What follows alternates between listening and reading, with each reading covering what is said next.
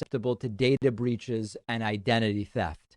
Privacy is a totally free service, and you'll get $5 to spend when you go to privacy.com/Pacman. You can find the link in the podcast notes. I love documentaries, and I bet many of you do as well. And for documentaries, I go to Curiositystream, one of our sponsors. It's an app for your phone, tablet, TV, like Netflix or Hulu, except Curiositystream has a way better selection of documentaries because Curiositystream only has documentaries. That's what they specialize in. If you are looking for the new award-winning documentary, they have it. If you're looking for classic documentaries, they have those. They have a ton of great original content, always adding more to the catalog. I just watched Zenith, which is about the latest advancements in space travel, a topic I'm super interested in. But there's documentaries about just about every topic imaginable. I've been a Curiositystream subscriber for several years now. It's my favorite app on my Roku. And the best part of Curiositystream, it's $15 a year at curiositystream.com/Pacman. You can find the link in the podcast notes. The David Pacman Show is, of course, a community-funded program. We offer an extra show every day for those who support us through our website at joinpacman.com. You can sign up, get a membership in, my estimate is it's like a 45 to 60 second process to sign up. With average computer skills, probably 45 to 60 seconds. And you'll get an extra show every day called The Bonus Show. You get a commercial-free audio feed of the show and a commercial-free video feed of the show about 6 hours before we publicly publish these. And when we do our town hall events, members get priority access to talk to me. All of those member benefits at joinpacman.com. And you can get a discount when you use the coupon code OBAMNA. OBAMNA. What is better than that? Hard to imagine anything better than that. Sign up at joinpacman.com. All right, we're going to look at a pretty entertaining but also disturbing clip today. This is a clip of Republican Senator Tommy Tuberville. He participated in a national security Senate hearing. And it's on the one hand hilarious because the guy can't put together a coherent question or sentence throughout his opportunity to ask questions. At the same time, it's really disturbing because this is who the people of Alabama selected to send to the Senate. So it's hilarious and it's disturbing. Check this out. The guy can't ask one question that makes any sense. Good morning. Director Haynes, in your best assessment, does Russia intelligence closely monitor our Secretary of Defense? I think Russian intelligence tries very closely to monitor all of our senior leaders. Yeah, thank you. Okay, so far we're okay. Does Russia monitor our leaders? Fine. Now look at where this goes. So you believe that noted that when he or said that Russia weakened, what, and that the U.S. will move heaven and earth to arm Ukraine, do you believe that's right? He should say that.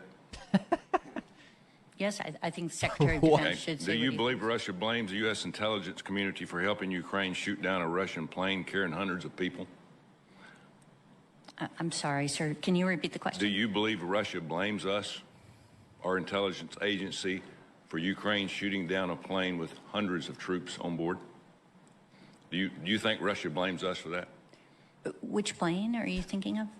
There was a plane recently that was shot down, a Russian plane, that 100 troops. Do you believe that they blame our intelligence agency for that? I don't know, sir. Okay. Do you believe that Russia blames our U.S. intelligence for sinking their flagship, Moskova? Do you think they blame us for that? I don't know, sir. We haven't seen any direct report. To what extent do you access that Russia believes? Do you access? I think he means assess. I mean, it's. If this guy has a reading disability, then okay. But as far as I knew, he didn't. And he's just struggling to make sense with English words and trying to put them together. It is at war with the West in the United States. You think that they believe? Do you access it is at war? They're at war with us? Russia has historically believed that they are in a conflict, in effect, with NATO and the United States on a variety of issues, including in cyber and so on. So you believe that they're fighting us? they're fighting us as well as they're fighting Ukraine, correct? In a sense, their Yeah. perception. Yeah. Yeah. Because we're arming them and we're talking. Okay. General Barrier, does the United States or Ukraine have air superiority over the war zone? Which one has air superiority? I would call it, Senator, I would call that an air standoff right now. I mean, the Russians can fly tactical aircraft over the line of. I guess maybe what he was getting into the direction of is that it's dangerous in Ukraine. Like, okay, so I'm going to be as charitable as I can here about what Tommy Tuberville was trying to make evident here. He was trying to make the case that, listen, even if we don't consider that we are at war with Russia, Russia does see themselves as being in a conflict with the United States. And we as the United States don't actually have control of the airspace over Ukraine. So U.S. officials shouldn't go to Ukraine because it's dangerous or something. Like, I'm trying to make sense out of nonsense here. But what is clear is that our country is in pretty serious trouble. This is 1 out of 100 senators. This is not like, oh, it's just everybody gets to speak at a school board meeting and it's just a random person from the community who doesn't know anything about anything. This is 1 of 100 senators. Random poli-sci students would have better and more coherent questions than Tommy Tuberville. But this is the guy that Alabama Republicans said we want to send him to the Senate. We get 2 of the 100 senators. Here's the guy that we want to send. We're in trouble as a country, folks. We're in trouble as a country, and it is looking very, very ugly. Oh, speaking of it looking very ugly, you're not going to believe this. Donald Trump was convinced that China had a hurricane gun that they were using to shoot hurricanes at the United States. Let that sink in. Trump thought China had a hurricane gun. A Rolling Stone article. Trump kept asking if China was shooting us with a hurricane gun. The then leader of the free world also inquired whether the U.S. could bomb China in retaliation for the alleged hurricane attack. So he wanted to bomb Mexico, and he also wanted to bomb China. Look at this. Near the beginning of Trump's time in office, the then president had a pressing question for his national security aides and administration officials. Does China have the secret technology, a weapon even, to create large man-made hurricanes and launch them at the United States? And if so, would this be an act of war by a foreign power? And if so, could the U.S. retaliate militarily? Trump repeatedly asked about it, according to 2 former senior administration officials and a third person briefed on the matter. A former Trump official recently said, quote, "It was almost too stupid for words. I did not get the sense he was joking at all." Wow. The sources tell Rolling Stone that Trump started interrogating national security officials and other staffers about the alleged weapon during the first year of his presidency, and it would pop up sporadically at least until the end of 2018. 2 of the sources recall that as Trump got...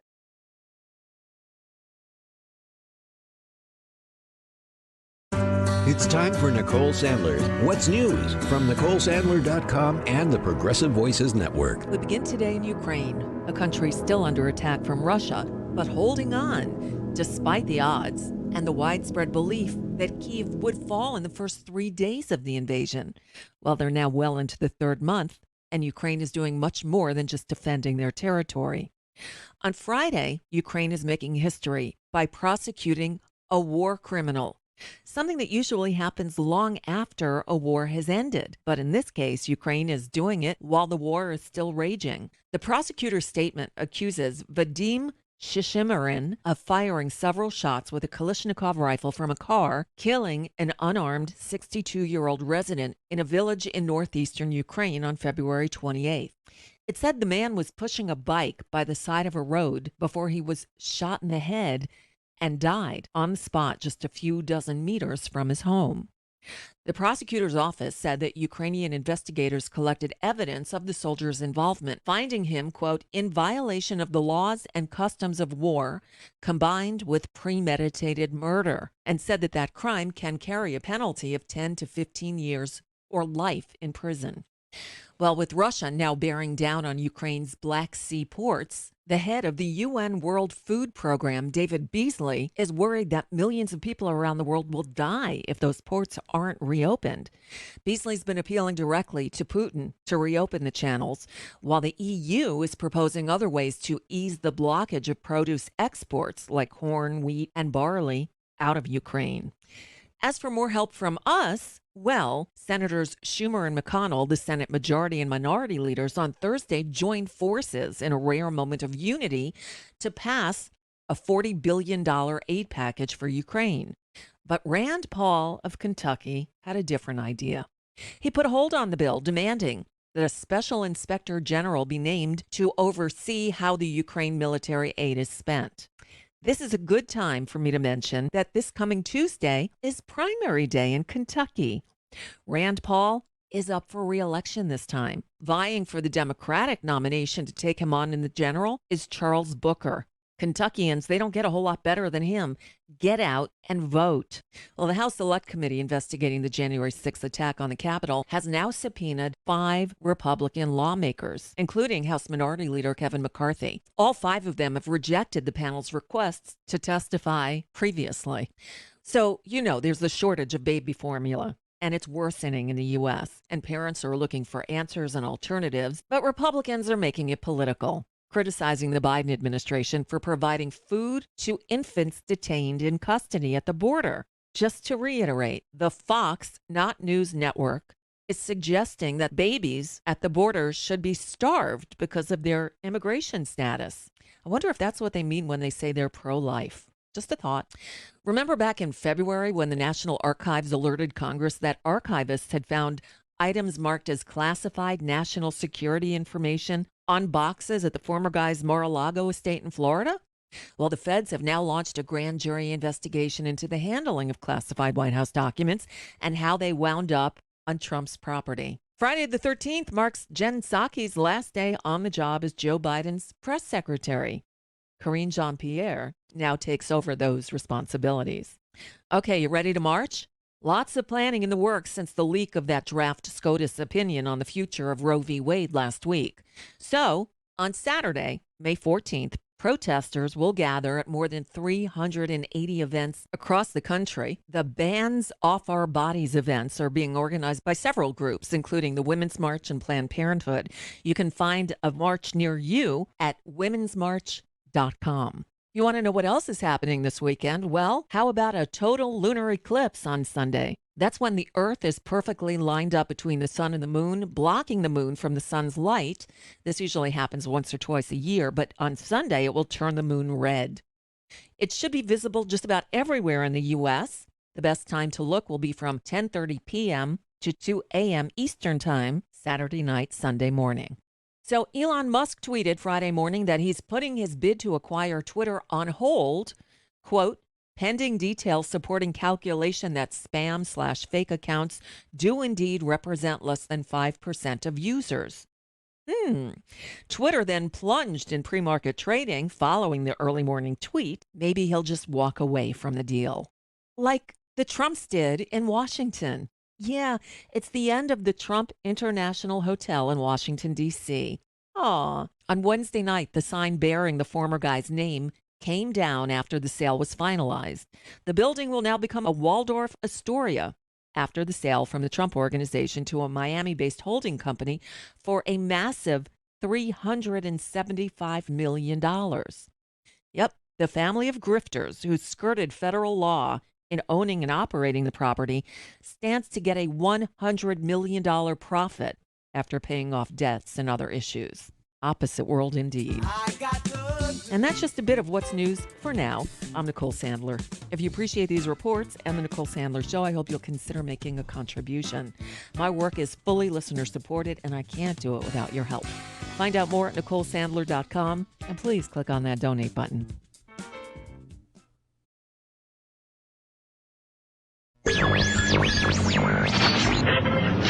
We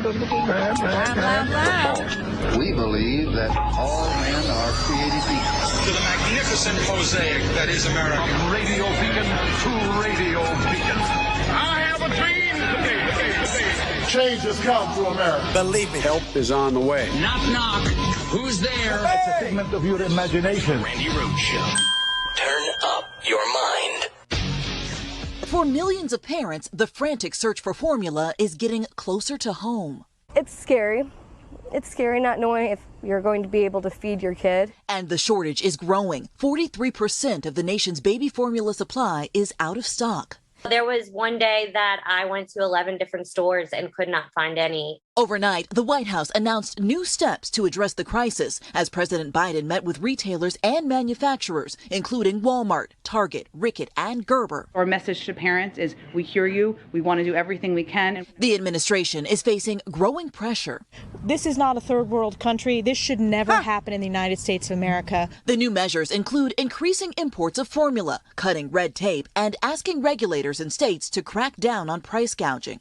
But the White House acknowledged there is no timeline for when parents can expect to see the results on the shelves. We would certainly encourage any parent who has concerns about their child's health or well-being to call their doctor or pediatrician.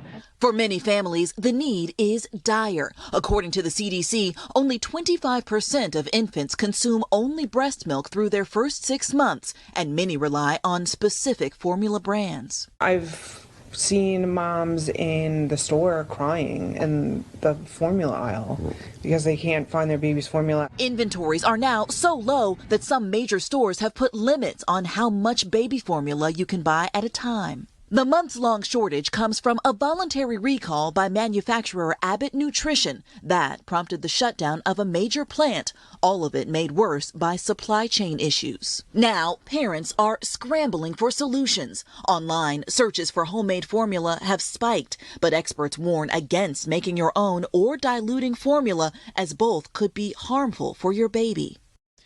Okay, so I have a question. Happy Friday, you bastards. Happy Friday the 13th, you bastards. Oh, and by the way, I don't know the rules on Friday the 13th, so maybe you do.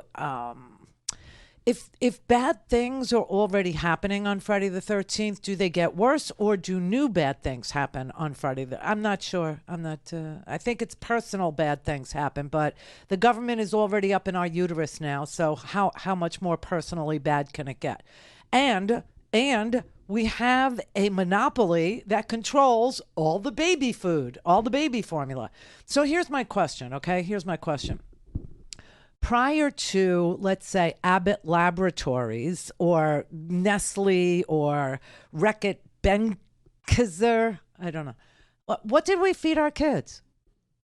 What did we feed our kids? I'm not really sure, like, what we fed our kids, because apparently all we know how to do is feed our kids Infamil. I don't know. I mean, I'm pretty sure I remember my mother cooking, and I don't want to give you advice. Really, I don't. Call your pediatrician, because this could sound to you like ivermectin. You know, it could. And I don't want to do that. I'm not going to say UV lights up your bum or your baby's bum or, drink bleach. No.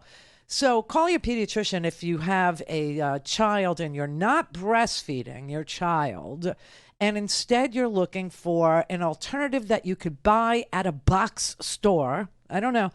But for those of us who are a little bit older, who probably were raised in a world where there wasn't formula on the shelf. There wasn't Infamil. There wasn't Similac. I don't know.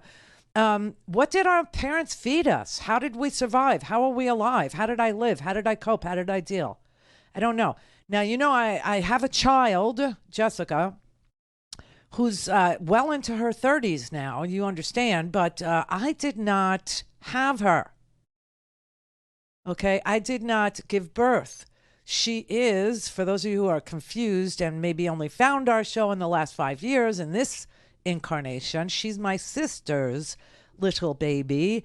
And some of you know that my sister died very early. My sister died when she was only 44 years old. And so I finished raising Jessica. But trust me, by the time I got Jessica, by the time I looked at my, husband and I said, honey, guess what? We're having a teenager. She was not on the Enfamil or the Similac or anything like that. And I do know my sister breastfed her.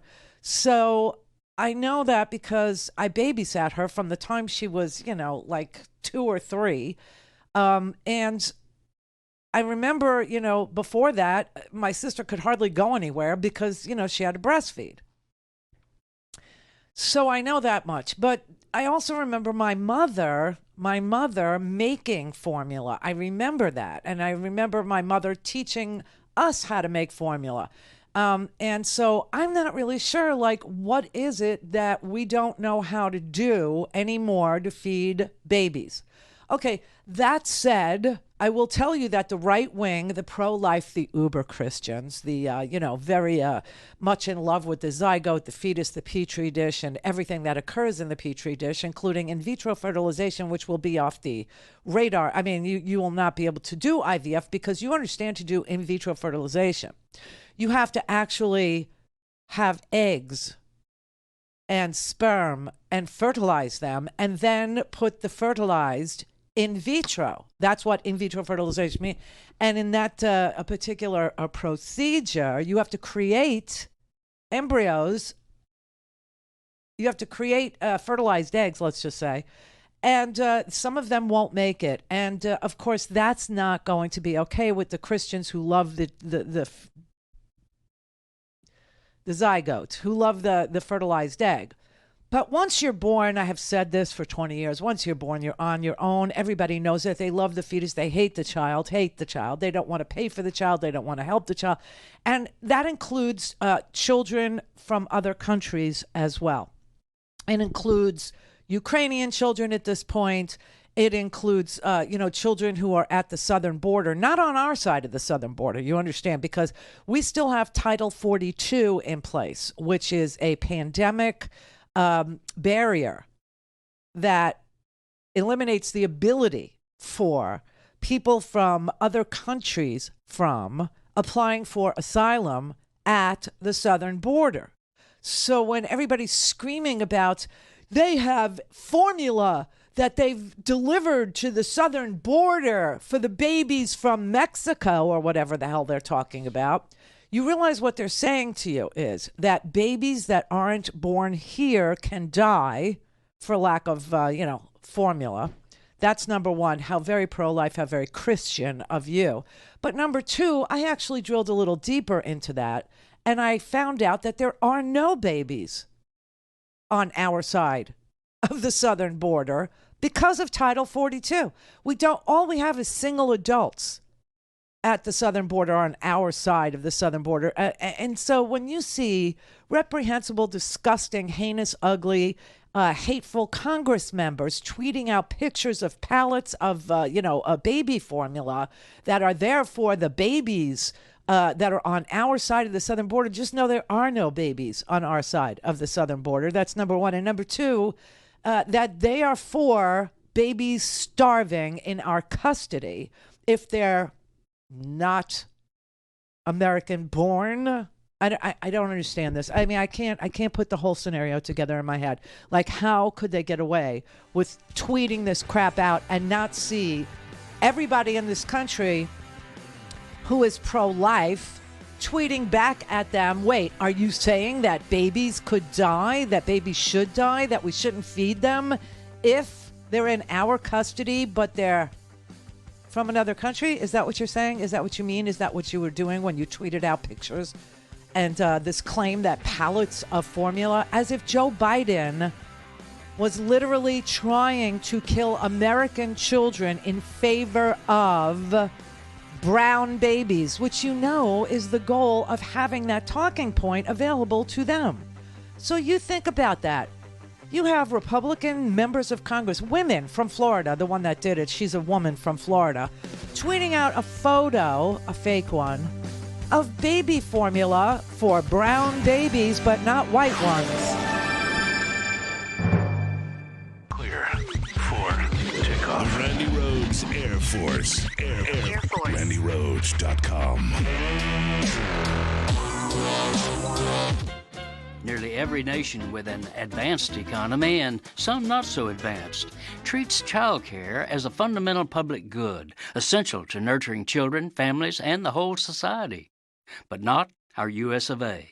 Indeed, our so-called leaders relegate millions of working parents and 21 million kids under 5 to the tender mercies of a for-profit market, with child care facilities ranging from impossibly expensive to helter-skelter unlicensed kiddie corrals.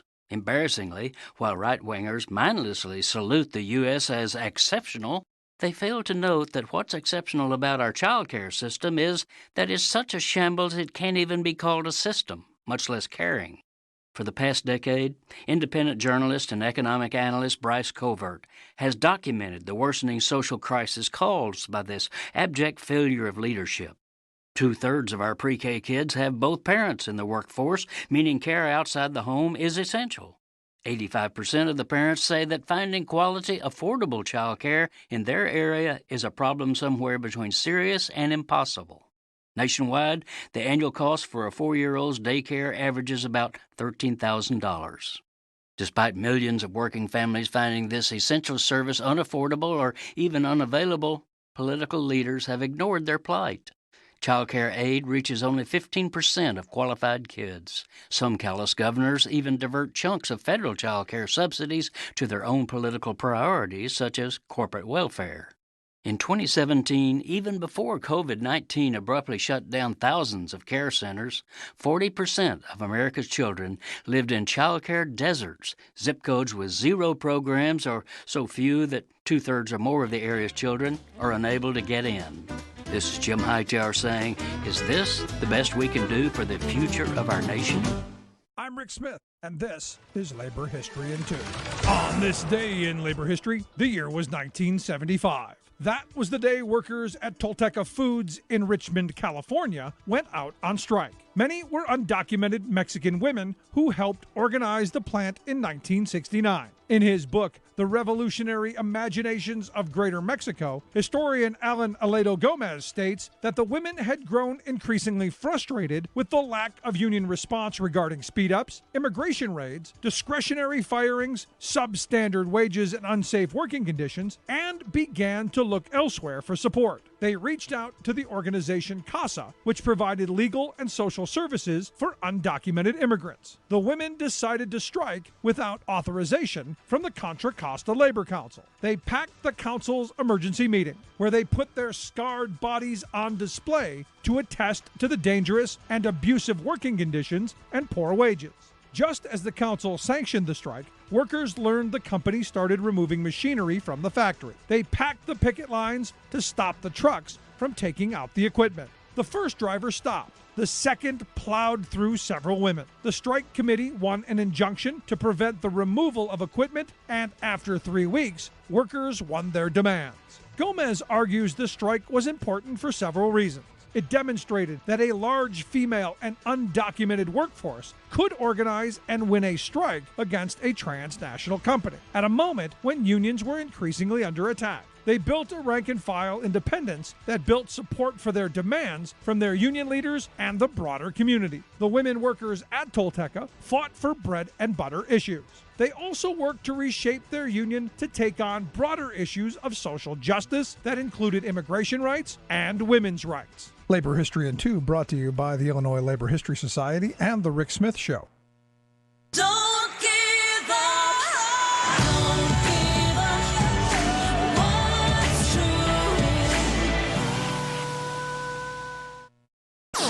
All things Randy at RandyRhodes.com. Go for launch. Speaking truth to power, The Randi Rhodes Show.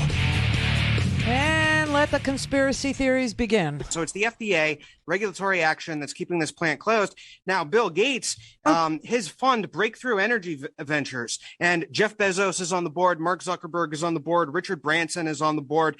They've put $3.5 million into a company called BioMilk, with a Q at the end, in North Carolina to make artificial breast milk. So a technocratic, non-human, perhaps cursed, demonic kind of milk that they hope to have on the market market within the next couple of years. So in addition to Bill Gates's, mosquito army and his attempt to block the sun, basically he's just like the peanut allergy table in the high school cafeteria as a worldwide supervillain.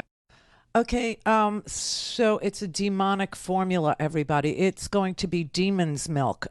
Bill Gates and Jeff Bezos and, Branson, they're going to milk devil's boobs or some such thing. They're going to have, milk bars of demons, and they're going to, feed your babies the demon's milk. And your babies will apparently have poo that smells like sulfur now.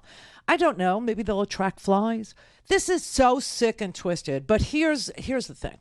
If you are really freaked out that there could be a 43% shortage of anything in this country, especially baby formula, shouldn't you be on my side of the aisle? Shouldn't you be with me on the antitrust legislation that I so desperately want to see happen? Shouldn't you be anti-monopoly? Shouldn't you be aware now that only 3 companies on this, in this country manufacture baby formula? Shouldn't you be with me saying that's just ridiculously wrong, that if one plant in Sturgis, Michigan, if one Abbott Laboratories plant, which showed up with Coronabacter Shakazaki, swear to God I had to memorize that, Coronabacter Shakazaki bacteria in the factory, to the point where babies got sick, 2 babies died from Coronabacter Shakazaki bacteria infection, shouldn't you be freaked out that one factory in Sturgis, Michigan gets closed down for bacterial infectors, in the food, and that could cause 43% less availability of baby formula in America? Shouldn't that spark some sort of instead of saying, oh, I watched women cry in the aisle, and I just women don't know what to do, and they're Googling how to make a formula. They don't know. Our young mothers have no idea how kids like me grew up without formula. Kids like me grew up without Infamil. They have no earthly idea. But shouldn't everybody be outraged that could happen? That one offline factory could do that? Could actually cause empty shelves in this here country? Now, I will tell you, Joe Biden is looking at invoking the Defense Production Act for manufacturers of a baby formula to force them to manufacture baby formula, to make them do 24/7 manufacturing, to make them, do what we need to be done to feed our children with baby formula. I mean, this is just so twisted. I can't even, and of course, this goes back to living under the previous president's ridiculously twisted, poorly thought through policies that we don't have 60 votes to undo. But remember, we're not allowed now to import baby formula, even though it comports with FDA regulations from Canada or from Europe. We're not allowed to do it. There's a 17% tax on it. So if you're already paying anywhere from $150 a month, I mean, I looked at the prices of the formula on the shelves there in that report. I mean, some of the prices they're astronomical. I mean, I saw everything from $35, $32 all the way up to $80 for a can of dehydrated milk with some sugar in it and some iron. Because that's kind of what baby formula is. It's dehydrated cow's milk, it's vitamins, and a ton of sugar. And, the European version of baby formula doesn't have that much, corn syrup in it. It doesn't have that much high fructose corn syrup in it. So it's probably better. But there's a 17% tax on the import of that. And so if you're already paying, anywhere from $150 to $450 a month for this formula, then you're going to have to add another 20% to it because of the import tax. Because we love our babies. Because we love the baby. All right, Tim in West Virginia.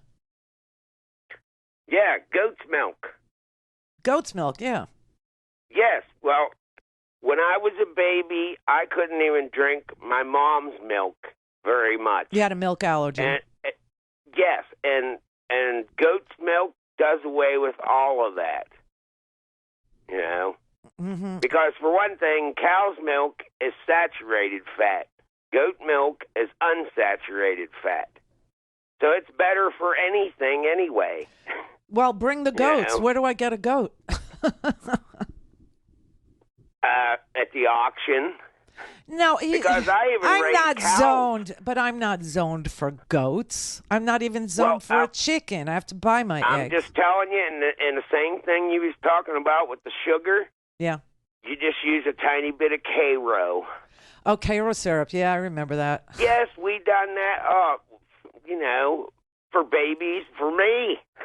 You know? So that's what I'm asking. I'm asking some of the women who are around my age, like, what did you do to feed your baby back in the day? Because I didn't have any.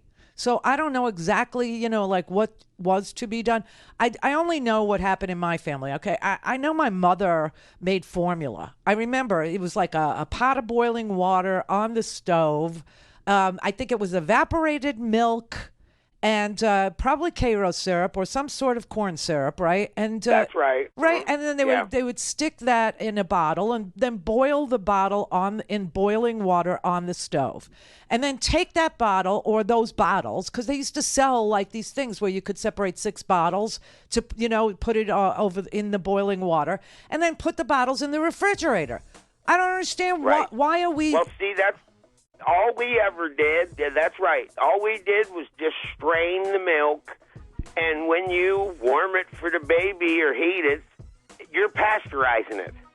Right. So it's ready. It's ready. I mean, just, you know. So this right is out what of I'm the saying. goat. I don't understand why this is a thing, except to say that we have, you know, people in this country that don't know jack crap about the corporate oligarchy that we have in this country. They don't know.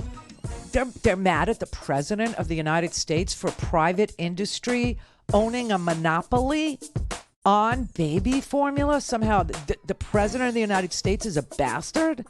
I don't even get this. I don't get this. But I'm pretty sure we had a world before Infamil. Clear for takeoff. Randi Rhodes Air Force. Air Force. RandiRhodes.com.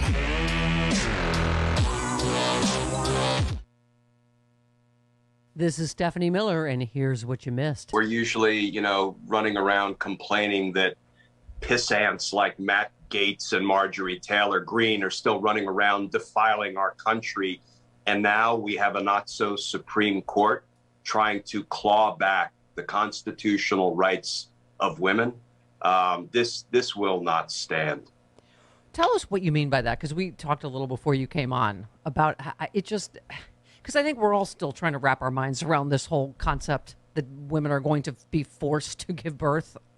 Talk to us about that for a minute. Yeah, I don't believe it's legitimate for a handful of, you know, basically old, rich, mostly white Supreme Court judges, justices, are going to dictate that women must carry pregnancies to term against their will, against their judgment, against their autonomy, against the decision that they may have made in conjunction with the man who also has a stake in it. Yeah. You know, it's not woe is us, the white males, but, you know, it really does affect everybody. I don't view it as a legitimate decision of the Supreme Court if it's handed down for a number of reasons. First of all, if you look at the confirmation hearing testimony of the justices who we believe are about to revoke the constitutional privacy rights of women, they all lied. You know, they may have lied creatively and cutely, right? They may have used their purdy words to avoid saying what they truly believed in their hearts and in their minds. that Roe was wrongly decided from day one, and we will revoke it if confirmed. But that's what they all believed, and they lied about that. Hear all this and more on the next Stephanie Miller Show.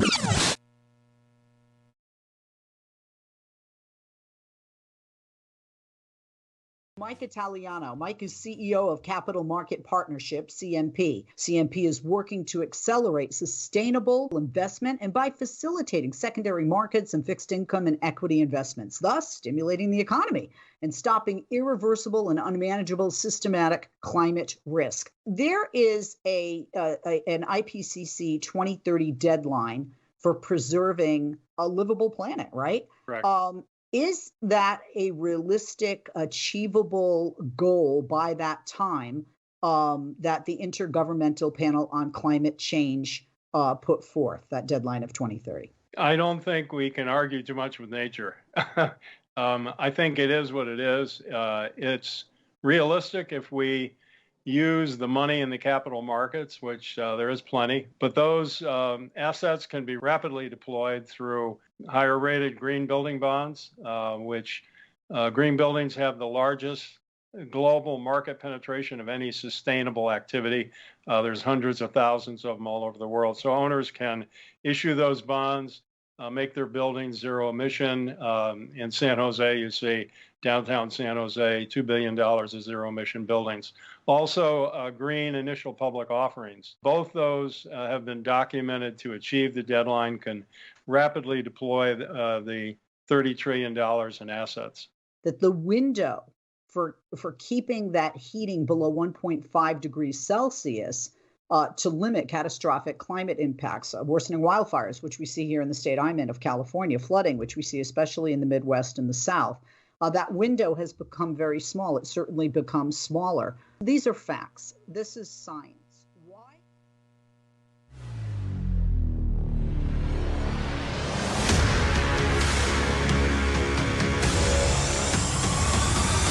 Oh!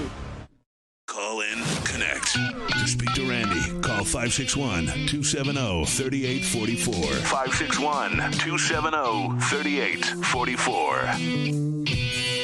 You said that the administration is doing everything it can. Ron Klain, Chief of Staff, told Congresswoman Abigail Spanberger that the White House is strongly considering using the Defense Production Act to address this. Beyond just all options are on the table, what are the criteria? What gets it from a strong consideration to an execution that we're going to do this to help these families?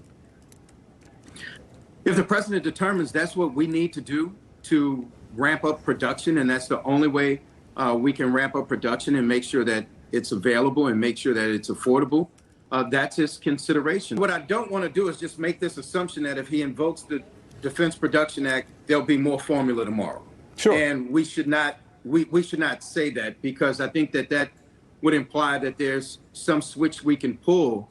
And so Defense Production Act will ramp up over time. And what we're doing right now is putting that pressure on CEOs immediately so that they can start ramping up today and tomorrow. And if that doesn't work, then you look at the long-term implementation of a Defense Production Act. But when you see the president on the phone with those manufacturers of baby formula, that's him saying we want more product and we want more right now.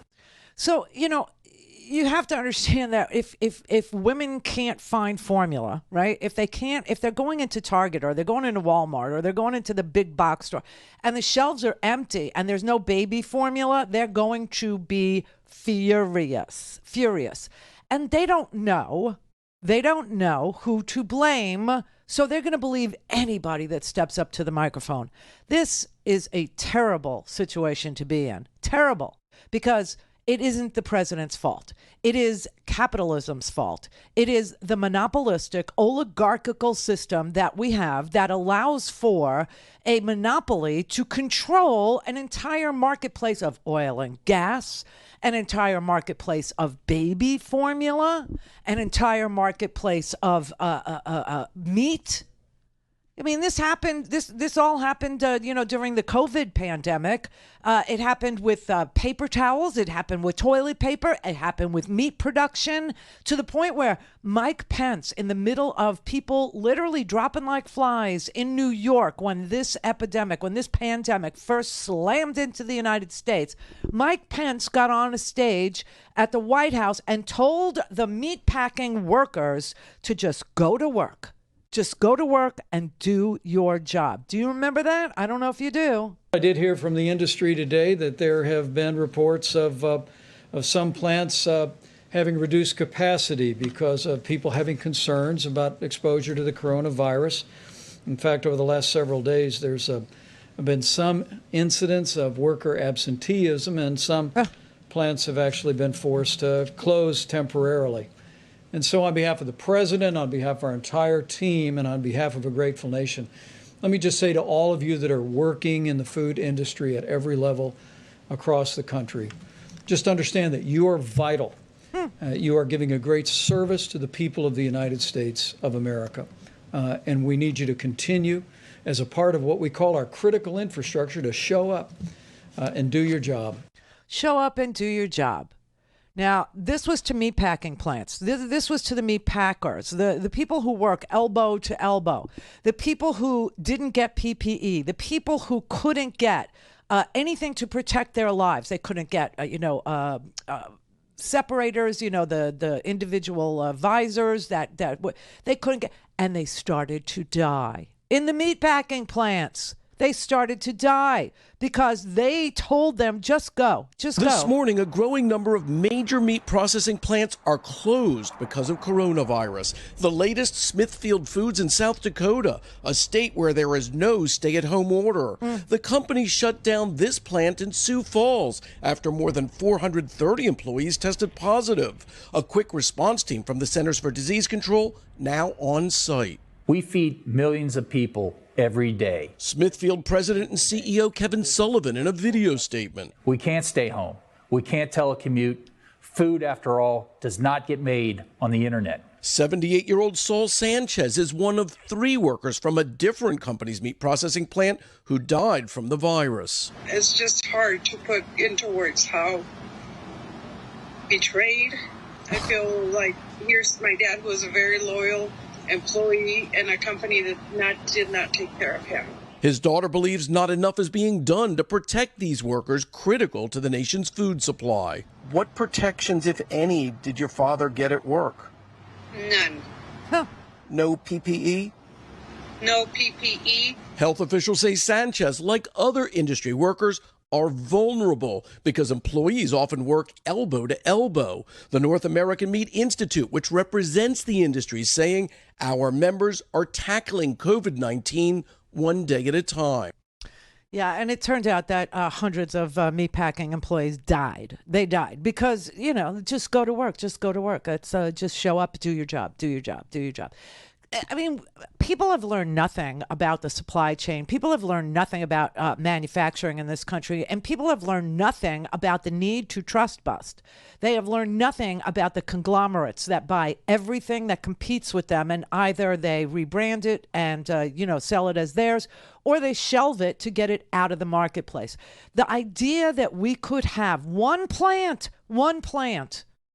that makes baby formula go offline and see a 43% shortage of baby formula in this country. This ought to teach everybody the lesson of oligarchs, the lesson of consolidation, the lesson of conglomeration, the lesson of putting so much power into so few hands. That during we had all kinds of troubles with meat because we only have a few. We only have a very generous count of meat production companies: JBS, Tyson, Smithfield, Hormel. I think we have 6 that make all of our pork, our chicken, and our meat. 6 in a country of 300 million people and lots of farmland. Lots and lots of places to have goats and chickens and cattle and milk cows and all the things. Why is that? Why would that be? Well, you know who wrote the executive order that opened up the meatpacking plants? Do you know who actually wrote it? The one that Trump signed? It was written by Tyson Foods. They got to write the executive order and hand it to him, and he signed it. Now, that is so unbelievably oligarchical. That is so unbelievably un-American that one company could hand an order to a president. You understand the problems we have are totally fixable. But the corporate money doesn't want them fixed. This is why you're paying $5, $6, $7 a gallon at the gas pump. This is why we have this rampant inflation in this country. It's because we only have a bunch of multinational conglomerates controlling all of our oil and gas.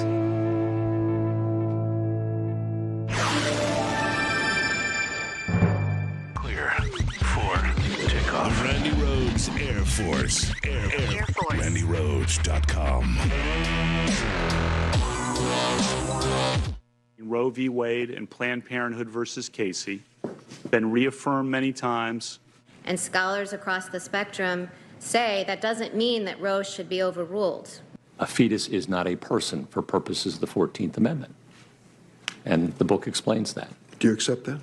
That's the law of the land. I accept the law of the land, Senator, yes. If I'm beaten and raped, I have to give birth to the baby of my rapist.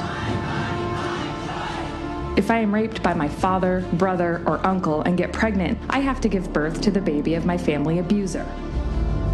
This new law is so draconian that I can be prosecuted for having an abortion, and so can my doctors, friends, and family who advise me, or even the Uber driver who simply drives me to the clinic. This is madness. The same people who have been protesting and screaming, "My body, my choice," when it comes to the COVID vaccine, are now saying I don't have any control over my own body. Republicans won't require a 12-year-old girl to wear a mask in school that may save her life and the lives of other children, but they will force her to keep a baby regardless of how she got pregnant, including rape and incest. I am a woman, and I have a constitutional right to make decisions for my own body. I am a woman, and I have a human right to refuse to give birth to my rapist's baby. I am a woman. This is my body. I am a woman. This is the United States of America. I am a woman. You do not own or control my mind or my body. Shame on the men and women who passed this law, and shame on anyone who sits in silence while women suffer and die because of it.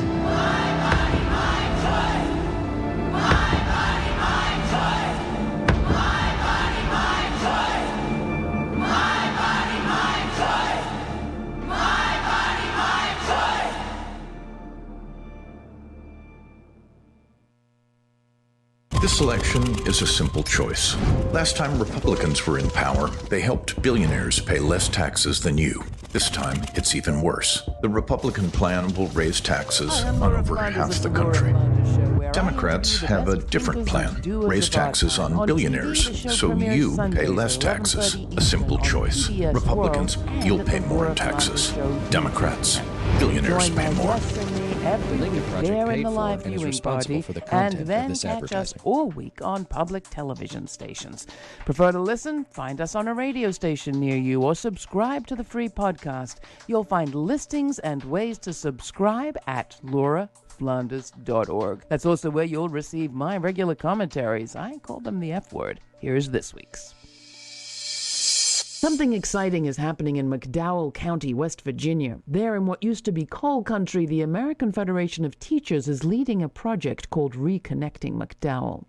It's a program initiated over a decade ago by Gail Manchin, wife of now Senator, then Governor Joe. And it makes you think long and hard about her husband. In 2011, Gail Manchin invited Randi Weingarten, the president of the AFT, to convene a big alliance of residents, nonprofits, businesses, and government to address the county of McDowell's most pressing problems, of which there were many, the most fundamental being loss of population. From a populace of over 122,000 in the 1960s, McDowell was down to around 20,000 in the 2020 census. Welch, the county seat, had just 3,590 survivors, and they were aging. Remaining residents were disproportionately elders, grandparents raising kids thanks to Medicare and Medicaid.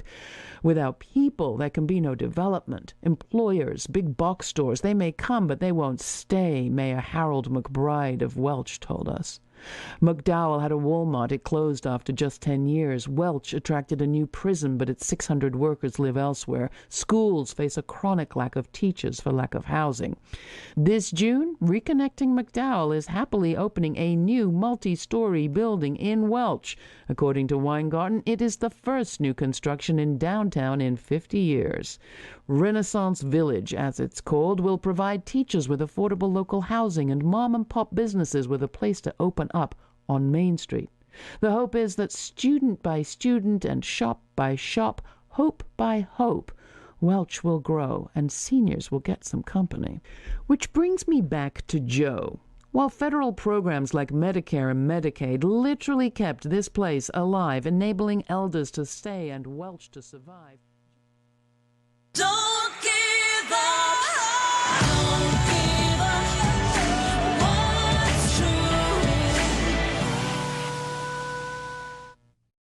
This is the Randi Rhodes Show. To speak with Randi, dial 561-270-3844. That's 561-270-3844. The FDA and the Department of Agriculture have been working with these companies for months to increase the supply. It may not have been public, but it's been a diligent effort to try to get them to increase supply both by the FDA and the Department of Agriculture. We saw the president call manufacturers and retailers to personally urge them to ramp up supply. We've expanded the types of formulas that families can buy. We're going to cut the red tape so that we can import more. Yay. We're going to do everything we can because we understand the vulnerability there and the anxiety that it creates in families when you can't get your hands on baby formula. It's true. I remember, the anxiety I had when I couldn't get chicken cutlets. So can you imagine that you can't get baby formula and you have no idea what baby formula is made of? What a generation. All right, Tony in Las Vegas. Hi, Randy. Thanks for having me on. My point today is, or my question most of all to you is, with all these things popping up coming into the midterm elections, I see that there's so many issues popping up, and how are we going to educate the electorate? Because, on top of people not knowing how the U.S. government works, I see it. My conservative family, they're posting, blaming Biden for the gas, blaming Biden for the inflation. It's a responsibility also of the mainstream media, but I don't see it. I don't see us being properly informed coming into these midterms. Well, it just depends on where they get their information. Are they getting their news feed from Twitter? Are they getting their news feed from Facebook? Are they getting it from cable television? This is the problem. We have so much, so many platforms with so much disinformation and misinformation and misdirection, when truly what we have here are two of the same. We have two issues. We have freedom and we have democracy. And they're both the same. They're the same thing. With the freedom, it's about the abortion issue is going to be huge because, look, the Supreme Court hasn't ruled yet, right? The ruling will come in June. Whether it was leaked or not, it doesn't matter. The ruling will come in June, and it's going to affect at least half of this population, okay? And they're going to sit up and they're going to say, holy crap. The other thing, the inflation, is the same thing. It's the same thing. It's about gouging. It's about monopolies. It's about people having so much market share and crowding out everybody else from being able to compete with them, either by, buying them or shelving them or what. And this is these two issues should be the issues for the election. I think the Democratic Party just needs to get their messaging in line, because I see that also as a problem. I don't see the Democrats out there like the Republicans are. I mean, the Republicans are all over, screaming all over. They're all over because what they spread is hatred, blame, and disappointment. Always, they're always disappointed. They're always angry, and that's easy to communicate. The solutions to the problems are a little more difficult, but the problems are the same problems over and over, and they're a problem of freedom and a problem of gouging, and. So now there's a full-on frontal attack on females' freedom, right? Freedom of choice, freedom to decide with whom you'd like to start a family. I mean, freedom is totally on the ballot. Democracy is totally on the ballot. They have done everything they can to carve up these districts. Now, explaining all that is a little more difficult than screaming and yelling. I tried having a discussion, but either I get a response based on the Bible, which at that point it doesn't really apply. But the Bible has nothing to do with gouging, and it has nothing to do with privacy. This issue that's being foisted upon women, this removal of their constitutionally protected right to privacy, has nothing to do with religion. It's not a religious issue. It's a constitutionally protected right to privacy. And if people think that they can look in the Bible for the solution to constitutionally protected right to privacy, they're not going to find it there. What they can find there is their decision. Do they want to have an abortion? Do they not want to have an abortion? Do they want to beat their children? Do they want to spare the rod? Do they, that's what they can find in the Bible. But they're not going to be able to find privacy protection in the Bible, okay? And that is what this case is about. And if they think it's only going to affect women or poor women or whatever, they're wrong, because men will lose their privacy too. And what does that mean? That means we're headed down the road to a surveillance state. It means that everything that you do, whether you are on your phone, whether you think you're having a private conversation, whether you think you're having a private text message, whether you think you're having a private Facebook page or a group or a discussion, no, it's no longer private.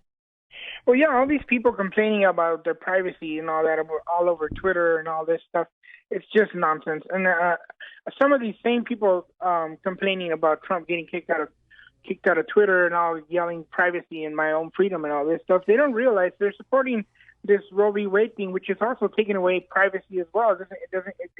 It doesn't just apply to women. They can just use that. Okay. So see, here's a problem. And everybody needs to get clear on this, and whatever you want to do to talk to your family and friends, I don't know. But privacy is a constitutionally protected right, meaning the government, which is what's happening here with this decision, can't take away your right to privacy without due process. But it doesn't say anything about a private company, protecting your privacy. Those are two completely different issues. And when people conflate them and think that, Twitter is the awesome government, or that Twitter is not a private company, and that the government, which is what's taking away a woman's right to privacy, is the all encompassing, all powerful being in this conversation. If they can't delineate between a private company having rules about what you can say at work, right, or harassing women at work, versus the United States government saying that women don't have any choice in who they're going to have children with. Women don't have any choice in, their health. Women don't have any choice with when they want to start a family anymore. If they think that Twitter is the same as the government in that situation, then I don't know what to say. Yeah, you can't even have a discussion with them. And well, don't say you can't. Maybe you've been unable to, but now you should be armed and ready to have that conversation by saying Twitter is a private company. What I'm talking to you about is the U.S. government taking away constitutionally protected rights. Perfect. One more thing. My grandma raised 12 children in Mexico on boiled cow's milk and all of that. She did find she didn't have any formula or anything. I mean, I don't know what I don't know how people can't remember that there was a time in recent history where we're alive, most of us were alive, where there wasn't formula. We had something called leche nido from Mexico. You probably heard of it. No, what was it? It's leche nido. It's almost it's also like cow milk, but it's dried. It's dehydrated. And that's to the baby. That's what evaporated milk is. It's milk. It's milk with a lot of the water removed from it, because when babies get too much water, they get gastroenteritis. Their belly hurts. Okay, they get gassy and they get they're uncomfortable. So that's why. It's not boil it to get rid of the water. It's boil it to get rid of impurities. Okay, and so that's why you start with evaporated milk, which I know you have in Mexico because you make tres leches with it. So yeah. Oh yeah, right. Yeah, And tenga buen día. Thank you for taking my call. Oh, gracias. Con mucho gusto.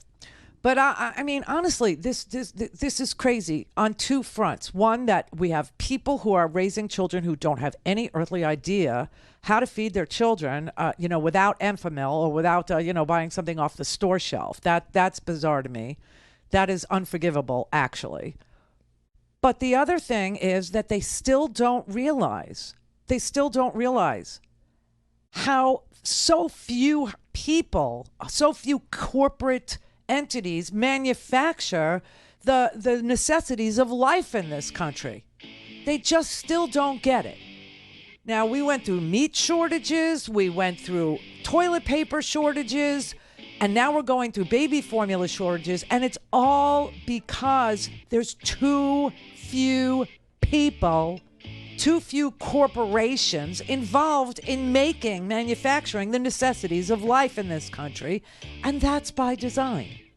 And it's a poor design. It's a design that is going to let you down whenever anything happens, an emergency happens, whether it's a Sturgis, Michigan plant going offline because of bacteria, or it's because people can't go to work because there's a virus circulating and they're dying. And you only have 6 companies responsible for the pork and for the beef and for the chicken. All of it. It's wrong.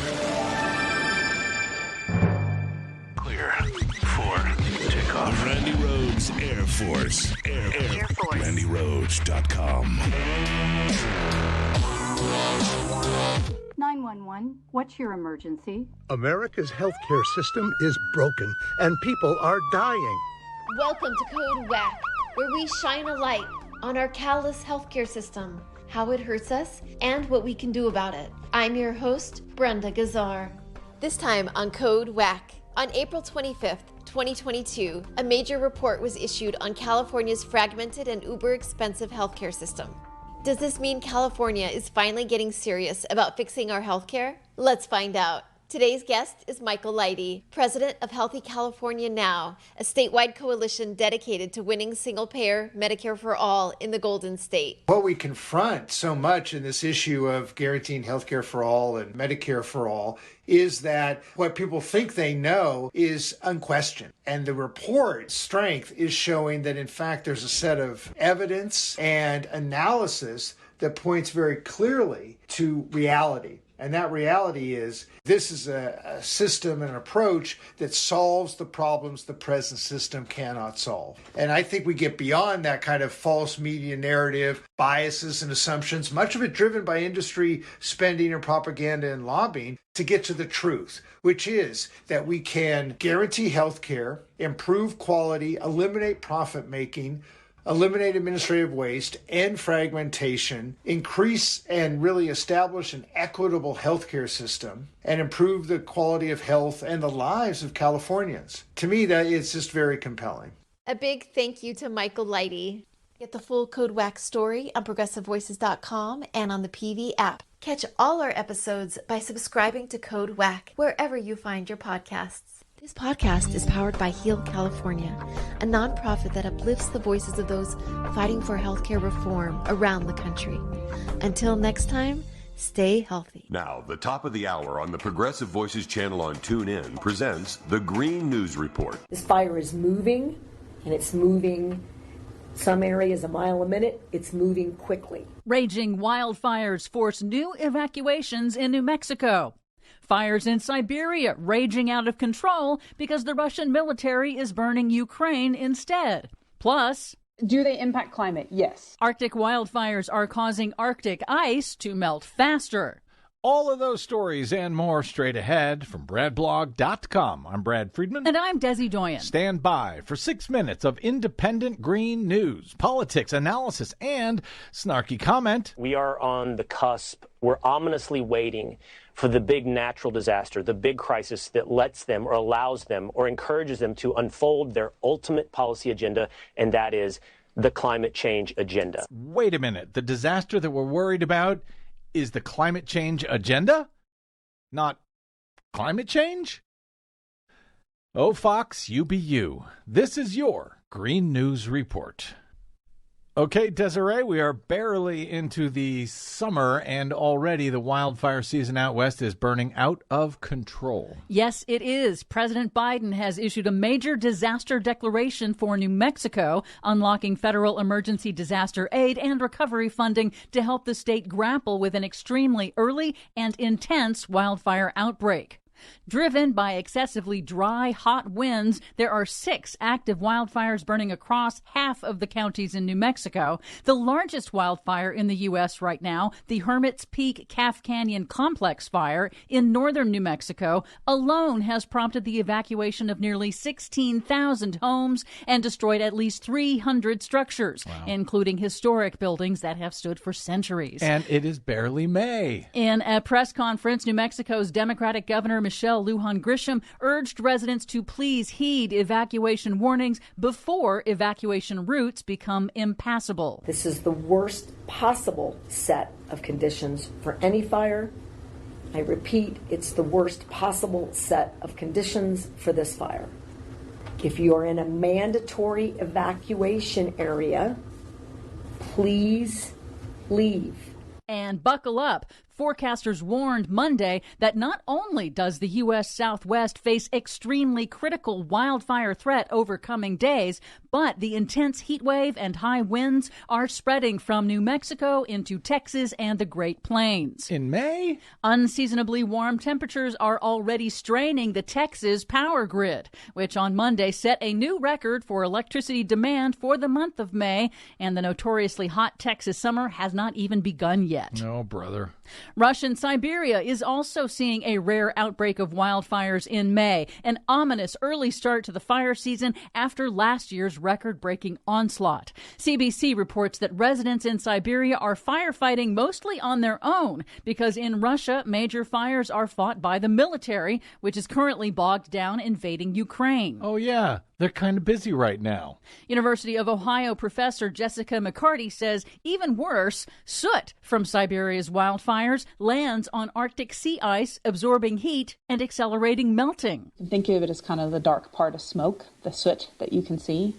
When it is emitted in the springtime and early summer, like now, that causes rapid melt of sea ice, which means more sea ice melts because of our fire than is just being caused by the warming of climate change. Hence those feedback loops we've heard so much about. Yes, and a recent United Nations report projected that wildfires are likely to increase in frequency by at least a third by 2050 due to rising global temperatures, more frequent heat waves, and more widespread drought. I think they're likely to increase in frequency by Thursday at this rate. The UN Environment Program found that regions already seeing this increase in wildfires include the U.S., Siberia, Central India, Eastern Australia, and the Arctic. Oh, so everywhere. But some good news. In Europe, the world's largest floating solar farm, an array the size of 4 soccer fields, literally floating on a lake, is set to go online in Portugal in July.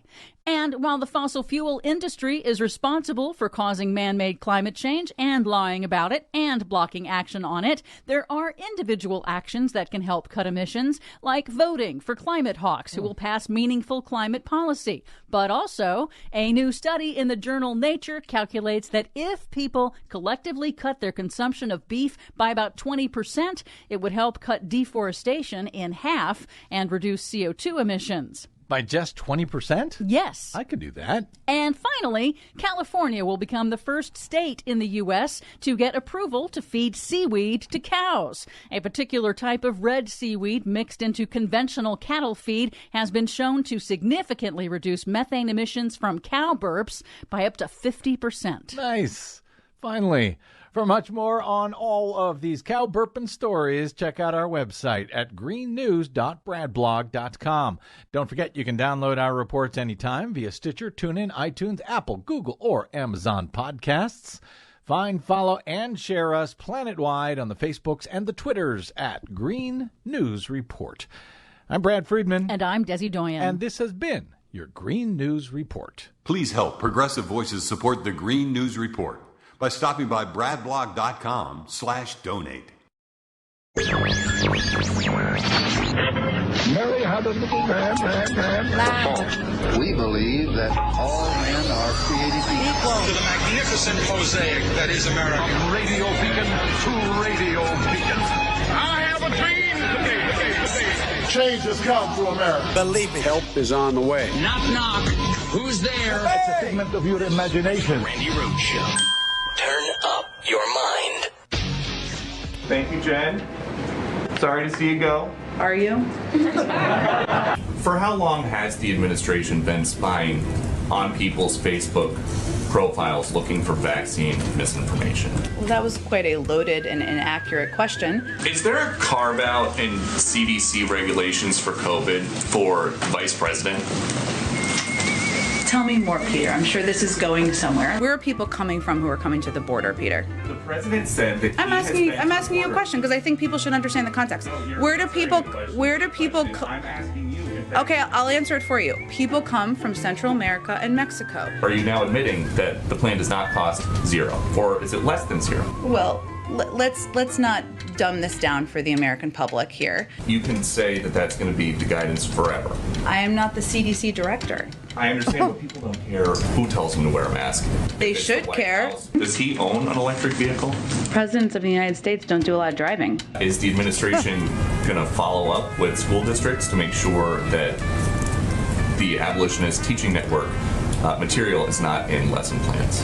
Well, just to be clear, for the context, because I know you love context. Whatever happened to President Biden's promise to shut down the virus? We're working on it, Peter. Do you have an alternative suggestion for how they should be tracked? I, unfortunately, have not been asked to make U.S.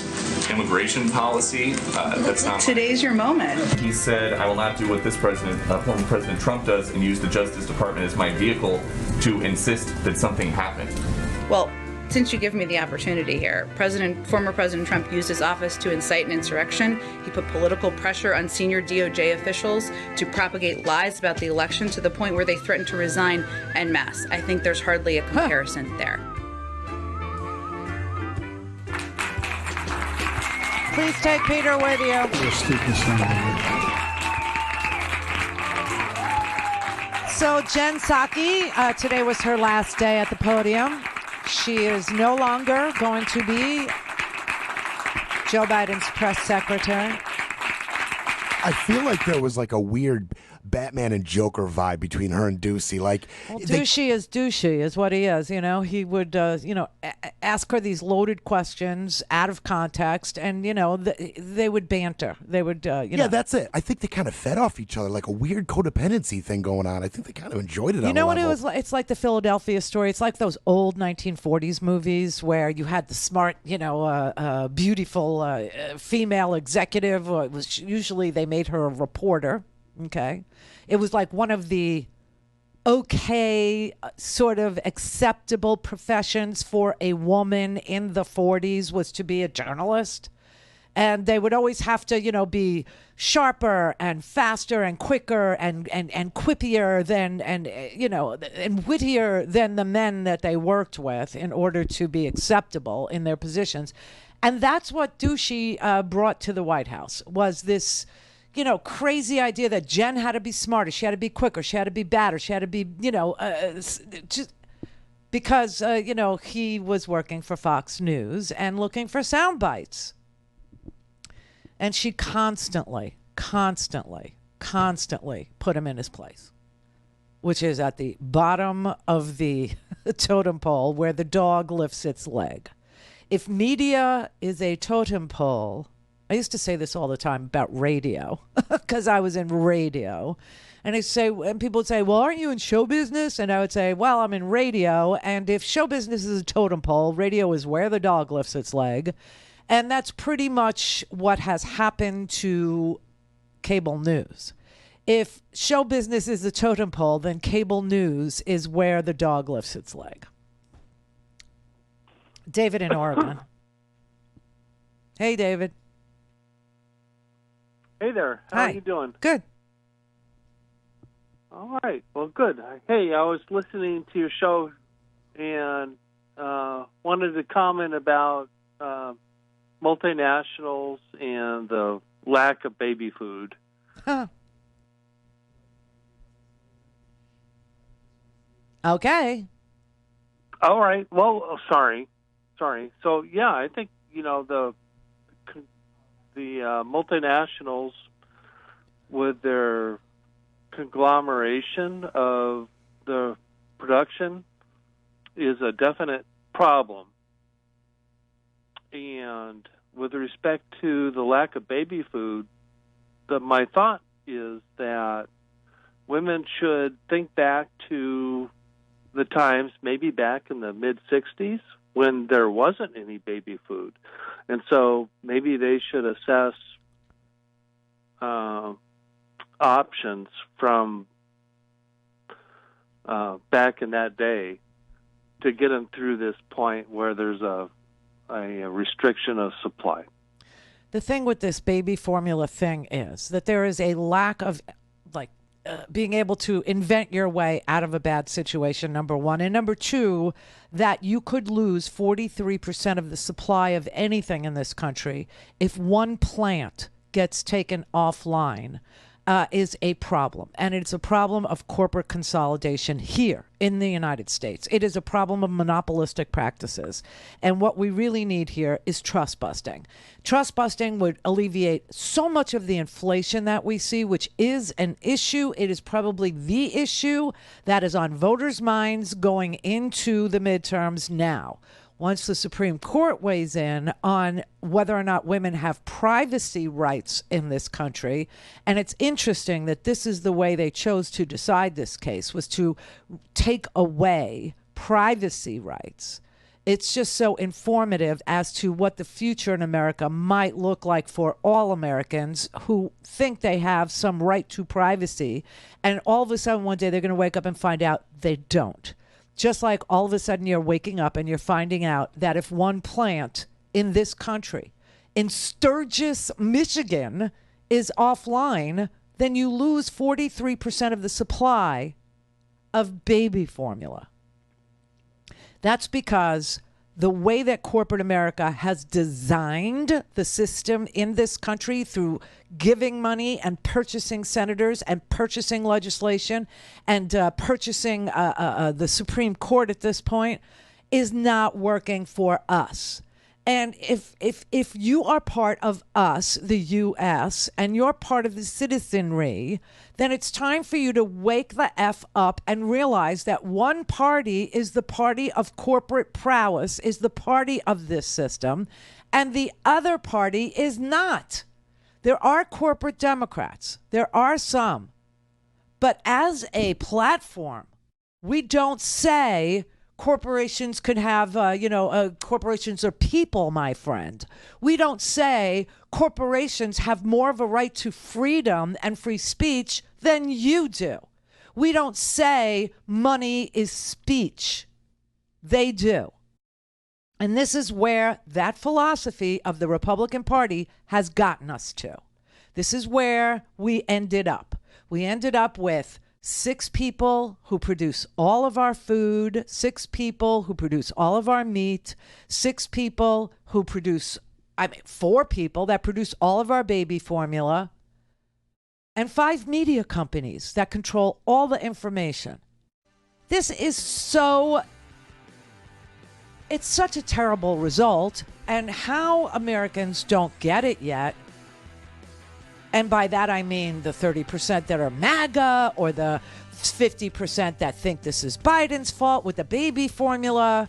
I don't understand how people don't orient themselves with the fact that corporations are not people, and that they're saying that they are has produced this result.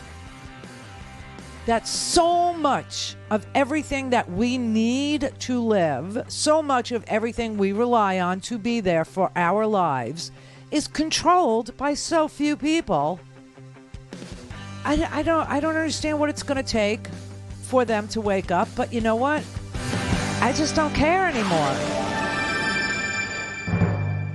Clear for takeoff. Randi Rhodes Air Force. Air Force. RandiRhodes.com.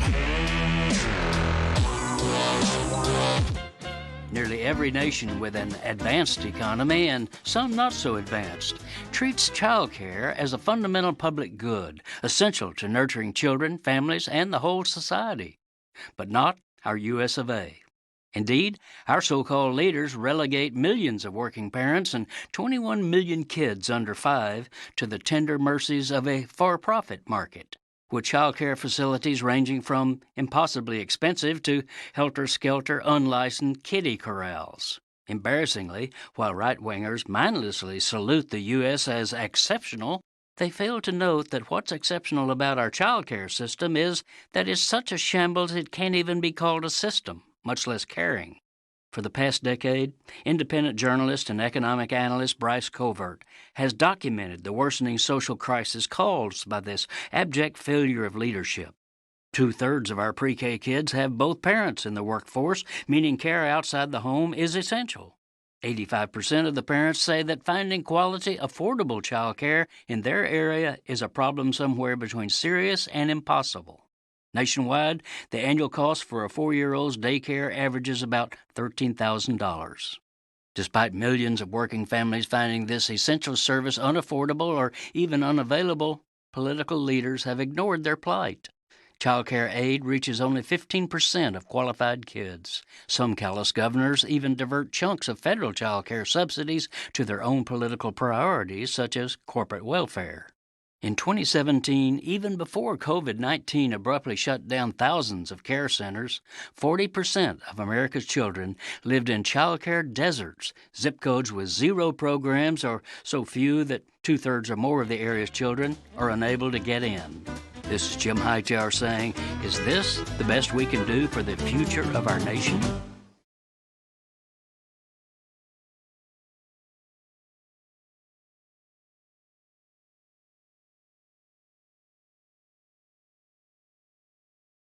I was a diet soda junkie. I drank 10 cans a day. Kara Golden, founder of Hint Water, with an invitation to switch from diet sodas and sugary drinks to Hint for 30 days. I worked out and dieted, but I did not feel healthy. Then it hit me. After every diet soda, I craved sweets. Those diet sweeteners were making me eat more. I stopped diet sodas cold turkey and switched to water. My energy returned and I lost the weight, but plain water was boring. So I added fruit to liven it up. But when I looked for flavored water in stores, they all had sugar or diet sweeteners. So I started Hint, fruit-infused water with no sugar, no sweeteners, and no calories. Just great taste. See for yourself. Switch from diet soda and sugary drinks to Hint.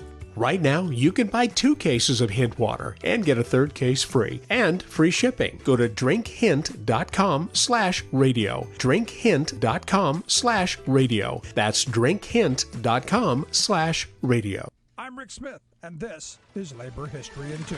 On this day in labor history, the year was 1975. That was the day workers at Tolteca Foods in Richmond, California, went out on strike. Many were undocumented Mexican women who helped organize the plant in 1969. In his book, The Revolutionary Imaginations of Greater Mexico, historian Alan Aledo Gomez states that the women had grown increasingly frustrated with the lack of union response regarding speed-ups, immigration raids, discretionary firings, substandard wages and unsafe working conditions, and began to look elsewhere for support. They reached out to the organization CASA, which provided legal and social services for undocumented immigrants. The women decided to strike without...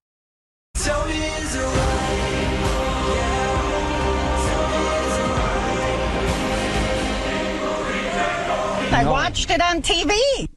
All things Randi at RandiRhodes.com. Go for launch. Speaking truth to power, the Randi Rhodes Show. Retailers to impose purchasing limits to prevent the possibility of hoarding, because we know that that is an issue. Why didn't we have hoarding during the Trump administration? What? Absolutely. This is remarkable. I still have toilet paper from the Trump administration. I still have paper towels that I hoarded. You? Yeah, we all hoarded. I literally just ran out of my toilet paper stockpile. Just ran out. I mean, they just sit there and they actually tell you, don't believe what you just lived through. Don't believe that you hoarded. Don't believe that your own stockpile of toilet paper in the garage is real. I'm telling you there was no hoarding during the Trump administration. I'm telling you there were no empty shelves during the Trump administration. I'm telling you there were no meat shortages. I'm telling you there was no toilet paper or paper towel shortages or paper plate shortages. I'm telling you that this is all a new phenomenon of shortages. No. This is a corporate manipulation of a market. Does anybody believe that one factory in Sturgis, Michigan is responsible for 43% of all the baby formula in this here country? Does anybody believe that? This is what they're telling us. And they're telling us that because they want to point to, for a 2-day headline, for a 2-day talking point, they want to say that Biden is sending the baby formula to Mexicans. I swear to God. All this to gin up resentment and hostility and hatred and just anger and rage in this country. It's so unbelievable when the real problem that we have are monopolies who control entirely too much of things that we all rely on to live our lives. Period. And that would be media, and that would be meat, and that would be chicken, and that would be pork, and that would be baby formula and paper products and everything else that goes along with it.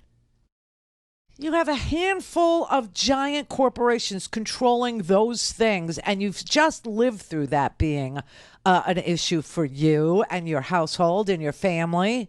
And now they're telling you that didn't happen. It's only happening now.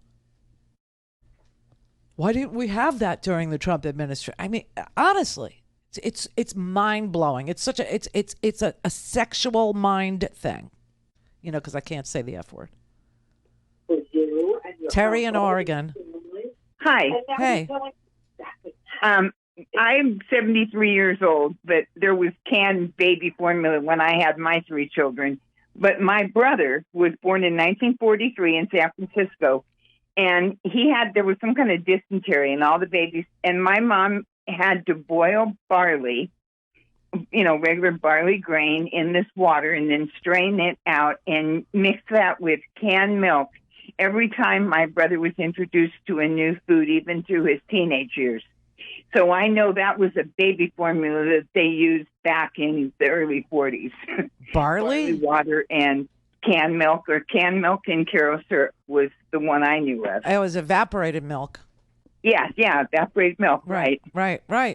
And you could still do it. I mean, I said, so I don't even want to tell people, how to feed their kids, okay? Because I really don't. Yeah. It's like I wouldn't even tell you about your pet. I'm not going to tell you about your baby. Absolutely, I agree. Or we have another ivermectin thing. Right, but their exactly. doctors should be able to tell them how to make a baby formula. I mean, I remember seeing it on the stove. I remember seeing the pan of boiling water, and it had like this insert, and the insert had 6 holes in it, and the holes were for the bottles, and you'd put 6 bottles. We had to sterilize. Yeah, we had to sterilize our bottles. There was no.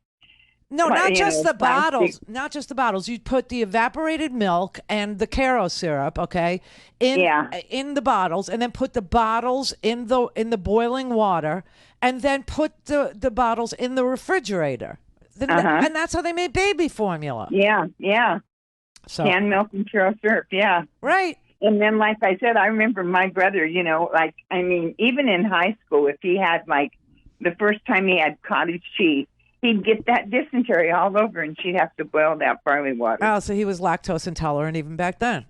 Yeah, well, it was something that he got in the hospital when he was born, and I guess all the babies had it, and every time he had a new food. So he'd eat, like, you know, poached eggs and toast every day for 2 years, rather than eat something new for fear that he'd get sick again. Yeah, but he wasn't a baby then. No, even through, I remember when he was a teenager, she'd have to boil that barley water and, you know, strain the barley and then make the canned milk, and he'd have to drink that in order for his stomach to calm down, and slowly introduce even, you know, like canned fruit. Well, it's just been a tiny slice of heaven getting in your older brother's intestines, so thank you for that. I really appreciate the visual I just got. No, I'm talking about baby formula. I'm talking about feeding a baby. Now, I don't know why breastfeeding has gone the way of, bustles. I don't know why it's fallen out of fashion. But I remember having radio shows, you know, so this is modern history, where women were asking for breastfeeding rooms at work or breastfeeding, and some malls actually started to have these sort of mobile homes. They were little tiny ones where women could go in and they could breastfeed their babies so that men didn't have to see it, because it was just so upsetting for a man. But back in the day, women would just whip it out. Put a little cloth over you and do it on the bus. I don't know how that faded from, I don't know, because I never had to breastfeed because I never had a baby. I was never lactating. But, leave it to the Republicans. They'll come up with milk bars where, seriously, women that, will be adjudicated guilty of adultery or something, they'll have to go and be wet nurses to the rich people, or they'll have to go to a milk bar and be milked like cows so that the babies can have the fresh breath. I don't know, but, I mean, they're just so twisted. And then you'll have Nestle come and buy all the milk bars with all the slave women in it, the wet nurses. I mean, yes, it sounds dystopian because this whole attack on women is dystopian. The war in Ukraine is dystopian. You think about people having to hide out in a freaking steel factory in a it's a fairly modern democracy, Ukraine is. I mean, 30 years, they've been practicing, independence, democracy, trying to get rid of the oligarchs, trying to get rid of the corporate, raiders that were infused on them or were insinuated on them through Russia, right? And here they are trying to break free. And now they're living in a dystopian hell. You know, today, the first war crime was charged in the Ukrainian slaughter. And it's really sad because the kid is a kid. He's 21 years old.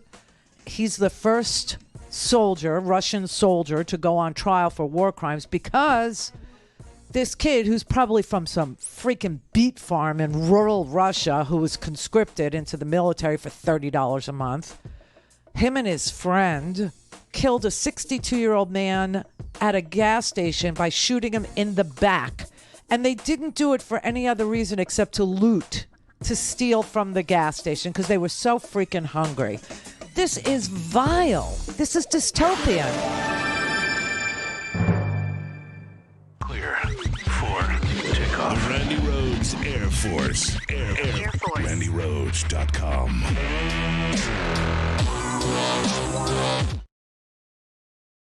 This is Stephanie Miller, and here's what you missed. The only way that happens is we win overwhelming Democratic majorities, even in states where you're not going to get everything you want. That's right. Even even dealing with the fact that we have to have the mansions and cinemas of the world. I don't vote in West Virginia or Arizona, so I can't do anything about those folks. Right. And neither do most of the people complaining about them. But what you can do is overwhelm the vote and undermine the mandate the Republicans think they have in other states. Depends on the poll, Hal, but just 28% of voters in the poll I'm looking at, political poll, say Roe v. Wade should be overturned. I mean, Republicans are scared, I think. I mean, they obviously it's why they want to talk about the leak, because they're terrified that this is absolutely minority rule. Watch for a pivot after their primaries are done, because this has always been a primary. This is an activist issue on their side. And getting this done and making it look like they got it done, even the point of the leak, people saying it came from a left-leaning judge or a clerk in there, doesn't make any sense, because the reaction from Democratic voters would be the same whether it came out now or in June. As a matter of fact, it might even have kept Democratic voters more engaged because of when it came out timing-wise a month from now, because it would fade less between now and the election. Can I just say, I was wondering yesterday if obviously there's more credence being given now to it coming from the conservative side, trying to lock in the conservative votes. But I also wonder if it's, to get the outrage out sooner, or if it's going to be whittled down in some way, so it's almost like relative that, we didn't gut it entirely, so that there's less outrage if it's still that's what they're going to do. An evisceration of rights, but not as extreme as this draft. So, hear all this and more on the next Stephanie Miller Show. We're going to walk down, and I'll be there with you. This is why it's always White Boy Day in America. They got to come to the Capitol, climb up the Capitol walls, beat police officers with hockey sticks and flagpoles, wearing helmets, tactical gear with walkie-talkies, and they were told, go home in peace, we love you.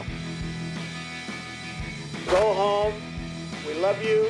You could read about the 1918 pandemic, but now you can live through it. Hey, you could read about Jim Crow laws, but now we're going to see them. It is 160 years since the 13th, 14th, and 15th Amendments abolished slavery, and Jim Crow still seems to be with us. You can read about police killing black men and lynching them, but now you can watch them on the girl from Safeway's cell phone. You want more progressive talk? You want the real facts? Listen to Randi Rhodes, 3 p.m. Eastern to 5 p.m. weekdays and buy a stinking podcast and listen anywhere, anytime. Mike Italiano. Mike is CEO of Capital Market Partnership, CMP. CMP is working to accelerate sustainable investment and by facilitating secondary markets and fixed income and equity investments, thus stimulating the economy and stopping irreversible and unmanageable systematic climate risk. There is an IPCC 2030 deadline for preserving a livable planet, right? Correct.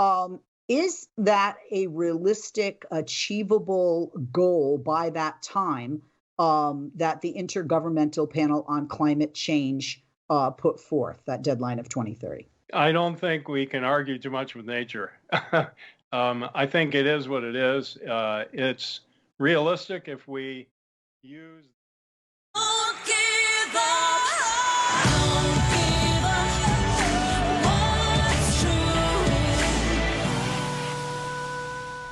Call in, connect. To speak to Randi, call 561-270-3844. 561-270-3844. Overnight, Russia threatening that it may retaliate if Sweden and Finland join NATO, telling a British news podcast it would be the worst solution for them. It means that Finland and Sweden all of a sudden, instead of neutral countries, become part of the enemy, and they bear all the risks. And the deputy ambassador also appearing to threaten NATO. If there are NATO detachments in this territory, so this territory would become a target, a possible target for a strike. Finland's border with Russia is more than 800 miles long, and as Russia ramps up its rhetoric against countries seeking to join NATO, most part of the sheltering persons will be coming inside the shelter in this way.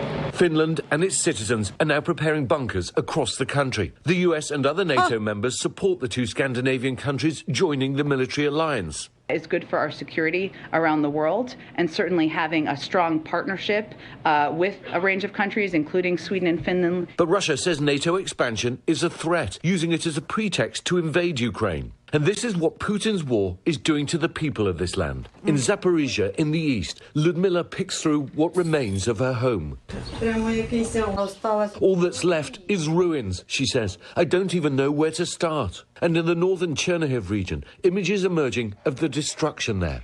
More school buildings coated in dust. Schools. What can be achieved by destroying Ukrainian schools, says President Zelensky.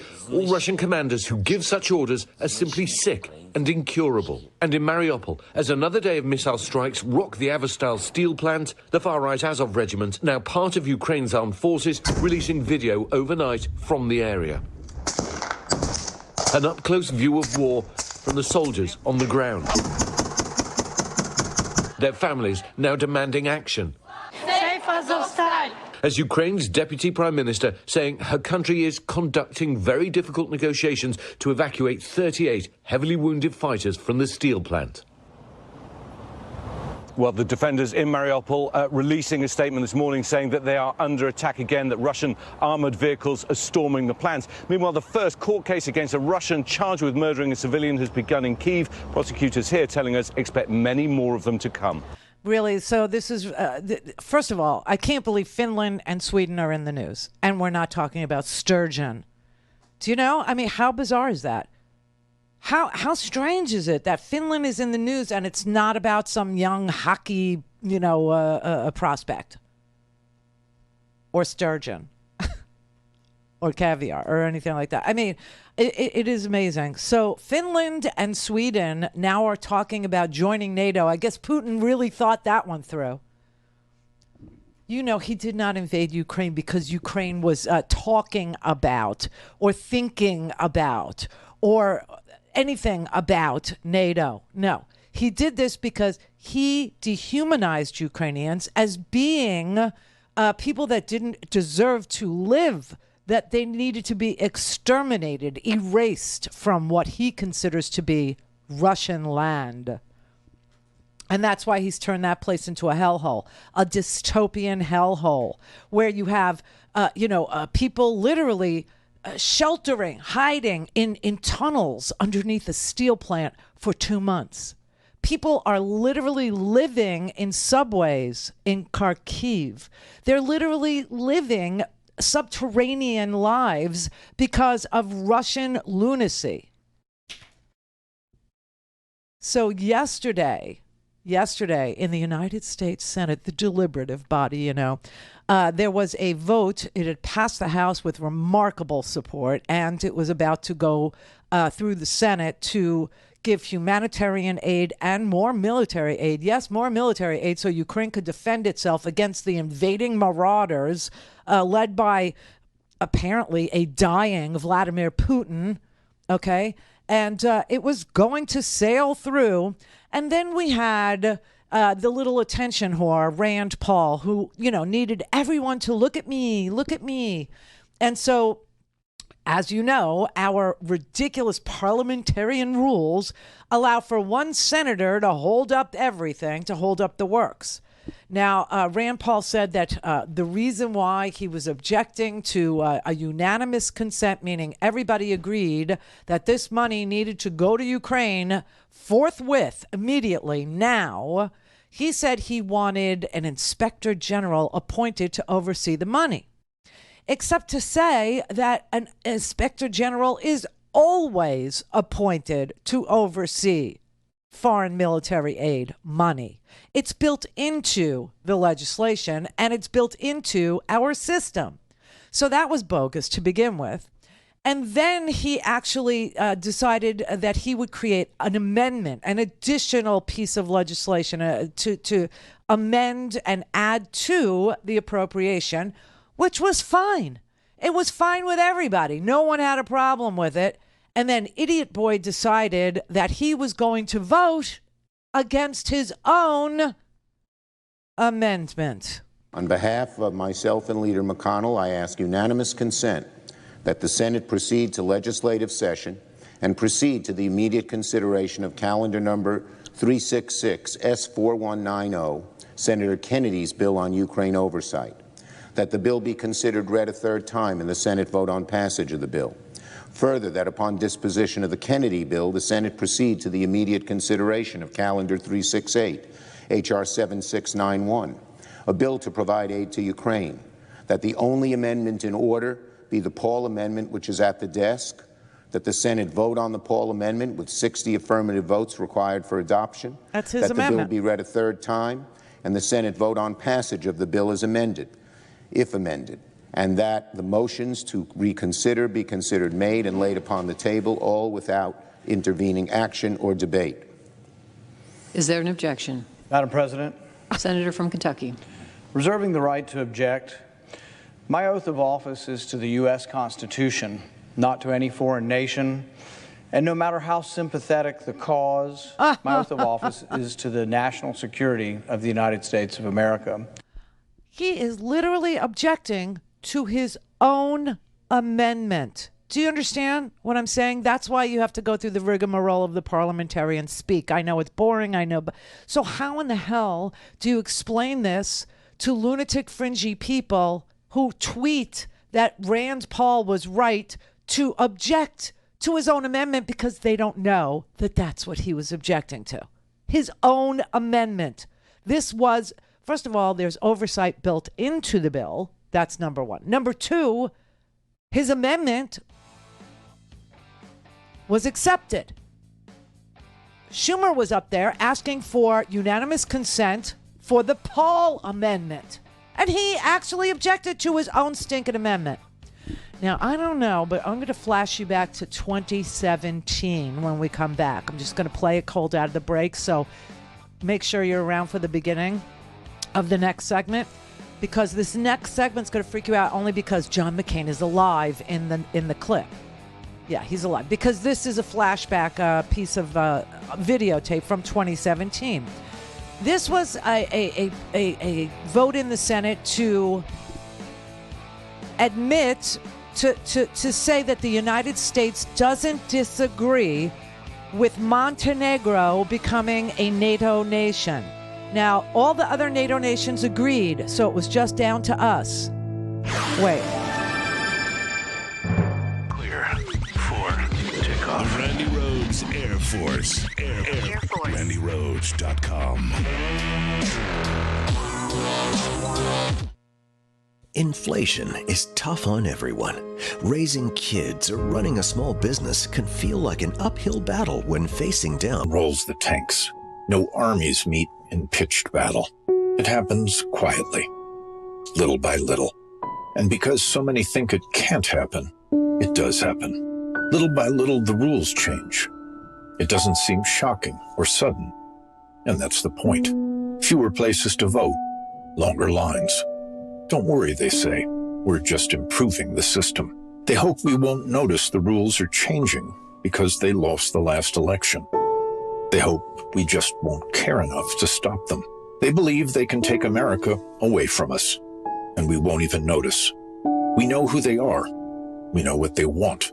The question is, who are we? Do we let them get away with it, or do we fight? Democracy is on the ballot. Vote while your vote still counts. The Lincoln Project is responsible for the content of this advertising. Hi, I'm Laura Flanders of The Laura Flanders Show, where I interview the best thinkers and doers of our time. On TV, the show premieres Sundays at 11:30 Eastern on PBS World and at the Laura Flanders Show YouTube channel. You can join my guests and me every week there in the live viewing party, and then catch us all week on public television stations. Prefer to listen? Find us on a radio station near you or subscribe to the free podcast. You'll find listings and ways to subscribe at lauraflanders.org. That's also where you'll receive my regular commentaries. I call them the F word. Here's this week's. Something exciting is happening in McDowell County, West Virginia. There in what used to be coal country, the American Federation of Teachers is leading a project called Reconnecting McDowell. It's a program initiated over a decade ago by Gail Manchin, wife of now Senator, then Governor Joe. And it makes you think long and hard about her husband. In 2011, Gail Manchin invited Randy Weingarten, the president of the AFT, to convene a big alliance of residents, nonprofits, businesses, and government to address the county of McDowell's most pressing problems, of which there were many, the most fundamental being loss of population. From a populace of over 122,000 in the 1960s, McDowell was down to around 20,000 in the 2020 census. Welch, the county seat, had just 3,590 survivors, and they were aging. Remaining residents were disproportionately elders, grandparents raising kids thanks to Medicare and Medicaid. Without people, there can be no development. Employers, big box stores, they may come, but they won't stay, Mayor Harold McBride of Welch told us.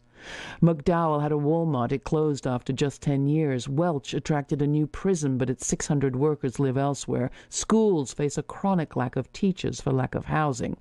This June, Reconnecting McDowell is happily opening a new multi-story building in Welch. According to Weingarten, it is the first new construction in downtown in 50 years. Renaissance Village, as it's called, will provide teachers with affordable local housing and mom-and-pop businesses.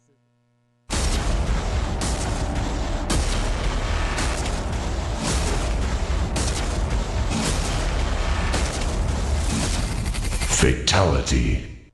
This is the Randi Rhodes Show. To speak with Randi, dial 561-270-3844. That's 561-270-3844. Okay, March 2017. If there is objection, and I note the senator from Kentucky on the floor, I will say before I read this, if there is objection, you are achieving the objectives of Vladimir Putin. You're achieving the objectives of trying to dismember this small country that has already been the subject of attempted coup. I have no idea why anyone would object to this, except that I will say, if they object, they are now carrying out the desires and ambitions of Vladimir Putin, and I do not say that lightly. The senator from Kentucky. I object.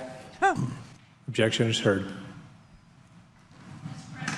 Mr. President, I note the senator from Kentucky leaving the floor without justification or any rationale for the action that he has just taken. That is really remarkable. That a senator blocking a treaty that is supported by the overwhelming number, perhaps 98 at least, of his colleagues, would come to the floor and object and walk away. And walk away. The only conclusion you can draw when he walks away is he has no argument to be made. He has no justification for his objection to having a small nation be part of NATO that is under assault from the Russians. So I repeat again, the senator from Kentucky is now working for Vladimir Putin. Now, that was 2017. That was John McCain when Rand Paul objected to the United States of America signing off, with 98 senators supporting this. The small little tiny country of Montenegro wanted, they had been the victim of a coup attempt, and they wanted to join NATO. All the other NATO countries, and now there's 30 of them, they all have to agree. It has to be unanimous. Every NATO member has to agree to admitting a country into the NATO alliance. And so it was time for the United States to sign off on Montenegro being part of NATO. And 98 senators agreed that Montenegro should be admitted to NATO, and the other NATO countries all agreed that Montenegro should be admitted to NATO. And so there you had it. Almost universal acceptance of Montenegro joining NATO, which they did. But now, Rand Paul was the only objection. The only objection. And yesterday, Rand Paul was the only objection to sending humanitarian and military aid to Ukraine. And in 2017, John McCain understood that Rand Paul was not representing the United States of America's best interests, nor was he representing NATO's best interests, because NATO had already decided to admit Montenegro. And then if you'll remember, when Donald Trump went to a NATO meeting And you had a video of all the NATO presidents and prime ministers in a room. And Donald Trump pushed aside a man, a tall man with, a nice head of white hair. That was the president of Montenegro. Vladimir Putin has been pissed about this tiny little country called Montenegro, where you can now travel freely, becoming a NATO member. And the only senator in the United States Senate that objected, as well as Vladimir Putin, was Rand Paul. And the only senator yesterday that objected to Rand Paul's amendment to include an inspector general, which is already included in the oversight portion of the aid package, but he wanted another amendment to, state the obvious yet again. And the Senate said, fine. Introduced Rand Paul's amendment, asked for unanimous consent to Rand Paul's amendment, and the only objection to Rand Paul's amendment to send aid to Ukraine was Rand Paul. Go explain that. Mitch McConnell is the other senator from Kentucky, and he was on that bill. He was for that bill. He was a co-sponsor of that same bill. Something really ugly is going on in that Rand Paul world. So I just thought I would bring that to your attention, too, because guess what? Rand Paul is up for re-election this here year. And see you next Tuesday really means see you next Tuesday, because next Tuesday there are primaries in Pennsylvania and Kentucky.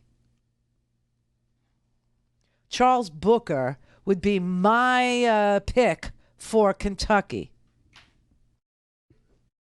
The more I learn about Rand Paul, the more appropriate his neighbor punching him has become. Well, I'm not for violence of any sort or any kind, but I can see why he infuriates people. I could just say it that way. He's infuriating. He makes no sense. He has no arguments for what he's for or against. It's like he's an attention whore is the way that I think of him. But I don't know who's paying his freight. I don't know who's making donations to him. I do know he's up for re-election this year. And you just know that money is going to be everything, or has been everything for him this past 2 years, getting ready for his re-election. Now in Pennsylvania, this is going to be a strange day too next Tuesday. Pennsylvania is the Republican and the Democratic primary for, the senator and the governorship of Pennsylvania. And you know that Dr. Oz has been chosen. I am the chosen one. By him as his, endorsement pick. And it looks like the polling doesn't look very good for Dr. Oz. It looks like the people of Pennsylvania have figured out that Dr. Oz lives in New Jersey, votes in Turkey, and is running for office in Pennsylvania, and they aren't down with it. They're not good. And so there is this really radical, right-wing, lunatic, fringy, ultra MAGA, ultra QAnon lady that lost last time she ran by 20 percentage points, who is now only 2.3 percentage points behind Dr. Mehmet Oz, who lives in New Jersey, votes in Turkey, and is running for office in Pennsylvania. Her name is Barnett, and I have to tell you that even Fox News is saying you can't choose her in the primary, PA. You can't, because she will lose. She's just too out there. She's too fringy even for us. But they held, they let a supporter of hers, a former Philadelphia Eagle, you probably know this guy, Brett, endorse her yesterday. So you disagree with this massive concern that's being raised that she cannot win a general election. Obviously, the Republicans can't lose this seat. This is a seat they should win. Your contention is that despite all this stuff bubbling around, that she can win this Senate seat and go to Washington and fight for America First principles. Is that what you're contending? I'm telling you right You'll see historic black women voting for a Republican in Pennsylvania like you've never seen. You'll see people like me. I'm a former Philadelphia Eagle. I'll be on the ground campaigning for her. We will have a landslide victory because we will go in and get the minority vote like no other Republican has ever done in the state of Pennsylvania. Do you know Jack Brewer? Nah, I'm not off name recognition alone. I don't. So how much weight could he possibly have? Exactly. Okay, so here's the deal with this woman. Okay, she is one of the original birthers. She's anti-Black Lives Matter, and she's a black woman. She's against Black Lives Matter. She is a birther. She believes in the QAnon conspiracy theories. She is telling everybody on the campaign trail that the election was stolen, and she's anti-Muslim. She was for the Muslim ban and a whole host of other really sick psycho, thing. Sean Hannity slammed her, said that she was, anti-Islam, anti-Muslim. Rick Grinnell, who's the former Trump acting intelligence director, called her unfit for office. Now, the reason why they're speaking out is she said pedophilia is a central tenet of Islam. This is the kind of crap this woman says. And they're saying, please, don't make her the primary, winner. Please don't do that because she's unelectable statewide. And guess what? John Fetterman, the lieutenant governor of Pennsylvania, he will probably be able to beat Dr. Oz. He will probably be able to do, he'll definitely be able to beat this woman. But he would probably be able to beat Oz. But, they're saying, no, don't vote for... Hey, listen. Want to do something fun? Go vote for her. Go vote for her on Tuesday in Pennsylvania. Her name's Barnett. Sorry. So, next week should be a whole lot of fun. A whole lot of fun. All right, go feed your babies, everybody. Have a good weekend. Thank you for donating and supporting the show, which I know you're going to do right now at RandiRhodes.com. Clear for takeoff. The Randi Rhodes Air Force. Air Force. RandiRhodes.com. 911, what's your emergency? America's healthcare system is broken, and people are dying. Welcome to Code WACK, where we shine a light on our callous healthcare system, how it hurts us, and what we can do about it. I'm your host, Brenda Gazar. This time on Code WACK. On April 25th, 2022, a major report was issued on California's fragmented and uber-expensive healthcare system.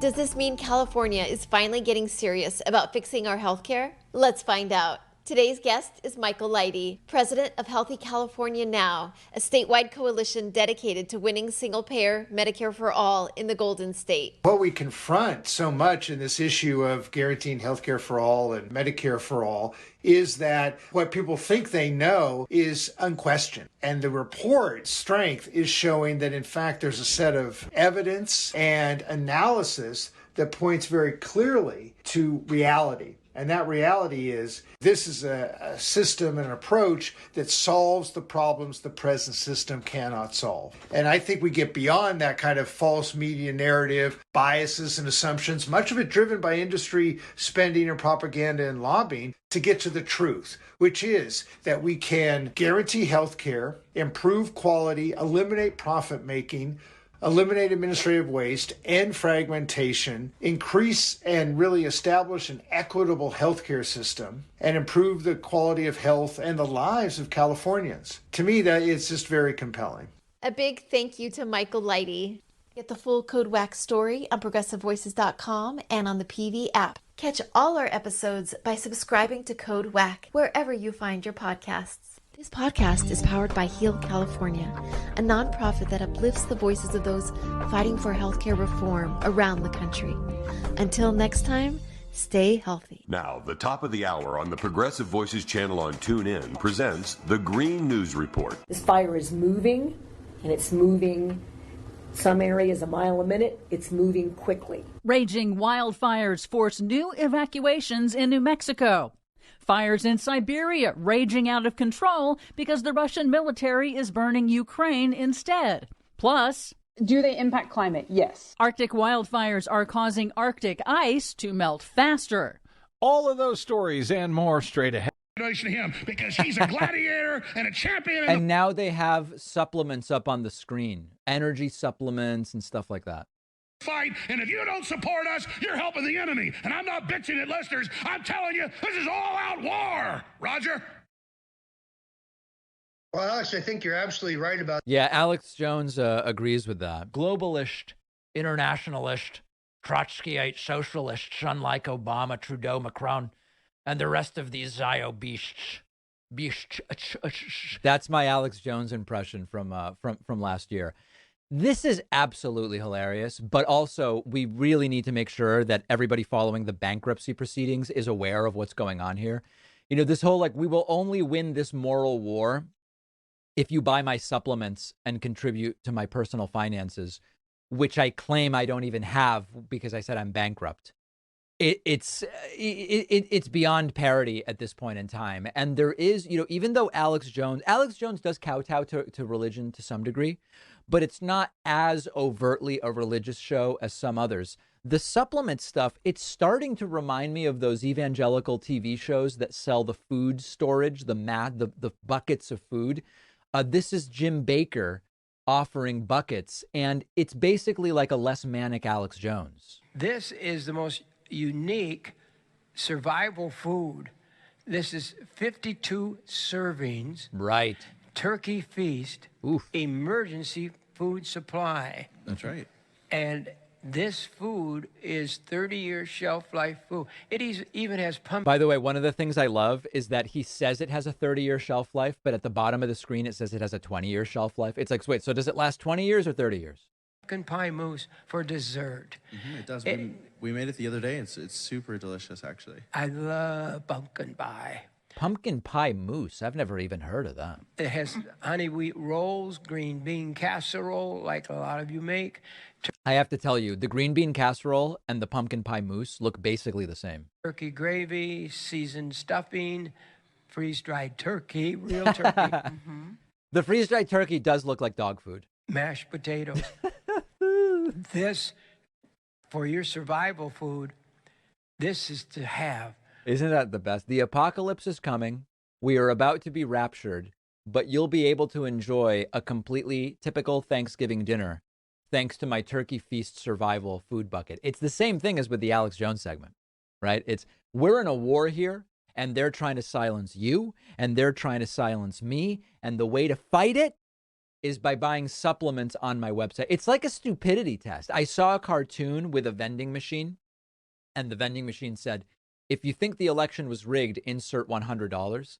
And it's sort of the same stupidity. If you think Alex Jones, it's a stupidity test. If you think buying Alex Jones supplements will save America, then just send him money. And if you pass the test, you get to keep your money. It's really a tragedy of education that people fall for this stuff in the United States to the tune of millions of dollars. And as far as the bankruptcy proceedings with Alex Jones, hopefully they're paying attention to everything that's happening with his business. I want to do a short segment on Don Jr. and Maria Bartiromo. Maria Bartiromo has become one of the biggest Trump family brown-nosers, really in the world, but in particular on Fox News. And she had a wild interview. And I'm not making any speculative claims about Don Jr.'s possible upper use. I'm just not going to do that on this show. I'm just going to, when I say he seems sped up, I just mean it seems like the videos of him talking are sped up. And Donald Trump Jr. has now co-founded something called MXM News. I have no idea what it is. It's very uninteresting to me, but it's like they've got Rumble, they've got Truth Social, now it's MXM News. Who can even keep track of all these different things? And he showed up, and he is talking about panic, about free speech and different things. These interviews just go nowhere. That the conservatives for a decade now. Like, these people are living in a bubble. They're not looking for a level playing field, Maria. They're looking for an advantage. They were always thrilled when they have that advantage, as though they don't have enough advantages already, all right? They control the mainstream media, $1 trillion enterprise. They have Basically, I love when they go on Fox and slam the mainstream media as if Fox News isn't part of the same corporate media apparatus that they criticize. all of big tech, another trillion-dollar enterprise. They had all of social media, again, until you came up with Truth Social, and then Elon Musk said, hey, how about some free speech on Twitter as well? Oh, my God. You know, the outrage and the panic, and you see it, and that's why you see the leak about the Supreme Court. They need something, and they have nothing to motivate their people. Now, remember, we still don't know who did the Supreme Court leak, but it's increasingly looking like the best hypotheses are that it was a right-winger who did the leak, but that's just not convenient for them. American people are awake to it. They're starting to see what's real. Wow, they're awake. It almost sounds like they're woke. What happened to the algorithms the second the Musk thing was announced. They saw the engagement that they're getting on social, and they realized that they've been in a rigged game for very long. They see it, and you can no longer hide it, Maria. And now the crazy thing about this appearance, other than the fact that everything that he says doesn't make any sense, is he was so hopped up on, let's call it energy, that he ranted for several minutes to the point where Maria Bartiromo tried to interrupt him and isn't even able to. Disinformation until it wasn't. Once they got what they wanted, the truth no longer mattered, so now they can say it's true. They see the disaster that Biden's administration is, so now they're saying, hey, we'll throw him under the bus. Let's let this be true now. So check out MXM News, because those stories existed, but the powers that be made sure that people never actually saw them. And so we have to make sure that people have access to this kind of information. And so whether it's Truth Social, whether it's MXM News, we are pushing back, and people are finally awake. She has no ability to actually take control of the interview. And this MXM News thing, if you check it out, it says mainstream news without the mainstream bias. And it's available, I guess it's an app of some kind that lets you cut through the noise. And it's curated with no censorship. Now, I don't know how many people understand that, but it's very hard to say something is curated with no censorship. I mean, the criticism that they have of the Facebook and Twitter and et cetera algorithms are, it's being curated in a way we don't like. They will often say, if Twitter and Facebook weren't censored, they would just be chronological messages from everybody you follow. The algorithm that curates is a form of censorship, and they're promoting MXM News as being curated, but without any censorship. It makes as little sense as it sounds like it makes. Monday, Memorial Day, we will be doing our midterm membership bonanza. We will be blowing out memberships at a massive discount. Everybody on my team is saying, David, sir, please don't do it. Don't do it. It's too much of a discount. And I am telling them I'm doing it on Memorial Day. You'll all be sleeping and I'll be giving out discounted memberships. If you want to be notified of this great discount and you want to sign up on Monday, Memorial Day, just get on our newsletter at davidpakman.com. We'll take a quick break and be right back. Sponsoring today's show is the new book by Jason Murchie called Wisdom, a Very Valuable Virtue That Cannot Be Bought. This is an excellent book I've been reading through. No book can really teach you how to be wise, but this is a really well-researched nonfiction book that helps readers grow to love the pursuit of wisdom, which is really a process at the end of the day. And if you spend just 2 minutes watching my show, you'll know America has a significant lack of wisdom in many ways. Republicans have made an art form out of failing to think critically. They have their flexible and exclusive values, moral dogmatism. Right now is probably one of the low points in this particular sense in American history, with Trump, tribalism, the pandemic, and just the lack of wise thinking. The author of the book, Jason Murchie, believes that while liberals ought to aspire to be tolerant and compassionate, right-wing extremism and political chicanery must be resisted and overcome. And Murchie really brings a refreshing array of insightful and interesting quotations and personal reflections. It's a deep and wide investigation into what wisdom is. I've been really enjoying reading through it. It's really easy to read in chunks. Each chapter kind of stands on its own. So you can jump into the book very quickly. It's a book that could have a really powerful impact on a lot of readers. Pick up a copy at davidpakman.com/wisdom. The link is in the podcast notes. One of our longtime sponsors is Vincero Collective. If you don't know Vincero yet, it's the place to go for quality watches, sunglasses, and more. Serious style, undeniable quality, and total versatility put Vincero really at the top of the game, and their newest watch release is no exception. It's the Argo Automatic. It spotlights everything I love about Vincero. I got the Argo Automatic in frost white. This is a dive watch, which is, of course, a staple in the watch world, but I really think Vincero found a way to make this one stand out. I love the gradient blue accent of the hour markers against the solid white face. I really love all of their watches, and I own a bunch, but the Argo is probably my favorite so far. Vincero sunglasses and jewelry and other accessories are awesome too.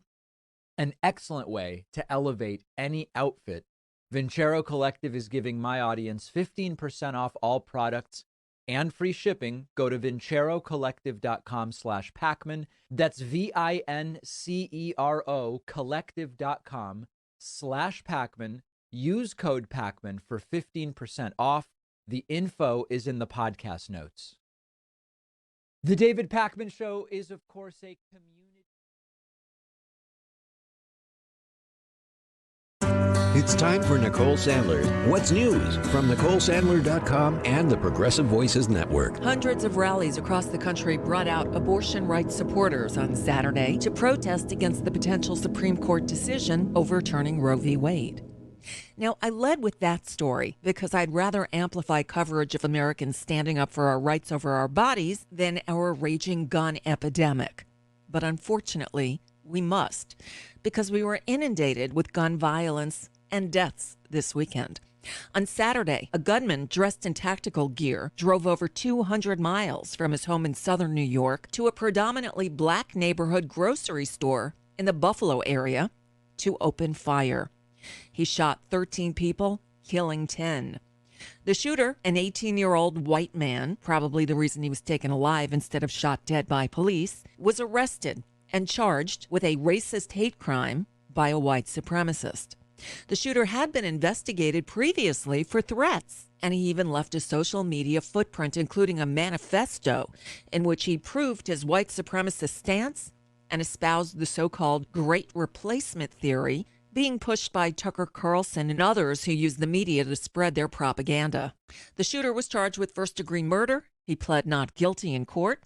President Joe Biden is scheduled to travel to Buffalo tomorrow to meet with the families of the victims. But wait, a second mass shooting this weekend, this one on Sunday in Laguna Woods in Orange County, California. This time it was a 68-year-old Asian man reportedly entering the Geneva Presbyterian Church, where he opened fire, killing one person and critically injuring 5 others. A group of the churchgoers managed to take him down and hogtie his legs with an extension cord until the police got there. And yes, there was another one Sunday afternoon at an open-air flea market in the Houston area. Shots were fired after an altercation that involved at least 2 guns, left 2 people dead and 3 injured. According to Harris County Sheriff Ed Gonzalez, no innocent bystanders were injured. Lovely. So when Congress adjourned for the weekend, all eyes were on the junior and hopefully soon to be former senator from Kentucky, Rand Paul, who placed a hold on the latest $40 billion relief package for Ukraine. Senate Minority Leader Mitch McConnell, who led a small contingent of other senators to Kyiv on Saturday, said he expects to advance the package today, saying, quote, "It's important for the United States to help, important for the free world to help." Okay. McConnell added that the Ukraine aid is not charity, but a necessary step to protect U.S. interests by showing that a, quote, "ruthless thug can't march through Europe unchecked." McConnell also said he'd support designating Russia as a state sponsor of terrorism. Speaking of Russia, things aren't looking so good for them about now. The latest British military intelligence assessment of their war says that Russia has lost momentum in their eastern Ukraine offensive and have already lost about a third of the forces it started with in February. Wow. Despite Russia's threats, Finland on Sunday said it will seek to join NATO, and Sweden followed suit Monday morning. Sweden's prime minister saying her country must, quote, adapt to reality and make decisions based on the current climate. Both countries have previously refrained from joining for historic and geopolitical reasons. And separately, European leaders are ratcheting up their economic action against Russia and are preparing a sixth sanctions package that could be done within days. Here at home, it's primary day again on Tuesday. This week, 5 states go to the booths: Idaho, Kentucky, Pennsylvania, North Carolina, and Oregon. There's some unexpected action, though, in Pennsylvania, where Lieutenant Governor John Fetterman, who's running for the state's Democratic Senate nomination, announced on Sunday that he suffered a stroke on Friday.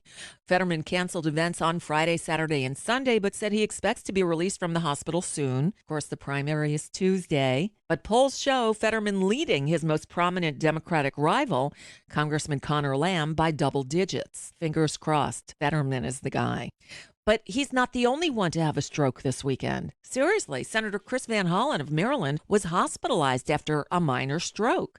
The senator said he experienced a bout of lightheadedness and neck pain while giving a speech in Maryland. Meanwhile, the former guy is for some reason speaking up for a walking disaster area. Yes, Donald Trump posted something to somewhere, and one of his people reposted it to Twitter. A statement in which he said, quote, "When Madison was first elected to Congress, he did a great job. Recently, he made some foolish mistakes, which I don't believe he'll make again. Let's give Madison a second chance." Let's not. North Carolina, vote. And finally, we knew it was coming any minute now. We just didn't know when, but it's happened. According to the Centers for Disease Control and Prevention, the United States has reached 1 million reported deaths from COVID-19. The U.S. has had more deaths per capita than Western Europe or Canada, and it is believed that the U.S., like other countries, has undercounted the true number of deaths from the virus. And that's just a bit of what's news for now. I'm Nicole Sandler. If you appreciate these reports and the Nicole Sandler Show, I hope you'll consider making a contribution. My work is 100% listener supported, and I can't do it without your help. Find out more at NicoleSandler.com, and please click on that donate button. Mary had a little lamb. We believe that all men are created equal. To the magnificent mosaic that is America. From radio beacon to radio beacon. I have a dream today. Change has come to America. Believe me. Help is on the way. Knock, knock. Who's there? It's a figment of your imagination. Randi Rhodes Show. Turn up your mind. Where exactly is all this criminal white supremacy, this right-wing domestic terrorism that poses, quote, the most lethal terrorist threat in the homeland? Or is it? Well, of course, it doesn't exist. I mean, such denial. It's bigger than a river. So hello, everybody. Happy Monday. This was the most violent, awful, disgusting, disgraceful, psychotic weekend. And then it was ended with a total eclipse of a blood moon and Mercury in retrograde, which means, your internet's going to just fritz out or some such crap. I mean, America is becoming such a violent little MF place that if it wasn't America and we were looking at a country like ours, our State Department would issue a travel advisory. That's how bad we've gotten. That's how ridiculously violent America has become. That's how crazy America is. This is how we're erupting like Mount Vesuvius, and you know what happened there? The entire, Pompeii was just buried under ash. Been there, seen it. It's just unbelievable. But there's so much hatred in this country, and there's so much insecurity in this country, and there's such a lack of justice in this country, and there's such a lack of faith in this country and security in this country, and the ability to believe that you're protected. You're somehow, you see something, you say something, the police come, and you're protected, or it's something that you can. It's just. And the white people who are upset about the white supremacists that went to Buffalo, they're doing their racist little thing out there. But black people kill people too, and here's pictures of black people that killed people, and everybody is having to defend just everything. And really, the issue here is violence. The issue here is a complete and utter lack of justice, where you can't do. Listen, what did I tell you? The mafia is for people who can't go to the police. What do you think gangs are? Gangs are groups of people who can't go to the police. Okay, and if you think that white supremacy doesn't exist, you're fooling yourself. And if your whataboutism is making you tweet or say black people, then you're part of the white supremacist problem. Why do you keep perpetuating the same anxiety, the same insecurity, the same ignorance, and expect a different result? You're never going to get a different result. Never, ever. Now, this thing in Buffalo, obviously this was white supremacy. I mean, he wrote it down. He totally freaking wrote the manifesto. Looks like a transcript from Tucker Carlson's show.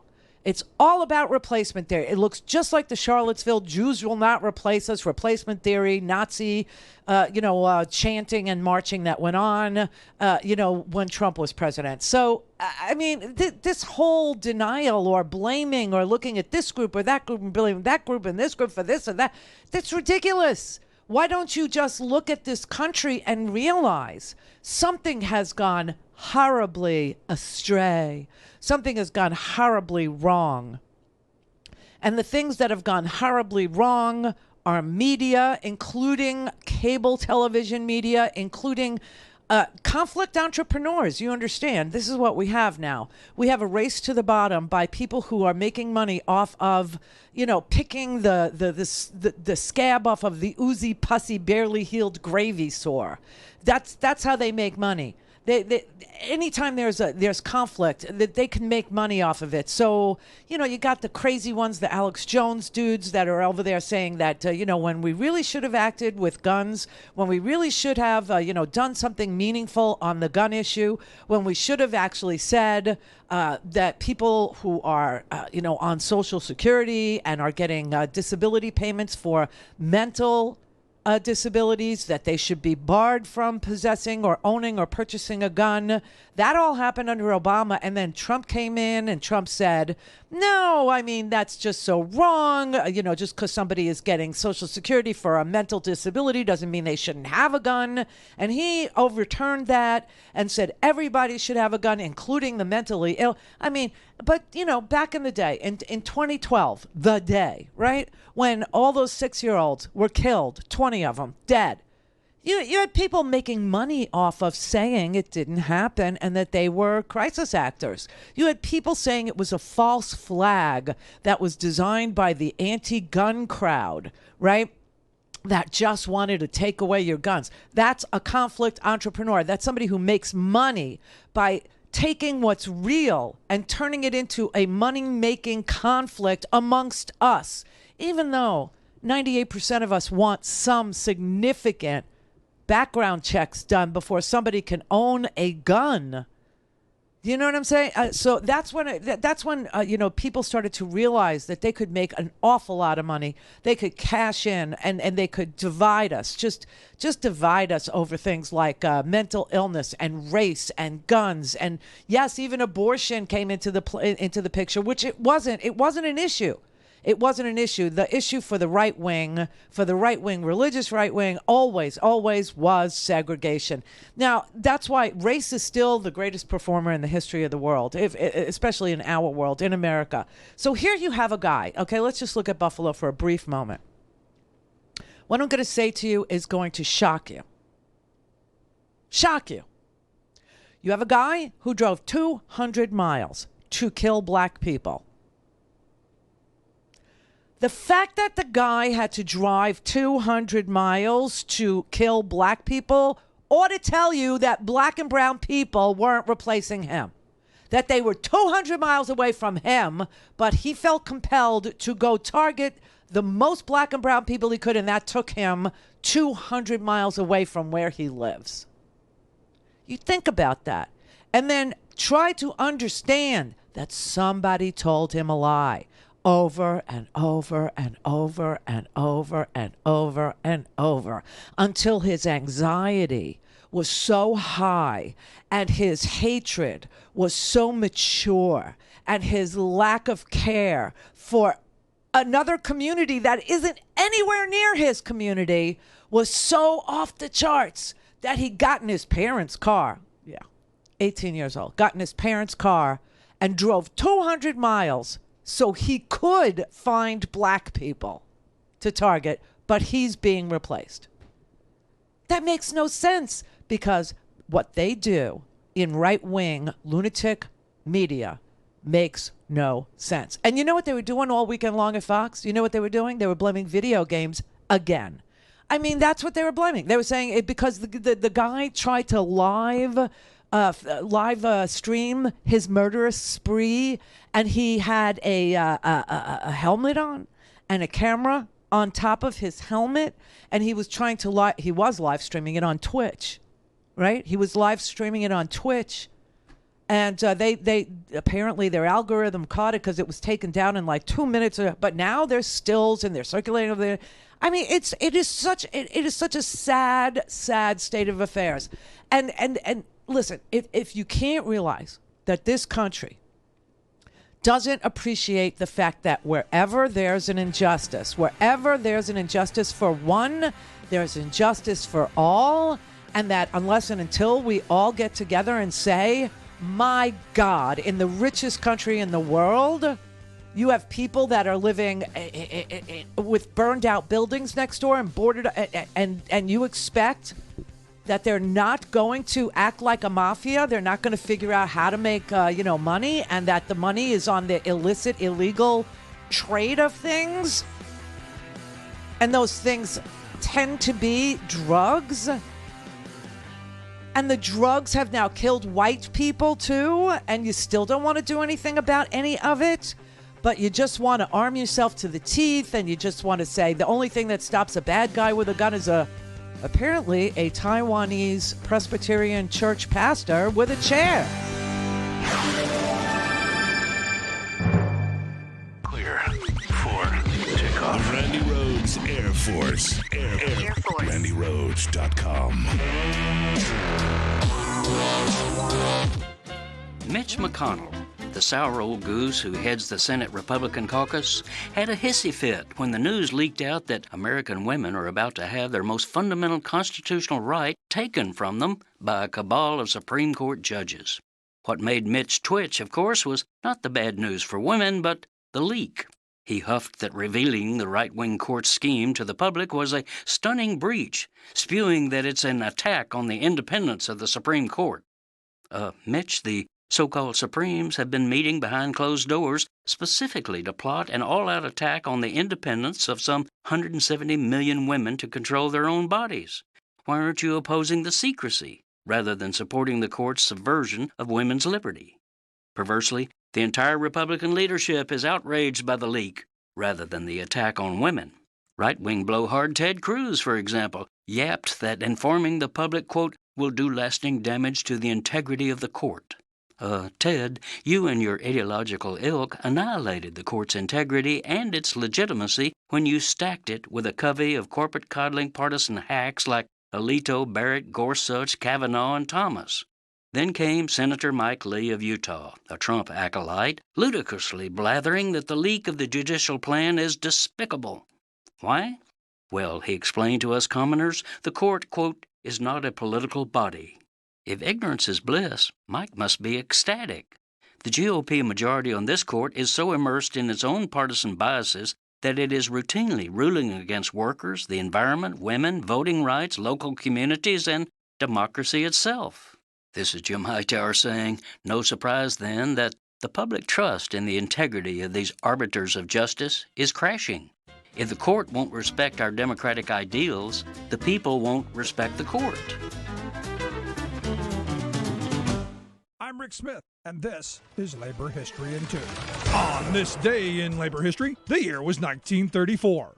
That was the day Minneapolis Teamsters walked off the job. It was an historic strike that coincided with the pivotal Toledo Autolite and West Coast waterfront strikes. Local Teamsters, many of whom later founded the Socialist Workers' Party, had been riding a wave of success, having organized the coal yards in February. Especially important was the development of the cruising picket squad. It became a standard in later CIO battles. That spring, union leaders were determined to organize all the truck drivers and warehouse workers in Minneapolis. By May, Local 574 had over 5,000 members. The trucking bosses refused to deal with the union, and so they walked. The flying pickets toured the city and shut down all trucking. Strikers enlisted the support of the unemployed councils. They also provided the structure for a women's auxiliary that produced important strike literature and bulletins, ran soup kitchens that fed thousands of strikers daily, fought scabs and police on the picket lines, and drove picket trucks. Historian Brian Palmer, author of Revolutionary Teamsters, the Minneapolis Trucker Strike of 1934, notes that strike leaders looked to the example of the Illinois Progressive Miners of America when it came to building the women's auxiliary.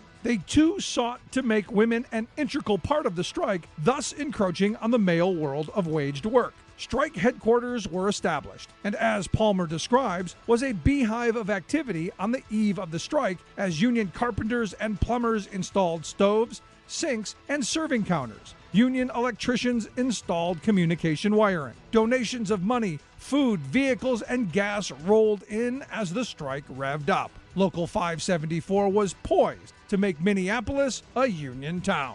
Labor History in 2 brought to you by the Illinois Labor History Society and The Rick Smith Show. Don't give up, don't give up what's true. All things Randy at RandyRhodes.com. Go for launch. Speaking truth to power, The Randi Rhodes Show. AOC and the gang are eager to replace native-born Americans and lawful immigrants with foreigners who came here illegally. You kind of need to be replaced, or at least canceled out, by new voters who will be more compliant. And achieving this requires that they pass an amnesty bill as soon as possible. Import new voters to offset and eventually replace all you old people. Of course you're not working to import as many new citizens as we can into the United States to replace all the disobedient ones who didn't vote for us. We've never seen demographic change like this. It's roughly the equivalent of a brand new city of Chicago every year.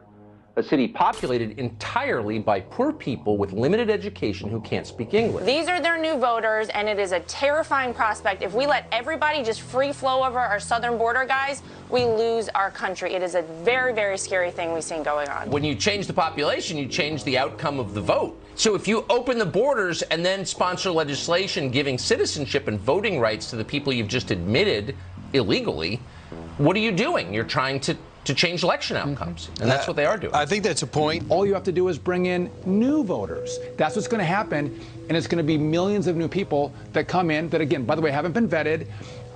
We haven't looked at.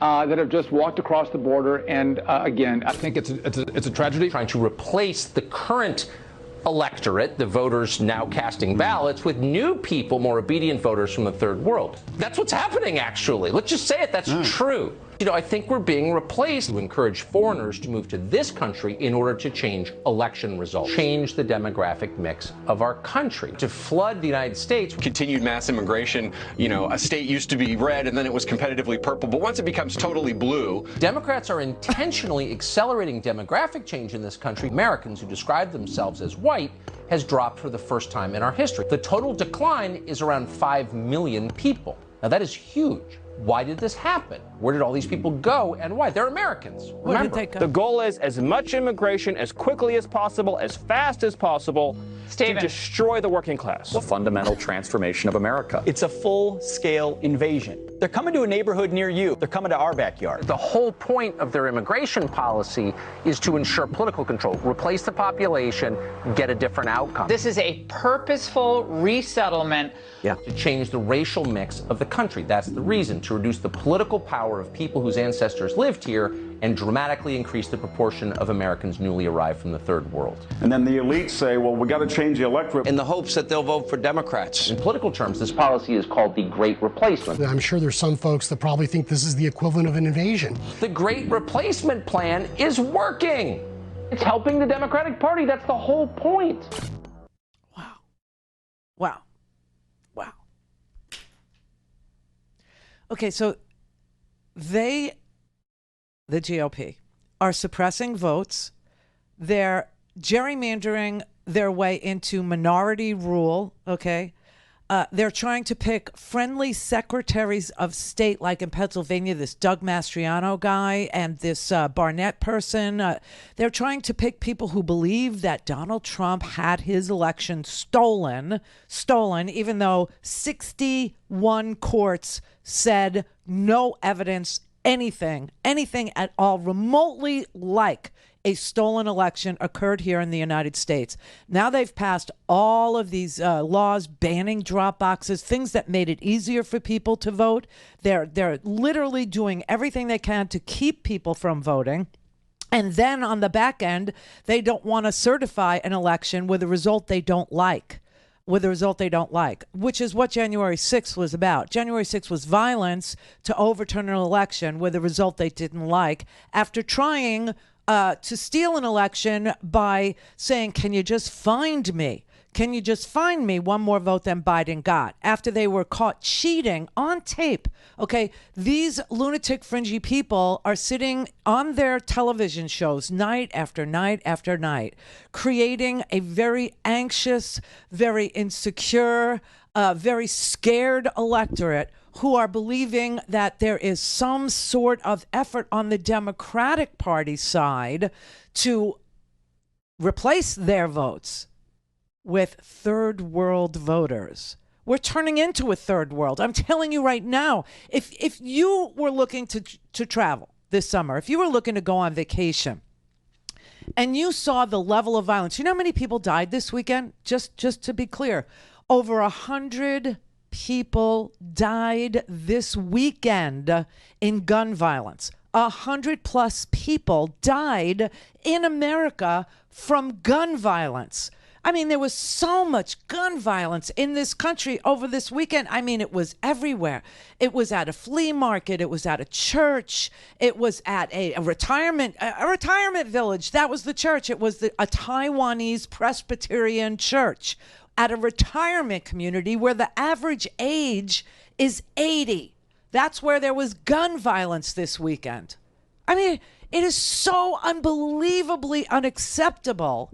And, here we have this society that's like, we have Second Amendment remedies, and this is how we'll solve our problems. And yes, we're going to get violent and beat police officers with, flags and hockey sticks. And I mean, so if you were looking to travel to a country this summer for your summer vacation, and you saw the number of people killed by gun violence in that country that you were looking at to go spend a little time in on your summer vacation. Let's say you were looking at Italy, okay? You were looking to go to Rome, or you were looking to go to France. You were looking to go to Paris.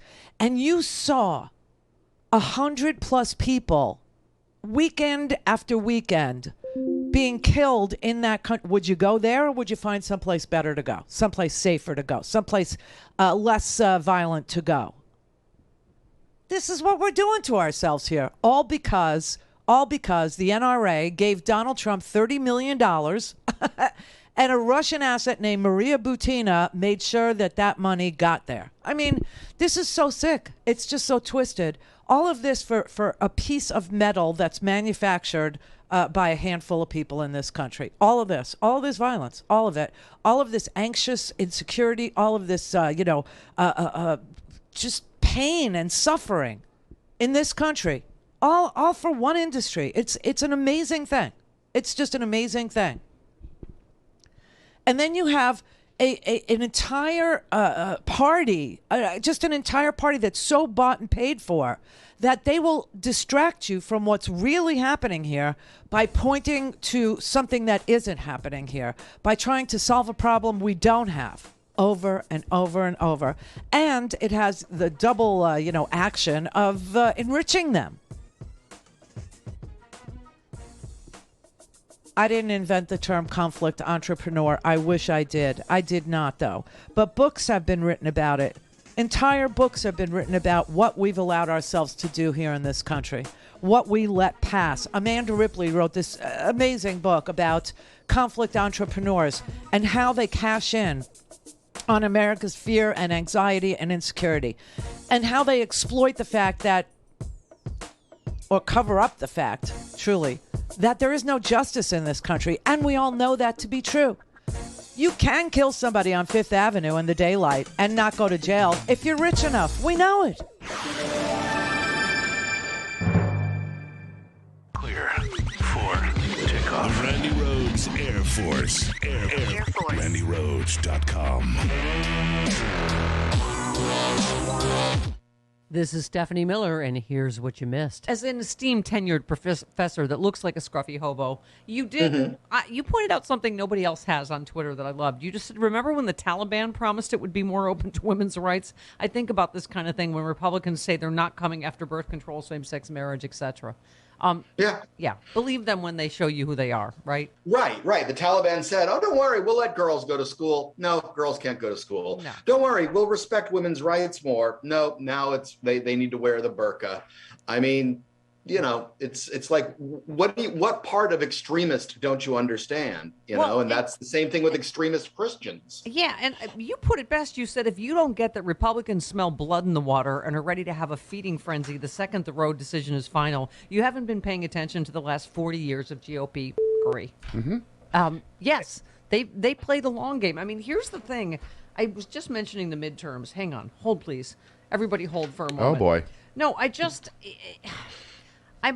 want to get your take. I was looking at the percentages again, for instance, of 18 to 29-year-olds, and it's normally like, 12, 13% vote in the midterms. I mean, we're lucky if we get 18, 19% of them in the regular election. I mean, is this the kind of thing that's going to hopefully turn that around finally?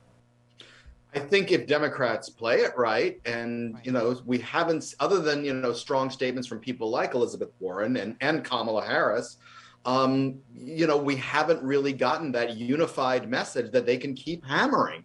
And again, they're letting Republicans take over the message by going, oh, boo-hoo, Brett Kavanaugh's house is, people are protesting outside Brett Kavanaugh's house. You mean he doesn't have any choice in the matter? You mean it's his privacy rights? I don't know. Hear all this and more on the next Stephanie Miller Show. Go to the on-demand section of progressivevoices.com or the PV app and look for A Turning Point. For Progressive Voices, I'm John Sinton, and this is A Turning Point. Today, what have they wrought? I guess there's really no such thing as settled law. The gloves are off, and the pretenses of civility, decency, and democracy itself now are all at stake thanks to a leaked Supreme Court draft decision ending federal legalization of abortion. As you read on, keep in mind that in a January poll conducted by Marquette University, 72% of Americans said they think legal access to safe abortions should be a right. This may be the final act in the politicization of the Supreme Court, a body of unelected officials who no longer bother with the pretense that they are nonpartisan. The biggest skirmishes in the culture wars involve human and civil rights, the right to live through a traffic stop, the right to have your vote count and mean something, the right to buy and use birth control, the right to marry the person of your choosing, regardless of their color or sexual orientation, the right to provide your children with the best medical care, and the right to control one's own body. If you tilt the playing field far enough and long enough through partisan gerrymanders and court packing, you will ultimately arrive at this moment where what the majority wants is unobtainable. Conversely, You will also have accomplished something the Democrats have not been able to do for themselves, which is growing a spine and fighting the injustices visited upon us by a very fearful Christian nationalist minority. Perhaps this leak, immediately before primary voting starts, will serve as a galvanizing wake-up call that inspires Democrats to fight back. It might be too late, though. It might just be that all the gerrymanders, right-wing media, and court...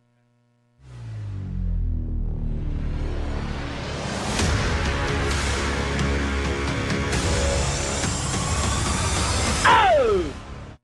Call in, connect. To speak to Randi, call 561-270-3844. 561-270-3844. So conflict entrepreneurs are people or companies who exploit and inflame conflict for their own ends. These are people who seem to delight in every twist and turn the conflict takes.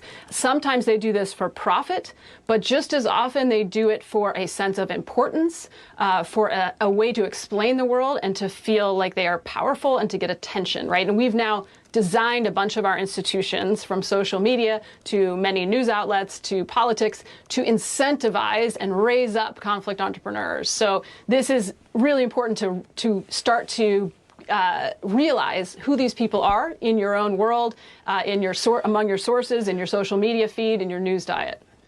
I mean, honestly, there are people out there that are looking to tear us apart just to make themselves feel important or smart or make themselves rich or make themselves known or make themselves a million views. Or they're called conflict entrepreneurs. You know who they are. You understand what they're doing. I just want you to understand why they do it and what the consequences are. What did they think was going to happen?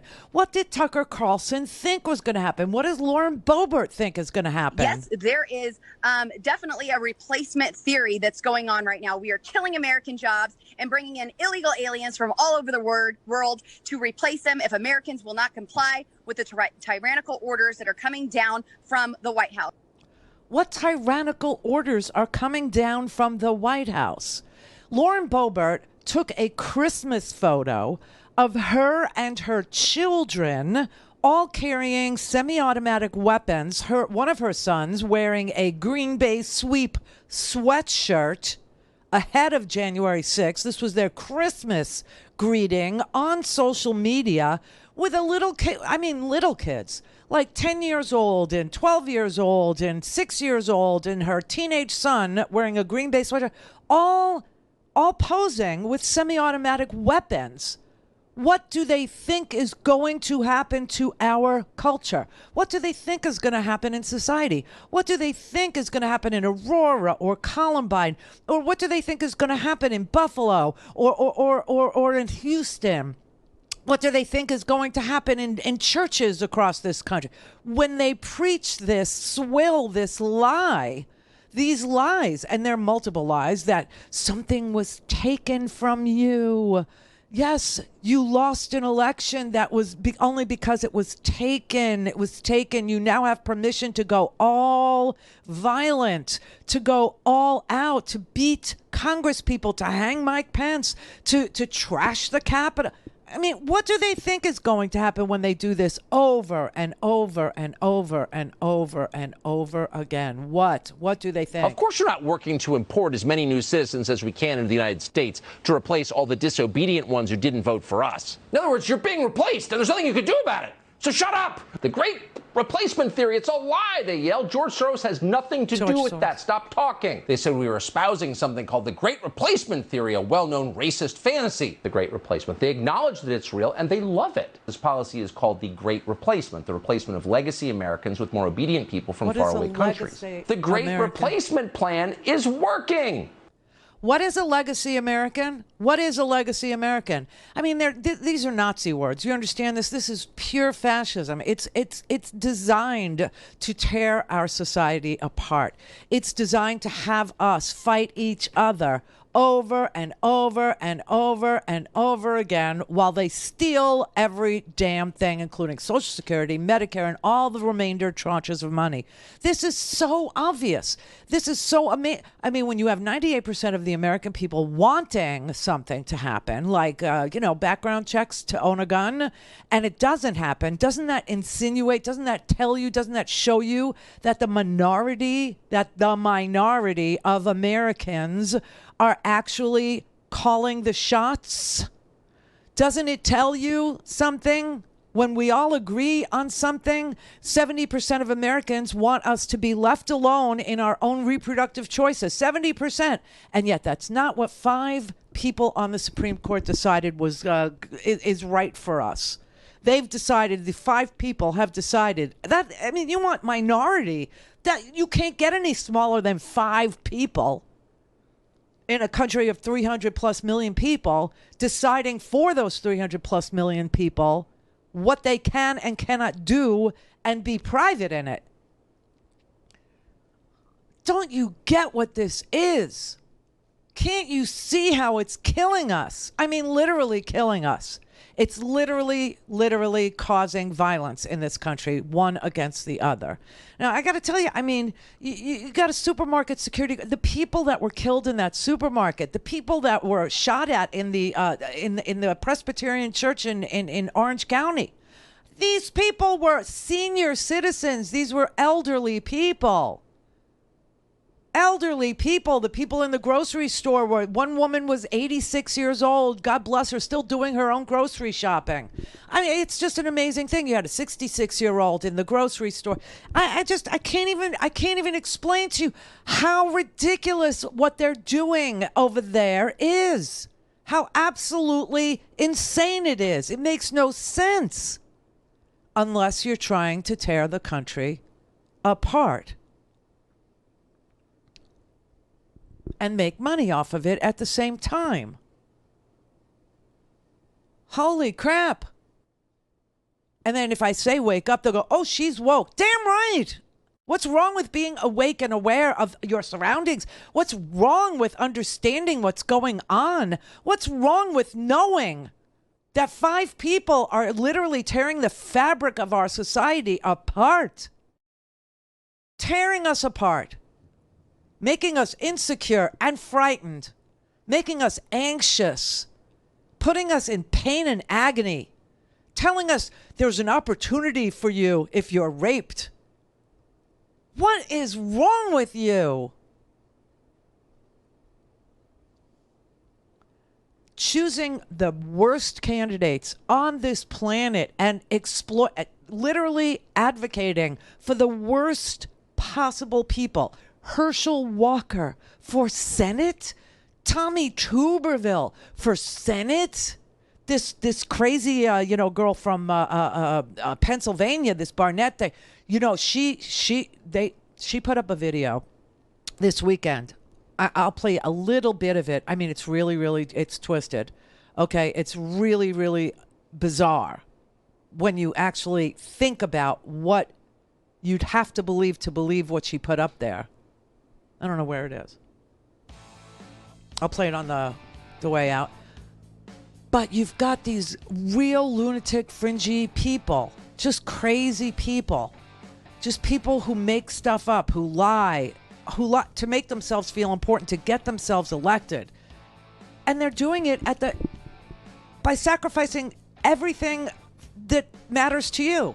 And what matters to you is liberty and security and living in a country with low anxiety levels. No.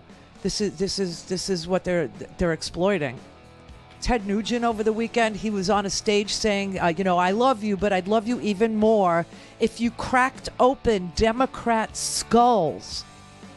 Roger Stone was at a thing this weekend saying that there's a satanic portal over the White House that needs to be closed.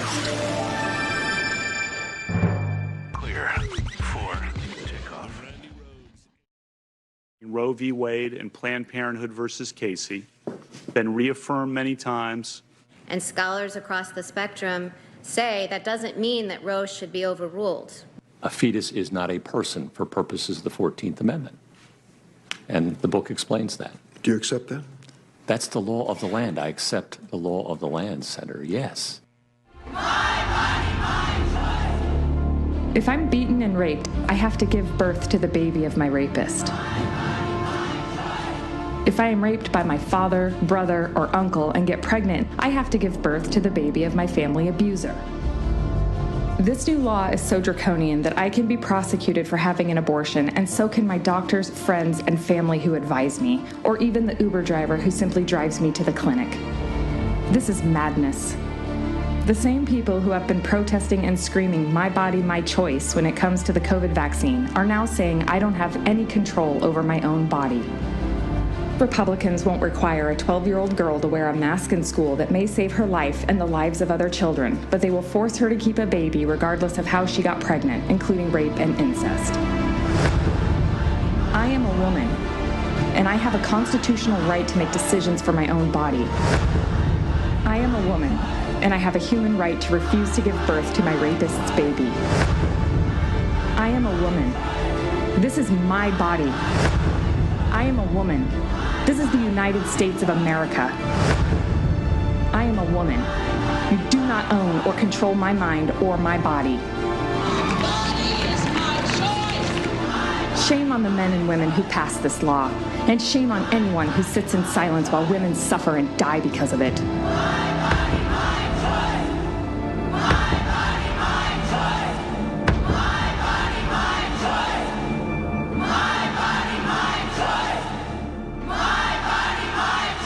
Oh, for God's sake. It is so striking to see how figures like Tucker Carlson and others on Fox are rooting for Putin. Vladimir Putin does not want Belgium. He just wants to keep his western border secure. That's why he doesn't want Ukraine to join NATO. And that makes sense. Fox host unabashedly makes Putin's case. Imagine how we would feel if Mexico and Canada became satellites of China. Right-wing agitators spewing Russian propaganda into millions of American homes. Why do I care what's going on in the conflict between Ukraine and Russia? And I'm serious. Like, why do I care? And why shouldn't I root for Russia, which I am? Newsmax ran a cover story titled Vlad the Great. Russia, Russia, Russia, Russia is bad. Russia, Russia, Russia. Russia, if you're listening, I think in terms of leadership, he's getting an A. Certainly a respected leader. He's respected in his country. I think Putin's been a very strong leader for Russia. The truth is that he is strong and he's tough. Putin says very nice things about me. I think that's very nice. He just said it's not Russia. I will say this, I don't see any reason why it would be. The visiting Republicans not only didn't pressure the Russian government about them monkey-wrenching our election, they also didn't really pressure them about anything else either. So you're a Russian agent. I mean, let's not even engage in that because it's so outrageous. As they used to say when we were kids growing up in the United States, what's good for the lightly populated Russian colony of Ukraine is good for us. It's his defense of Russia's threat against Ukraine the Kremlin-backed channel now wants to highlight. Excellent performance.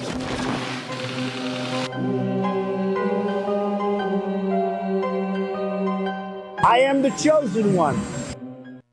Whether you're listening to Leslie Marshall each Tuesday through Friday or Brad Bannon each Monday, you can hear them from 6 to 7 p.m. Eastern on the Progressive Voices Network.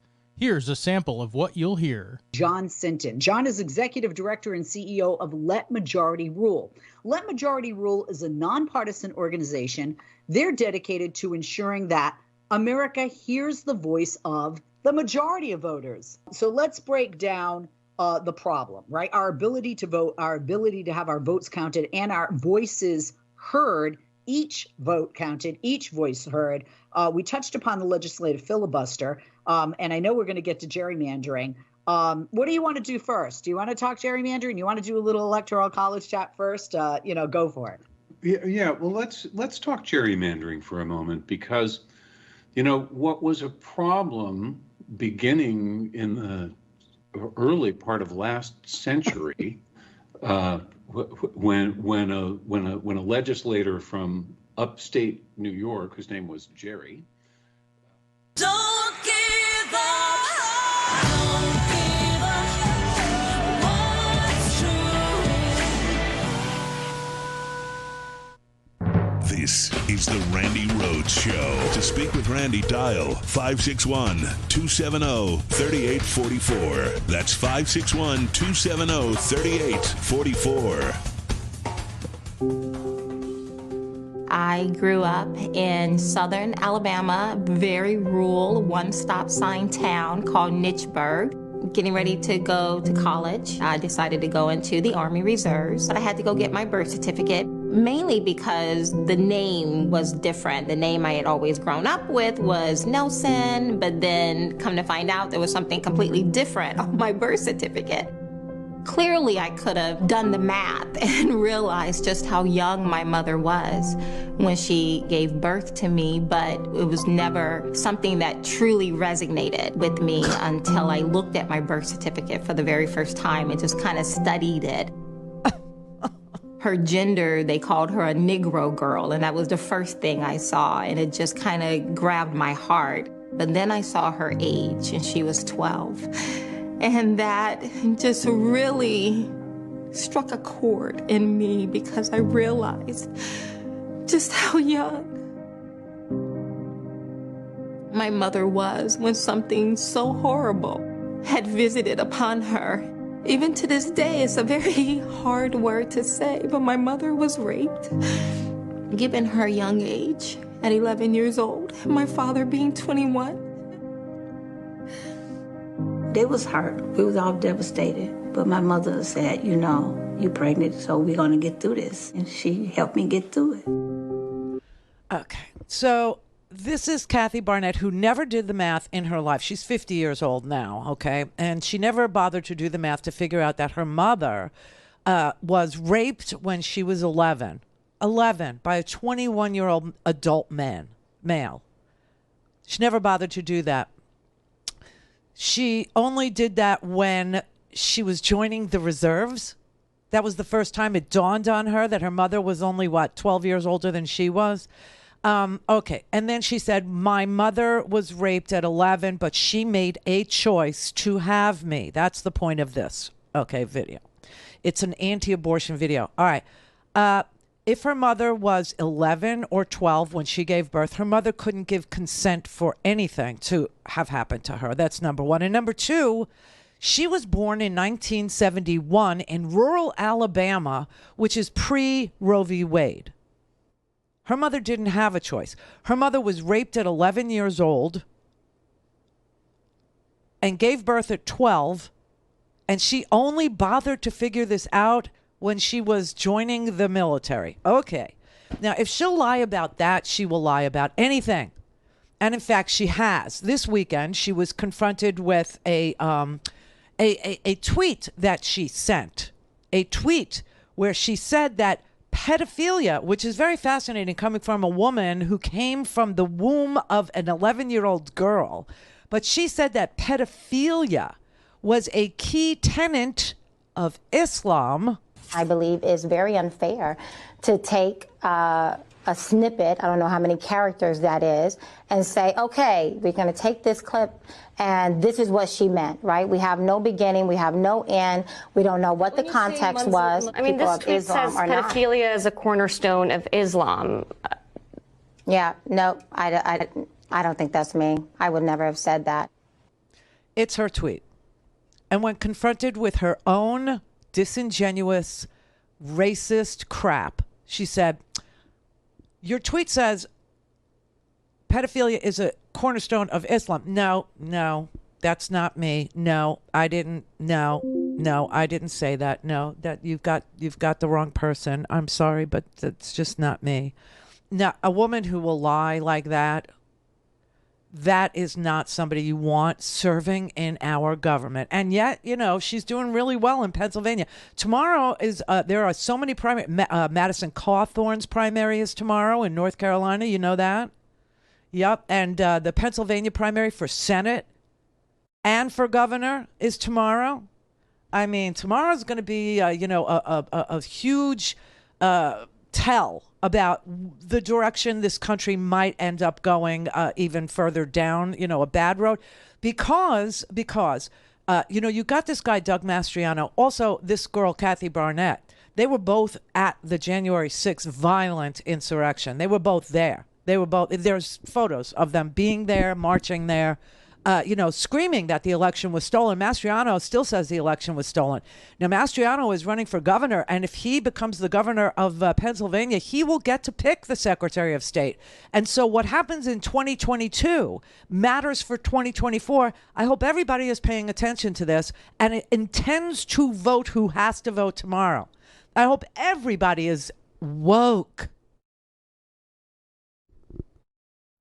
Because this is going to select, the 2022 election will choose the players who play in 2024, meaning the governors who are going to anoint secretaries of state who will not certify elections that they don't like the result of.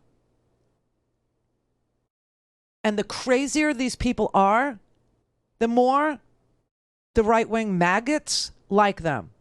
She is obviously lying about some of the most sensitive crap I've ever heard any woman ever lie about. I've never heard anybody tell a story like that and say they weren't aware. And the only reason why she brings up the military is so she could show her picture of her in basic training in the dress blues, photo. That's the only reason. It's really sad. Ed in Ohio. Yes. Are you ready for me? Yes. Okay. Yeah, I was wondering, why is our government supporting Ukraine in this invasion? Why? Because Ukraine is a democracy that has been invaded by a totalitarian regime. Why is democracy so important over here is when we're trying to get minority rule in this country? Yes, this country is going down a very bad road, no doubt. But we have a president and an administration that believes in democracy, that believes in free and fair elections, that believes in freedom of religion, that believes in freedom of assembly, that believes in free speech. And Ukraine does too. And so when Putin invaded Ukraine to advance his totalitarian, authoritarian, prowess and power in a part of Europe, the United States responded. Well, why is democracy so important in Ukraine, and we support we don't support it in Yemen? I just told you this administration does, but we have a minority of Americans who don't. This government is giving arms to Saudi Arabia, who is doing the same thing in Yemen that the Russians are doing in Ukraine.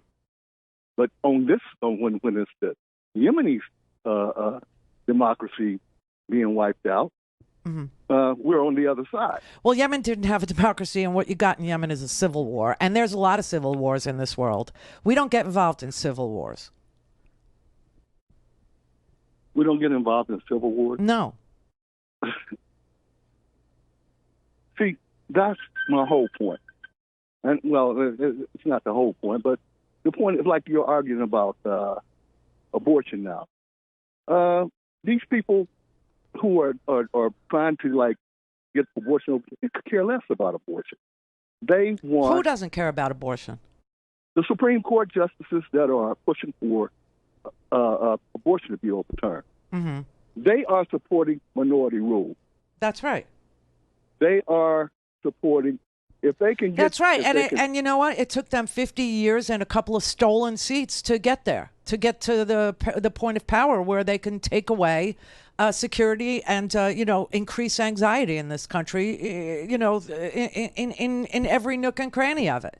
This is basically this entire thing about abortion has nothing to do with religion at all. It has to do with privacy. They're taking away the right to privacy. So that we can become a surveillance state. To you, that's what's important. What do you mean to me? No, that's what they're doing. They ruled on privacy rights. They are ruling that way because if they can overrule 70% of the people on abortion, they can overrule majority in any other thing, voter rights. That's what all in votes are. That's right, and they already did. I mean, 2013, the same idiot Alito said, racism is over. We don't need the Voting Rights Act anymore. We don't need Section 5. We don't need it. Racism is over. Right, exactly. So there you go. I mean, obviously, these people are relying on minority rule. Exactly. So what we need is more.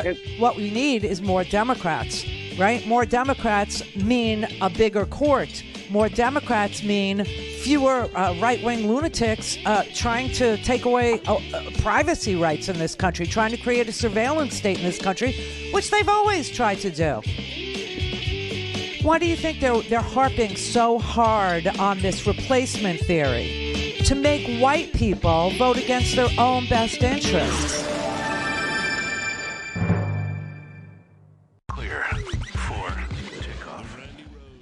911, what's your emergency? America's healthcare system is broken and people are dying.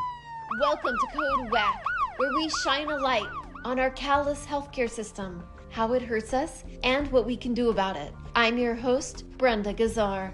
This time on Code WACK. On April 25th, 2022, a major report was issued on California's fragmented and uber-expensive healthcare system. Does this mean California is finally getting serious about fixing our healthcare? Let's find out. Today's guest is Michael Leidy, president of Healthy California Now, a statewide coalition dedicated to winning single-payer Medicare for all in the Golden State. What we confront so much in this issue of guaranteeing healthcare for all and Medicare for all is that what people think they know is unquestioned. And the report's strength is showing that, in fact, there's a set of evidence and analysis that points very clearly to reality. And that reality is this is a system and an approach that solves the problems the present system cannot solve. And I think we get beyond that kind of false media narrative, biases and assumptions, much of it driven by industry spending and propaganda and lobbying, to get to the truth, which is that we can guarantee health care, improve quality, eliminate profit making, eliminate administrative waste, end fragmentation, increase and really establish an equitable healthcare system, and improve the quality of health and the lives of Californians. To me, that is just very compelling. A big thank you to Michael Leidy. Get the full Code WACK story on ProgressiveVoices.com and on the PV app. Catch all our episodes by subscribing to Code WACK wherever you find your podcasts. This podcast is powered by Heal California, a nonprofit that uplifts the voices of those fighting for healthcare. Now, the top of the hour on the Progressive Voices channel on TuneIn presents the Green News Report. This fire is moving, and it's moving some areas a mile a minute. It's moving quickly. Raging wildfires force new evacuations in New Mexico. Fires in Siberia raging out of control because the Russian military is burning Ukraine instead. Plus, do they impact climate? Yes. Arctic wildfires are causing Arctic ice to melt faster. All of those stories and more straight ahead from BradBlog.com. I'm Brad Friedman. And I'm Desi Doyen. Stand by for 6 minutes of independent green news, politics, analysis, and snarky comment. We are on the cusp. We're ominously waiting for the big natural disaster, the big crisis that lets them or allows them or encourages them to unfold their ultimate policy agenda, and that is the climate change agenda. Wait a minute. The disaster that we're worried about is the climate change agenda? Not climate change? Oh, Fox, you be you. This is your Green News Report. Okay, Desiree, we are barely into the summer, and already the wildfire season out west is burning out of control. Yes, it is. President Biden has issued a major disaster declaration for New Mexico, unlocking federal emergency disaster aid and recovery funding to help the state grapple with an extremely early and intense wildfire outbreak. Driven by excessively dry, hot winds, there are 6 active wildfires burning across half of the counties in New Mexico. The largest wildfire in the U.S. right now, the Hermit's Peak Calf Canyon Complex Fire in northern New Mexico, alone has prompted the evacuation of nearly 16,000 homes and destroyed at least 300 structures, including historic buildings that have stood for centuries. And it is barely May. In a press conference, New Mexico's Democratic Governor Michelle Lujan Grisham urged residents to please heed evacuation warnings before evacuation routes become impassable. This is the worst possible set of conditions for any fire. I repeat, it's the worst possible set of conditions for this fire. If you're in a mandatory evacuation area, please leave. And buckle up. Forecasters warned Monday that not only does the U.S. Southwest face extremely critical wildfire threat over coming days, but the intense heat wave and high winds are spreading from New Mexico into Texas and the Great Plains. In May? Unseasonably warm temperatures are already straining the Texas power grid, which on Monday set a new record for electricity demand for the month of May, and the notoriously hot Texas summer has not even begun yet. No, brother.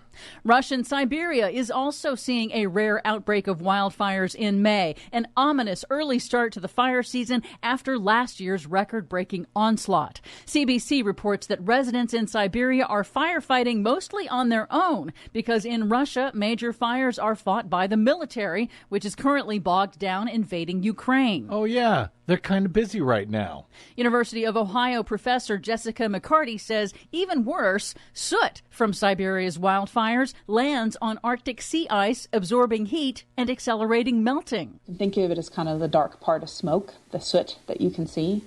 When it is emitted in the springtime and early summer, like now, that causes rapid melt of sea ice, which means more sea ice melts because of our fire than is just being caused by the warming of climate change. Hence those feedback loops we've heard so much about. Yes, and a recent United Nations report projected that wildfires are likely to increase in frequency by at least a third by 2050 due to rising global temperatures, more frequent heat waves, and more widespread drought. I think they're likely to increase in frequency by Thursday at this rate. The UN Environment Program found that regions already seeing this increase in wildfires include the U.S., Siberia, Central India, Eastern Australia, and the Arctic. Oh, so everywhere. But some good news. In Europe, the world's largest floating solar farm, an array the size of 4 soccer fields, literally floating on a lake, is set to go online in Portugal in July. And while the fossil fuel industry is responsible for causing man-made climate change and lying about it and blocking action on it, there are individual actions that can help cut emissions, like voting for climate hawks who will pass meaningful climate policy. But also, a new study in the journal Nature calculates that if people collectively cut their consumption of beef by about 20%, it would help cut deforestation in half and reduce CO2 emissions. By just 20%? Yes. I could do that. And finally, California will become the first state in the U.S. to get approval to feed seaweed to cows. A particular type of red seaweed mixed into conventional cattle feed has been shown to significantly reduce methane emissions from cow burps by up to 50%. Nice. Finally. For much more on all of these cow burping stories, check out our website at greennews.bradblog.com. Don't forget you can download our reports anytime via Stitcher, TuneIn, iTunes, Apple, Google, or Amazon Podcasts. Find, follow, and share us planet-wide on the Facebooks and the Twitters at Green News Report. I'm Brad Friedman. And I'm Desi Doyen. And this has been your Green News Report. Please help Progressive Voices support the Green News Report by stopping by bradblog.com/donate. Mary had a little lamb. The fault. We believe that all men are created equal. To the magnificent mosaic that is America. From radio beacon to radio beacon. I have a dream today. Change has come to America. Believe it. Help is on the way. Knock, knock. Who's there? It's a figment of your imagination. Randi Rhodes Show. Turn up your mind. Listen to this idiocy. Yes, ladies and gentlemen, there is a satanic portal above the White House. You can see it day and night. It exists, it is real, and it must be closed, and it will be closed by prayer. Oh, good God. You can see it on the live stream of the video pointed at the White House. No, it is not an aerostat weather balloon. No, it is not infracted light. No, it is not a reflection. It popped up after Joe Biden became president, and it will be closed before he leaves. Okay, why does a guy like Roger Stone, who obviously is a sophisticated political operative, go to a place to tell a bunch of, seriously undereducated Americans that there is a satanic portal over the White House that opened up when Joe Biden became president? And just for the previous caller, I want you to know that when Joe Biden became president, Joe Biden actually said, "We're not, going to support the Saudi attacks on Yemen." That all started after the attack on the USS Cole in 2000, and in 2002, W started bombing the crap out of Yemen. You know that, right? And Joe Biden has said that, there's no way we're supporting Saudi. That is a civil war that's going on in Yemen. It's not a democracy. It never was. And so how you compare Yemen to Ukraine in your mind is really quite spectacular to me. Ukraine is a democracy. Ukraine is a country that practices free speech, that has free and fair elections, that has freedom of religion, that has freedom of assembly. That wants to be part of Europe and not part of Russia? Why wouldn't we support a democracy like that? Why wouldn't we? We're not putting any troops on the ground. We're not sacrificing young American lives for this. I just don't even understand what the whole question was. Why would we support Ukraine? Why would we? Are you kidding me? You have to be out of your cotton picking mind to think that Yemen is somehow on the democracy scale equivalent to Ukraine. I don't even understand how you got there. But maybe you ought to speak to Jared, who just got, billions of dollars of, Saudi money. Maybe you should speak to him about our policy over there. Tony in Pennsylvania. Hi, first-time caller, long-time listener. Hi. Thank you. Hello? Yeah.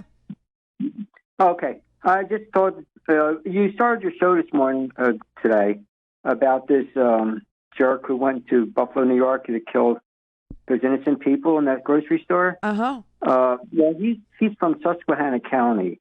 It's a county just north of me, and I lived two decades ago. I lived up in that area, and you know how many black kids go to his school that he just graduated from?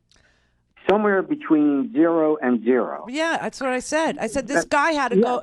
I mean, how does he feel that he's being replaced if he had to drive 200 miles to find black people? They're the only people of color in that whole county happen to be maybe some foster kids.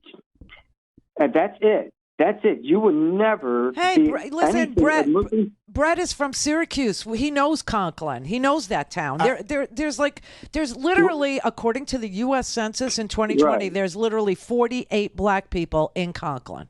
Well, Tony, you mentioned the foster kids in the area. I was actually a foster kid from the Binghamton foster home there, and that's where I was born, in Binghamton. I've been to Conklin, and you are absolutely right. But he went to school in Susquehanna County near New Milford. But that's neither here nor there. There is no threat. Even if you're delusional, there is no threat. I don't understand these people. But the thing is, he's not the exception. He is the norm. I'm telling you, these people up there, these rural people in rural northeastern Pennsylvania, I kid you not, he is not the exception. He is the norm.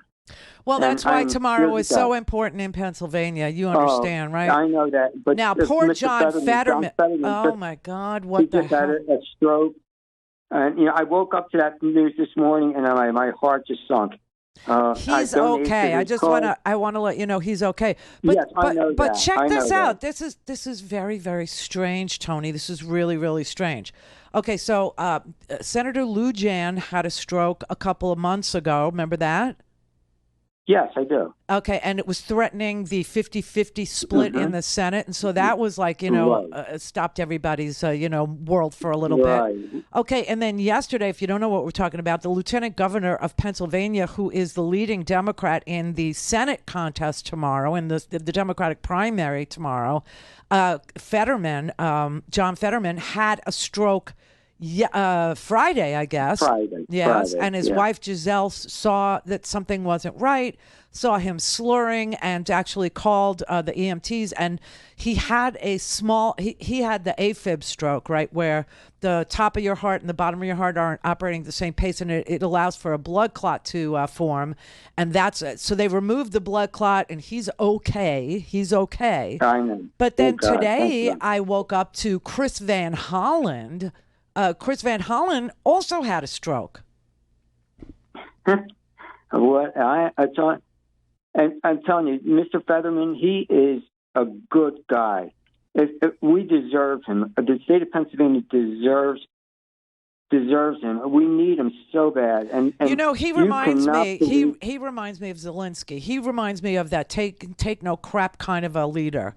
You don't mess with my people. Sure. He does. He strikes me as a real fighter for people. He strikes me as a guy who has a real prominent sense of fairness, who has a real desire to do something meaningful for people who would trust him with government.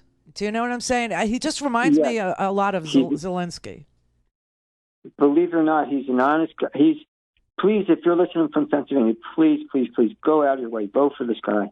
Vote for the Democrats across the board, because, man, we have some scary Republicans on the other side. The other side it's so bad. It's so bizarre. It's as if, look, these are the Trump people. These are the people that literally pledged fealty to an autocrat who is no different than Vladimir Putin in his, desire to control everybody with minority rule, right? To literally power his way into a society we don't recognize, into a country we have no relationship to, because it's unfair, it's imbalanced, it hates women, it hates privacy, it likes hatred, it elevates people who are hateful. It gives the mentally, ill guns, and does it without a care in the world or a thought about what's going to occur or what could happen if you do such things. I mean, look, he is literally picking these people. He's picking them out of a basket of rotten apples. They say one bad apple. Yeah. There's a basket full of bad apples, and all the bad ones are the ones that the Republican Party is choosing to throw into power, because those people have no idea how to govern in a democracy. No clue, no idea. They can't tell the truth. They won't tell the truth. If they'll lie about knowing anything about their origin story, if they'll lie about they didn't know that their mother was raped, if they say, oh, my mother was 12, but she made the choice. Yeah. When a 12-year-old can't choose anything, and it was 1971, and we didn't have Roe v. Wade, if she'll lie about that, if she'll lie about, oh, that's not my tweet, that's not my tweet, even though I can play you endless hours of her saying really disgusting things about Muslims, about Barack Obama being one, about Barack Obama being sympathetic to terrorists, Muslim terrorists specifically, about how gay men are repugnant to her, repulsive to her. These are these people that rape is an opportunity for you. Rape is an opportunity. Clear for takeoff. Randi Rhodes Air Force. Air Force. RandiRhodes.com. Mitch McConnell, the sour old goose who heads the Senate Republican caucus, had a hissy fit when the news leaked out that American women are about to have their most fundamental constitutional right taken from them by a cabal of Supreme Court judges. What made Mitch twitch, of course, was not the bad news for women, but the leak. He huffed that revealing the right-wing court's scheme to the public was a stunning breach, spewing that it's an attack on the independence of the Supreme Court. Mitch, the so-called Supremes have been meeting behind closed doors specifically to plot an all-out attack on the independence of some 170 million women to control their own bodies. Why aren't you opposing the secrecy rather than supporting the court's subversion of women's liberty? Perversely, the entire Republican leadership is outraged by the leak rather than the attack on women. Right-wing blowhard Ted Cruz, for example, yapped that informing the public, quote, will do lasting damage to the integrity of the court. Ted, you and your ideological ilk annihilated the court's integrity and its legitimacy when you stacked it with a covey of corporate-coddling partisan hacks like Alito, Barrett, Gorsuch, Kavanaugh, and Thomas. Then came Senator Mike Lee of Utah, a Trump acolyte, ludicrously blathering that the leak of the judicial plan is despicable. Why? Well, he explained to us commoners, the court, quote, is not a political body. If ignorance is bliss, Mike must be ecstatic. The GOP majority on this court is so immersed in its own partisan biases that it is routinely ruling against workers, the environment, women, voting rights, local communities, and democracy itself. This is Jim Hightower saying, no surprise then that the public trust in the integrity of these arbiters of justice is crashing. If the court won't respect our democratic ideals, the people won't respect the court. I'm Rick Smith, and this is Labor History in 2. On this day in labor history, the year was 1934.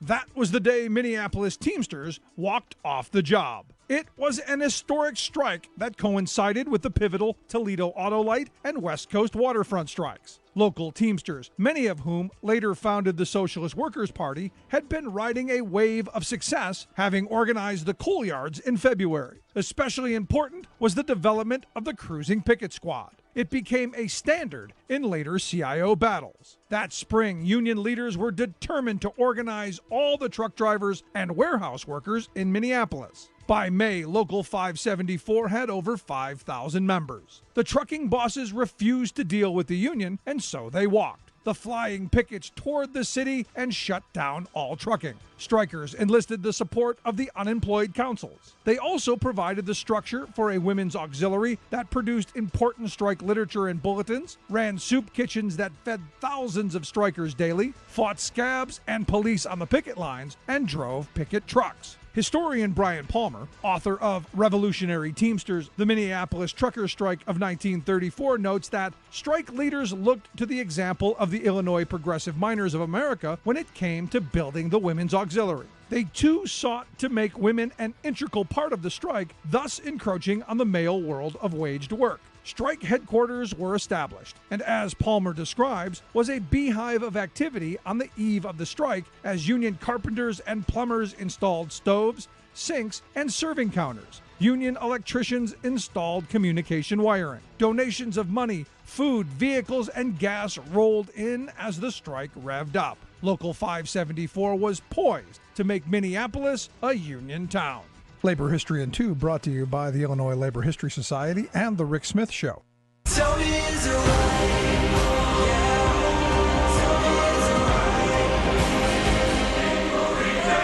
I watched it on TV. All things Randi at RandiRhodes.com. Go for launch. Speaking truth to power, The Randi Rhodes Show. President Barack Hussein Obama has such a difficult time using the words Islamic terrorists in the same sentence. And yet he wants us to feel comfortable. Two men sleeping together. Two men holding hands. Two men caressing. That is not normal.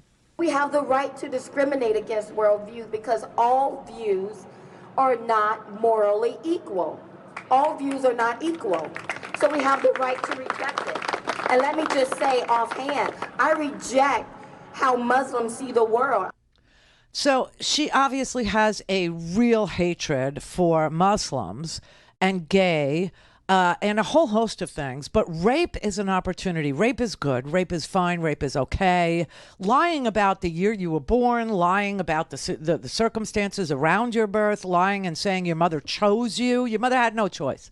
Your mother lived in rural Alabama and was raped by a grown man at 11 years old and had absolutely no say in what happened to her. No say. She couldn't give consent for anything, and there was nothing to give consent to. These are the people that are being chosen by the Republican Party to be leaders, to be our leadership, to be senators, United States senators. Doug Mastriano, who is a complete lunatic, fringy dude who swears the election was stolen, is trying to become the governor of Pennsylvania so he can choose the Secretary of State so that when they don't like the result of an election, he can just say, we don't like the result of the election, we're not certifying it, and throw America into utter chaos by minority rule. This is a real creeping, crawly danger that the United States is facing, all because we chose an autocrat one time to be president of the United States.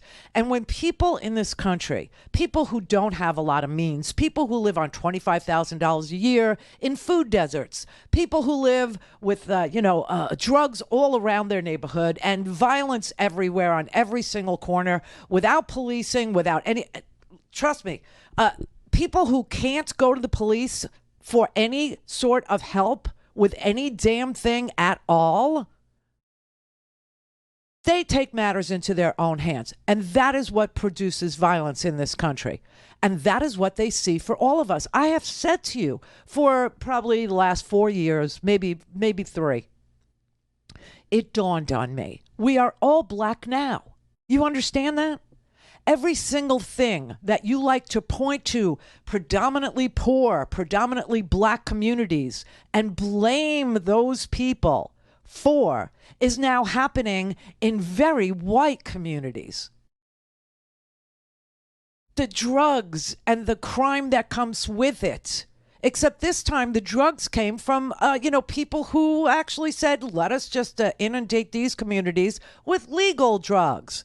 And then we'll turn it into, some sort of a hellhole for you. It's all a plot to take America and give it to the most well-connected for the purpose of commerce. That's all we've become, is a vehicle for commerce. That's it.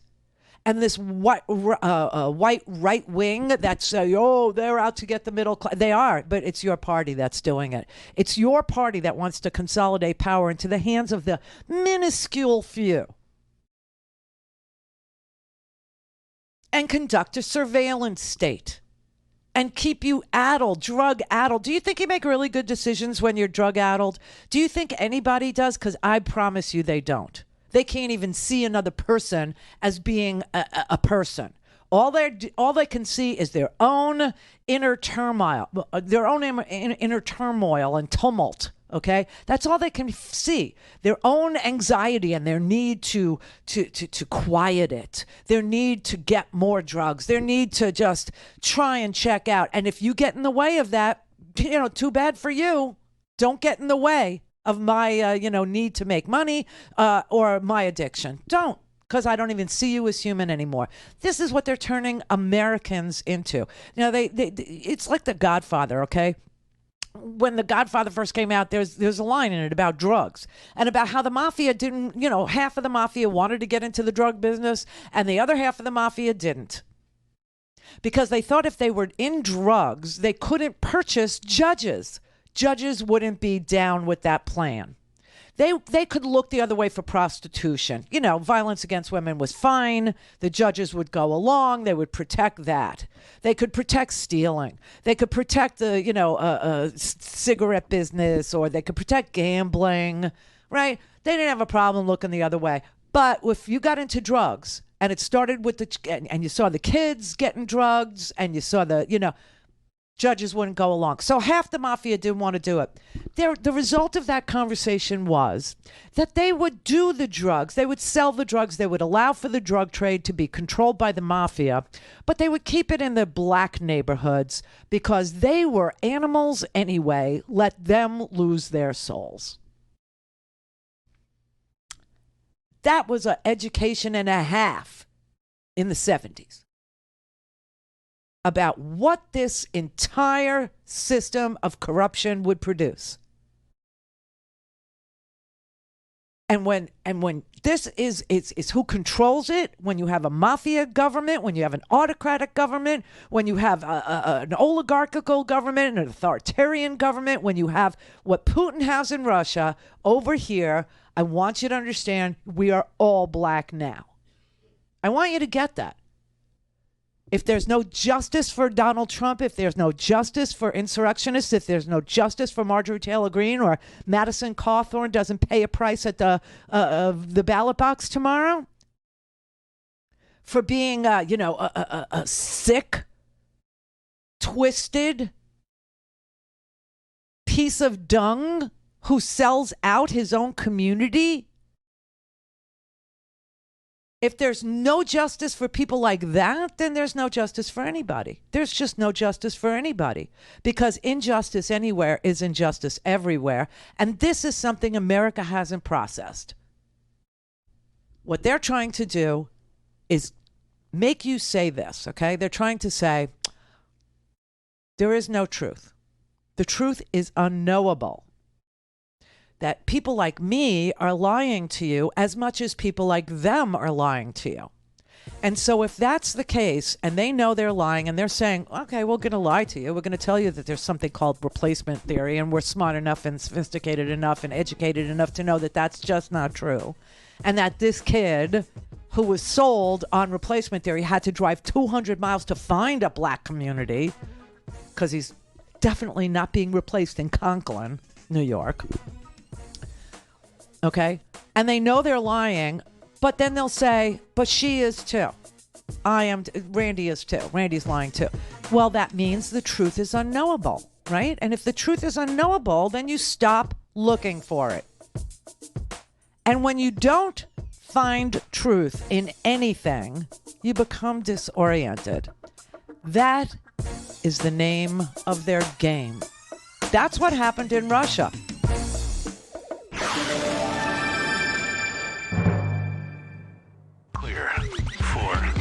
The Randi Rhodes Air Force. Air Force. RandiRhodes.com. This is Stephanie Miller, and here's what you missed. You quoted Tucker Carlson, and he said, we hesitate to even bring you these pictures because they're so awful. They're so disgusting. This would be the peaceful protests outside with the wine and cheese outside Kavanaugh's house. You said, yes, look at that disgusting mob standing there in a relatively small group, not damaging property, not engaging in violence, not beating cops to death, not attempting to hang the vice president, not attempting to overthrow Congress. I don't know what your point is, Bob, but it's well taken. Yeah. Unbelievable. Yeah, that was funny. Tucker Carlson going to this clip of the protesters peacefully standing on a public street. With on a candles. Public street, right? And he's talking about it as if he's going to go to a crime scene. All right, you might want to get your children to turn away because this is going to be ugly. There's blood, there's intestines. You don't want anyone to see this. So be aware. We're just warning you before we roll this clip.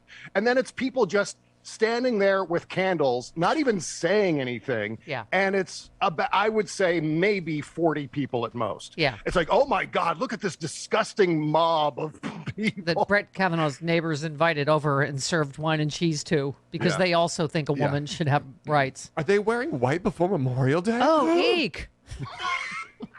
Cecily would never. Oh my God. Yeah, seriously, Susan Collins is more concerned about chalk in the front of her house than the women losing their rights. I mean, it's insane. She called the cops because there's chalk. Okay, go ahead. Steve Marmel posted a great meme where it said, marked safe from street chalk. Yes. The Facebook. Yes. Yes. Yeah. It's staggering. Susan Collins terrified of someone writing in chalk on the sidewalk in front of her house. Yes. Like, what is the reaction when you walk out of your house and you see that? Oh my God, there were some 5-year-olds here.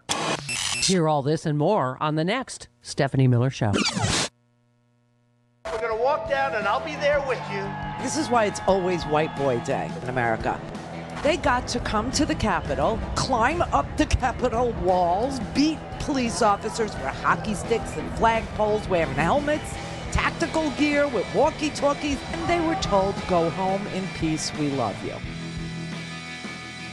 Go home. We love you. You could read about the 1918 pandemic, but now you can live through it. Hey, you could read about Jim Crow laws, but now we're going to see them. It is 160 years since the 13th, 14th, and 15th Amendments abolished slavery, and Jim Crow still seems to be with us. You can read about police killing black men and lynching them, but now you can watch them on the girl from Safeway's cell phone. You want more progressive talk? You want the real facts? Listen to Randi Rhodes, 3 p.m. Eastern to 5 p.m. weekdays, and buy a stinking podcast and listen anywhere, anytime. Go to the on-demand section of progressivevoices.com or the PV app and look for A Turning Point. For Progressive Voices, I'm John Sinton, and this is A Turning Point. Today, what have they wrought? I guess there's really no such thing as settled law. The gloves are off, and the pretenses of civility, decency, and democracy itself now are all at stake thanks to a leaked Supreme Court draft decision ending federal legalization of abortion.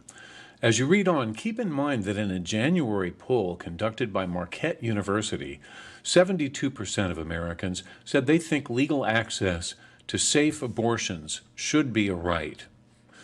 This may be the final act in the politicization of the Supreme Court, a body of unelected officials who no longer bother with the pretense that they are nonpartisan. The biggest skirmishes in the culture. Don't give up.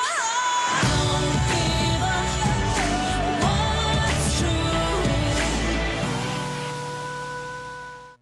Call in, connect. To speak to Randi, call 561-270-3844. 561-270-3844. Just days left before the gubernatorial primary in the battleground of Pennsylvania. We arrive at Republican State Senator Doug Mastriano's campaign rally. Open to the public, the campaign had said CNN could come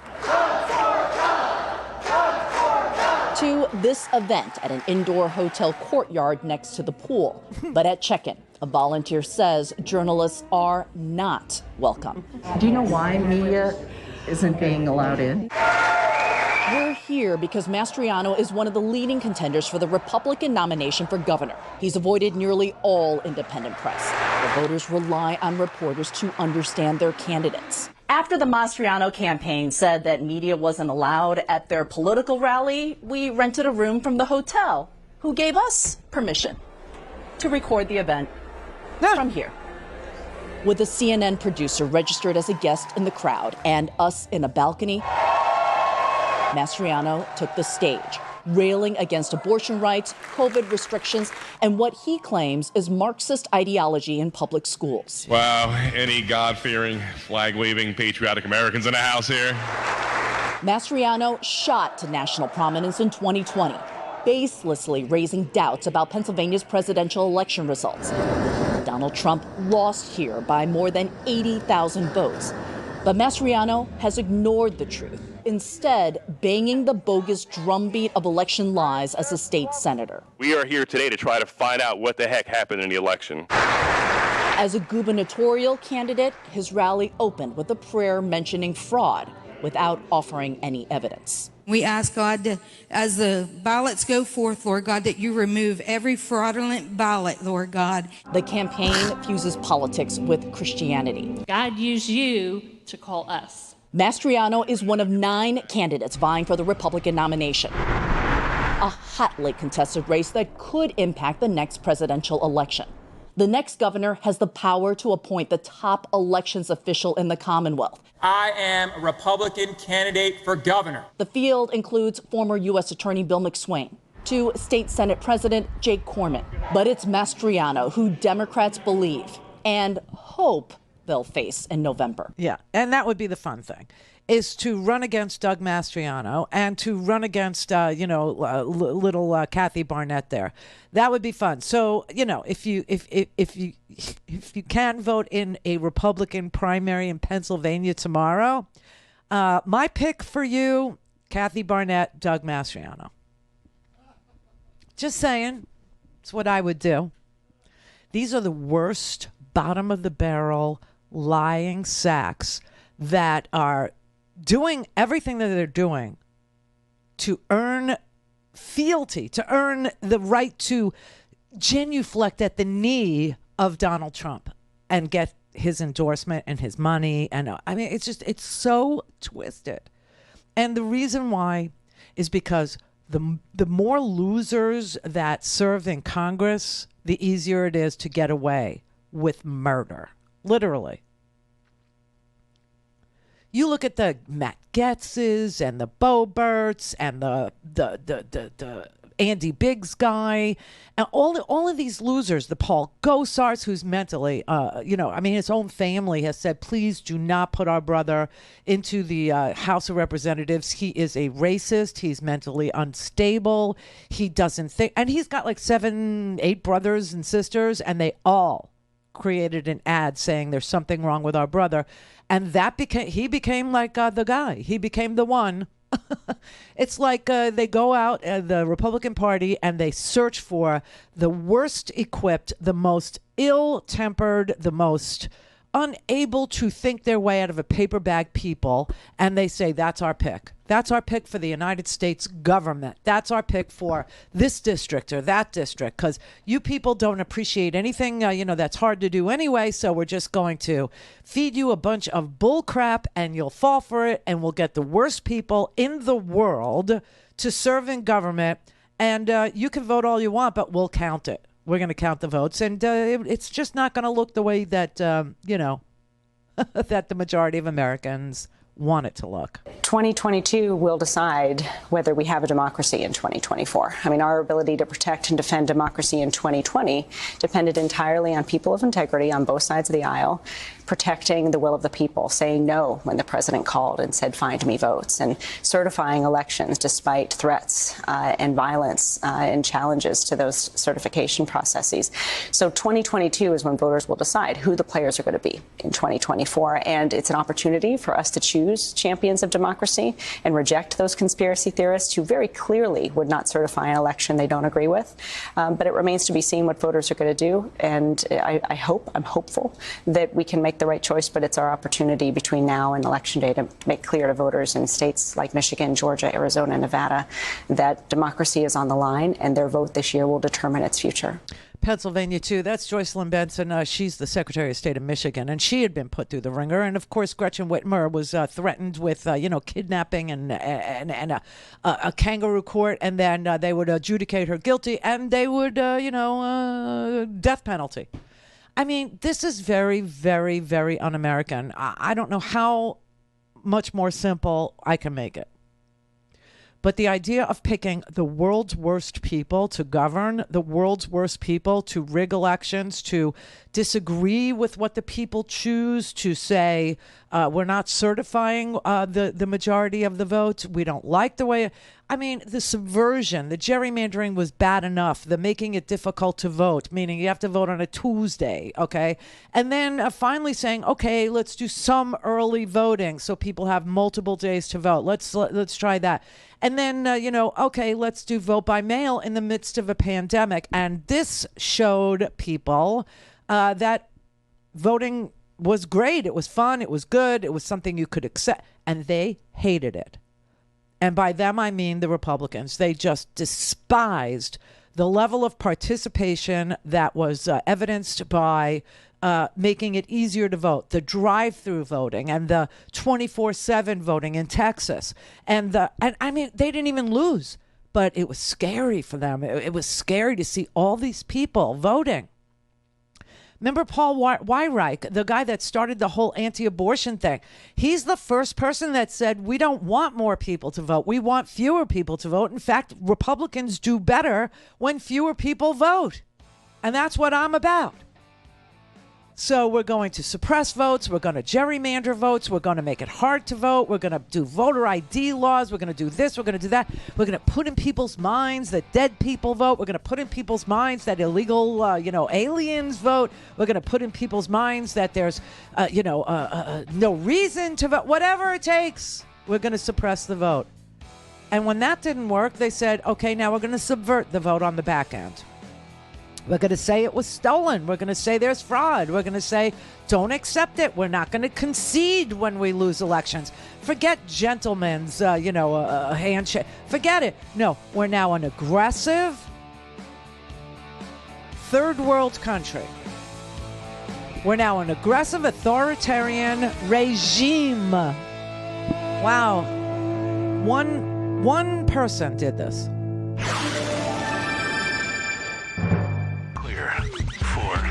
The Randi Rhodes Air Force. Air Force. RandiRhodes.com. Shame on you! Shame on you! The freedom to learn, the freedom to explore, the freedom to challenge yourself and your beliefs. As authoritarian radicals tear books off the shelves in schools and local libraries, those freedoms are under attack right now across America. There's a right answer and there's a wrong answer, and we want kids to learn to think so they get the right answer. School children told they can't read about Martin Luther King, about slavery, about the Holocaust. 2 members want the banned books burned. They aren't the first to pull books off shelves and shovel them onto fires. Oppressive nations like China, Saudi Arabia, Russia, and North Korea decide what you can read. This is where it starts, every time. It's up to us how it ends.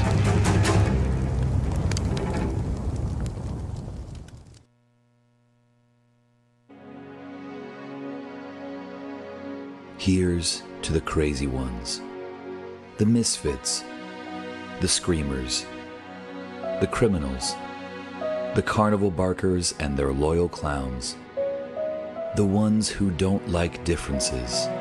They hate the rules and they have no respect for you. You can't reason with them or disagree with them. They glorify villains and vilify heroes. About the only thing you shouldn't do is ignore them, because they have a plan to push America backwards.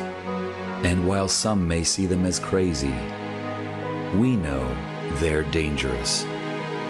Because if we don't fight, the people who are crazy enough to think they can stop progress will.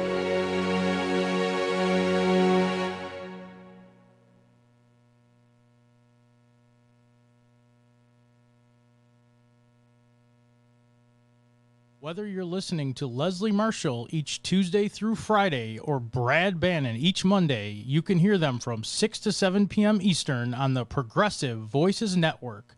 Here's a sample of what you'll hear. John Sinton. John is Executive Director and CEO of Let Majority Rule. Let Majority Rule is a nonpartisan organization. They're dedicated to ensuring that America hears the voice of the majority of voters. So let's break down the problem, right? Our ability to vote, our ability to have our votes counted and our voices heard, each vote counted, each voice heard. We touched upon the legislative filibuster, and I know we're going to get to gerrymandering. What do you want to do first? Do you want to talk gerrymandering? You want to do a little electoral college chat first? Go for it. Yeah. Well, let's talk gerrymandering for a moment, because, what was a problem beginning in the early part of last century, when a legislator from upstate New York, whose name was Jerry, decided you could reshape congressional districts to exclude and include as you so chose to get some control of your legislature. And the first one looked like a salamander, which is how you put Jerry and salamander together and got gerrymandering. And it was a problem, but it wasn't a huge problem until the last 10 years when very sophisticated computer software came along and it ran on very fast computers. And suddenly you were able to take districts and reshape them, not down to the zip code, not even down to the street, but down to the house address. And this way, you could pack districts the way you wanted them, and you could cut them up the way you wanted them, and you could make sure that in a state like North Carolina, which is everyone's problem child, that even though the majority of the voters in the state would in this instance would want to vote for Democrats, their 10 congressional seats, I think is the number, it might be 12. Anyway, those seats, they packed all of the Democratic voters into 2 districts. And when asked, I think the Speaker of the House in North Carolina, when they asked him, how come there are only 2 Democratic districts in a state that votes majority Democratic? And he said, well, because we just couldn't figure out a way to pack them all into one. Again, that's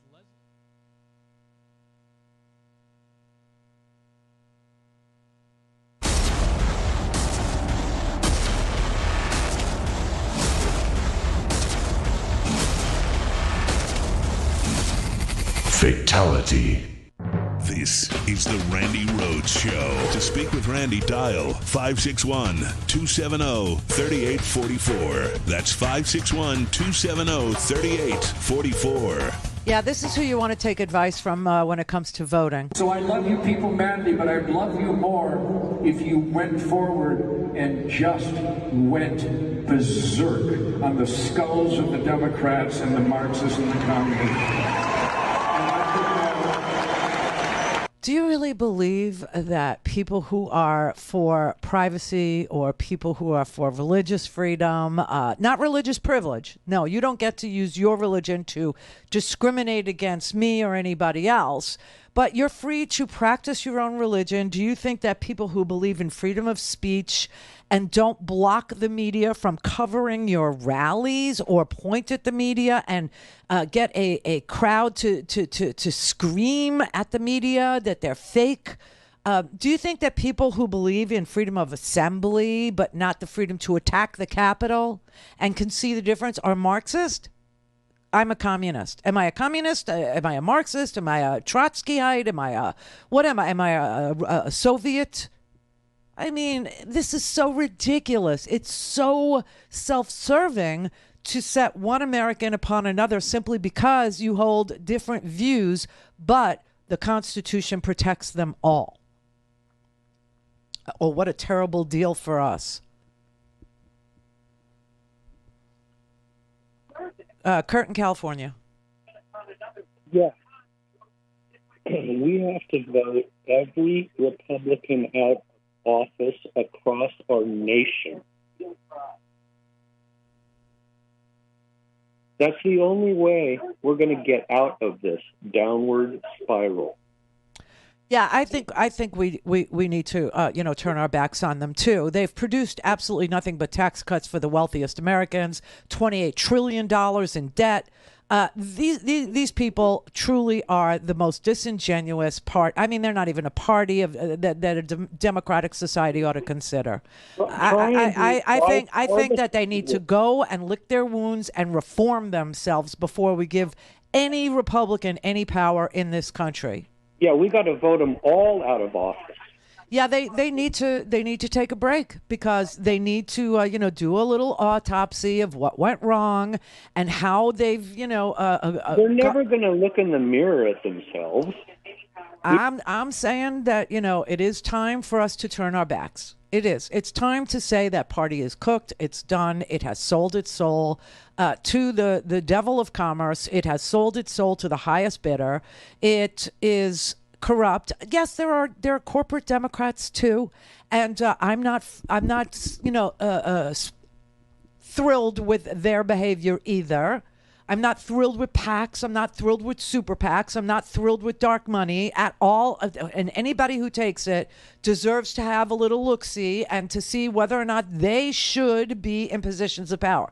But that party, that particular party, has become such a virulent pathogen to democracy itself, in that it really will not certify elections that it doesn't like. The opinion of the party matters more than the voters. This is really observable. This is really, documentable. It's really happened. And yes, America ought to turn its back on a party that practices this kind of racism, this kind of lying, this kind of voter suppression, voter subversion, takes away the privacy of half the population with a stroke of a pen by five people that stole at least one Supreme Court seat by holding open a Supreme Court seat for a year, simply by refusing to have hearings, refusing to confirm somebody of the other party's choice, who turned out to be one of the most milquetoasty moderate guys. Now, you know Merrick Garland. He's not an abstraction. He's a knowable human. You can see that he is extremely mealy-mouthed. You can see that he's extremely quiet, that he's extremely not political, that he just follows the letter of the law, and when he thinks he has a case, he brings it, and when he doesn't, he waits and builds it if he can, right? And Mitch McConnell and the Republican Party was so corrupt and so interested in serving their own need for increased donations and commerce, more than they were with democracy and free expression, with democracy and privacy, with democracy and freedom of assembly or freedom of religion, much more so with the money than any of the constitutionally protected rights that we think we have, not interested in solving any of our problems at all, no matter what your issue is. He was not interested in solving it, whether it was climate change or poverty, just not interested. Only interested in their own self-preservation and power so that they could abuse it. That party needs to be shunned, shamed, and rejected. And now's the time to do it because, hey, we got primaries tomorrow. We got primaries in Idaho, which I don't have high hopes for. But we have primaries in Pennsylvania. We have primaries in North Carolina. You can send a nice, loud message and still vote for a Republican in North Carolina, but reject the likes of Madison Cawthorn.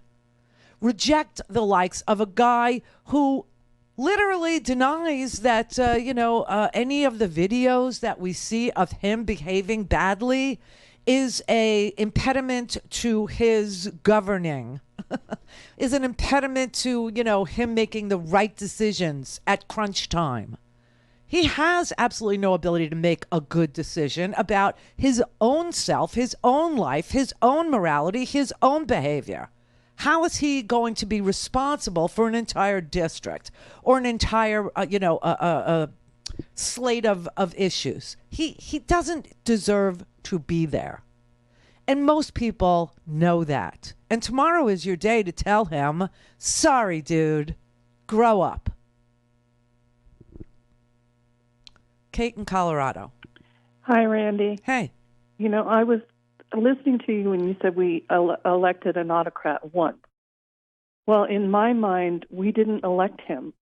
Hillary Clinton had 7 million more votes than him. And the only time Republicans have won the popular vote is like H.W. Bush and George W. Bush, two times, in 92 and 2004. Right. And it just galls me that we elect a president with this electoral college, but every other office is elected with the popular vote. And yeah, it is a bad system. There's no question. It's a terrible system. Also, the Senate is a terrible system because, look, when you look at Wyoming and their population, okay, right. Nice, beautiful place, but that Wyoming gets 2 senators, and then California, that is 40 some odd million people, they also get 2 senators. That's equal representation. You know, it needs to be one man, one vote. And it needs to be agree. Right. And I don't know why or how in the hell we got to this point where when we started adding these very, very sparsely populated states, we agreed that they would get the same representation as places with 12 times, 15 times, 10 times, 100 times the population. It's undue influence, and that's how we end up with minority rule in a democracy. That's how it happens. Yeah. Do you remember when Trump was so upset about losing the popular vote, and he sent Chris Kobach, I think he was the representative or governor of Kansas, to investigate it, to prove that he did win the popular vote, and he couldn't prove it. Right. Nobody can, because he didn't.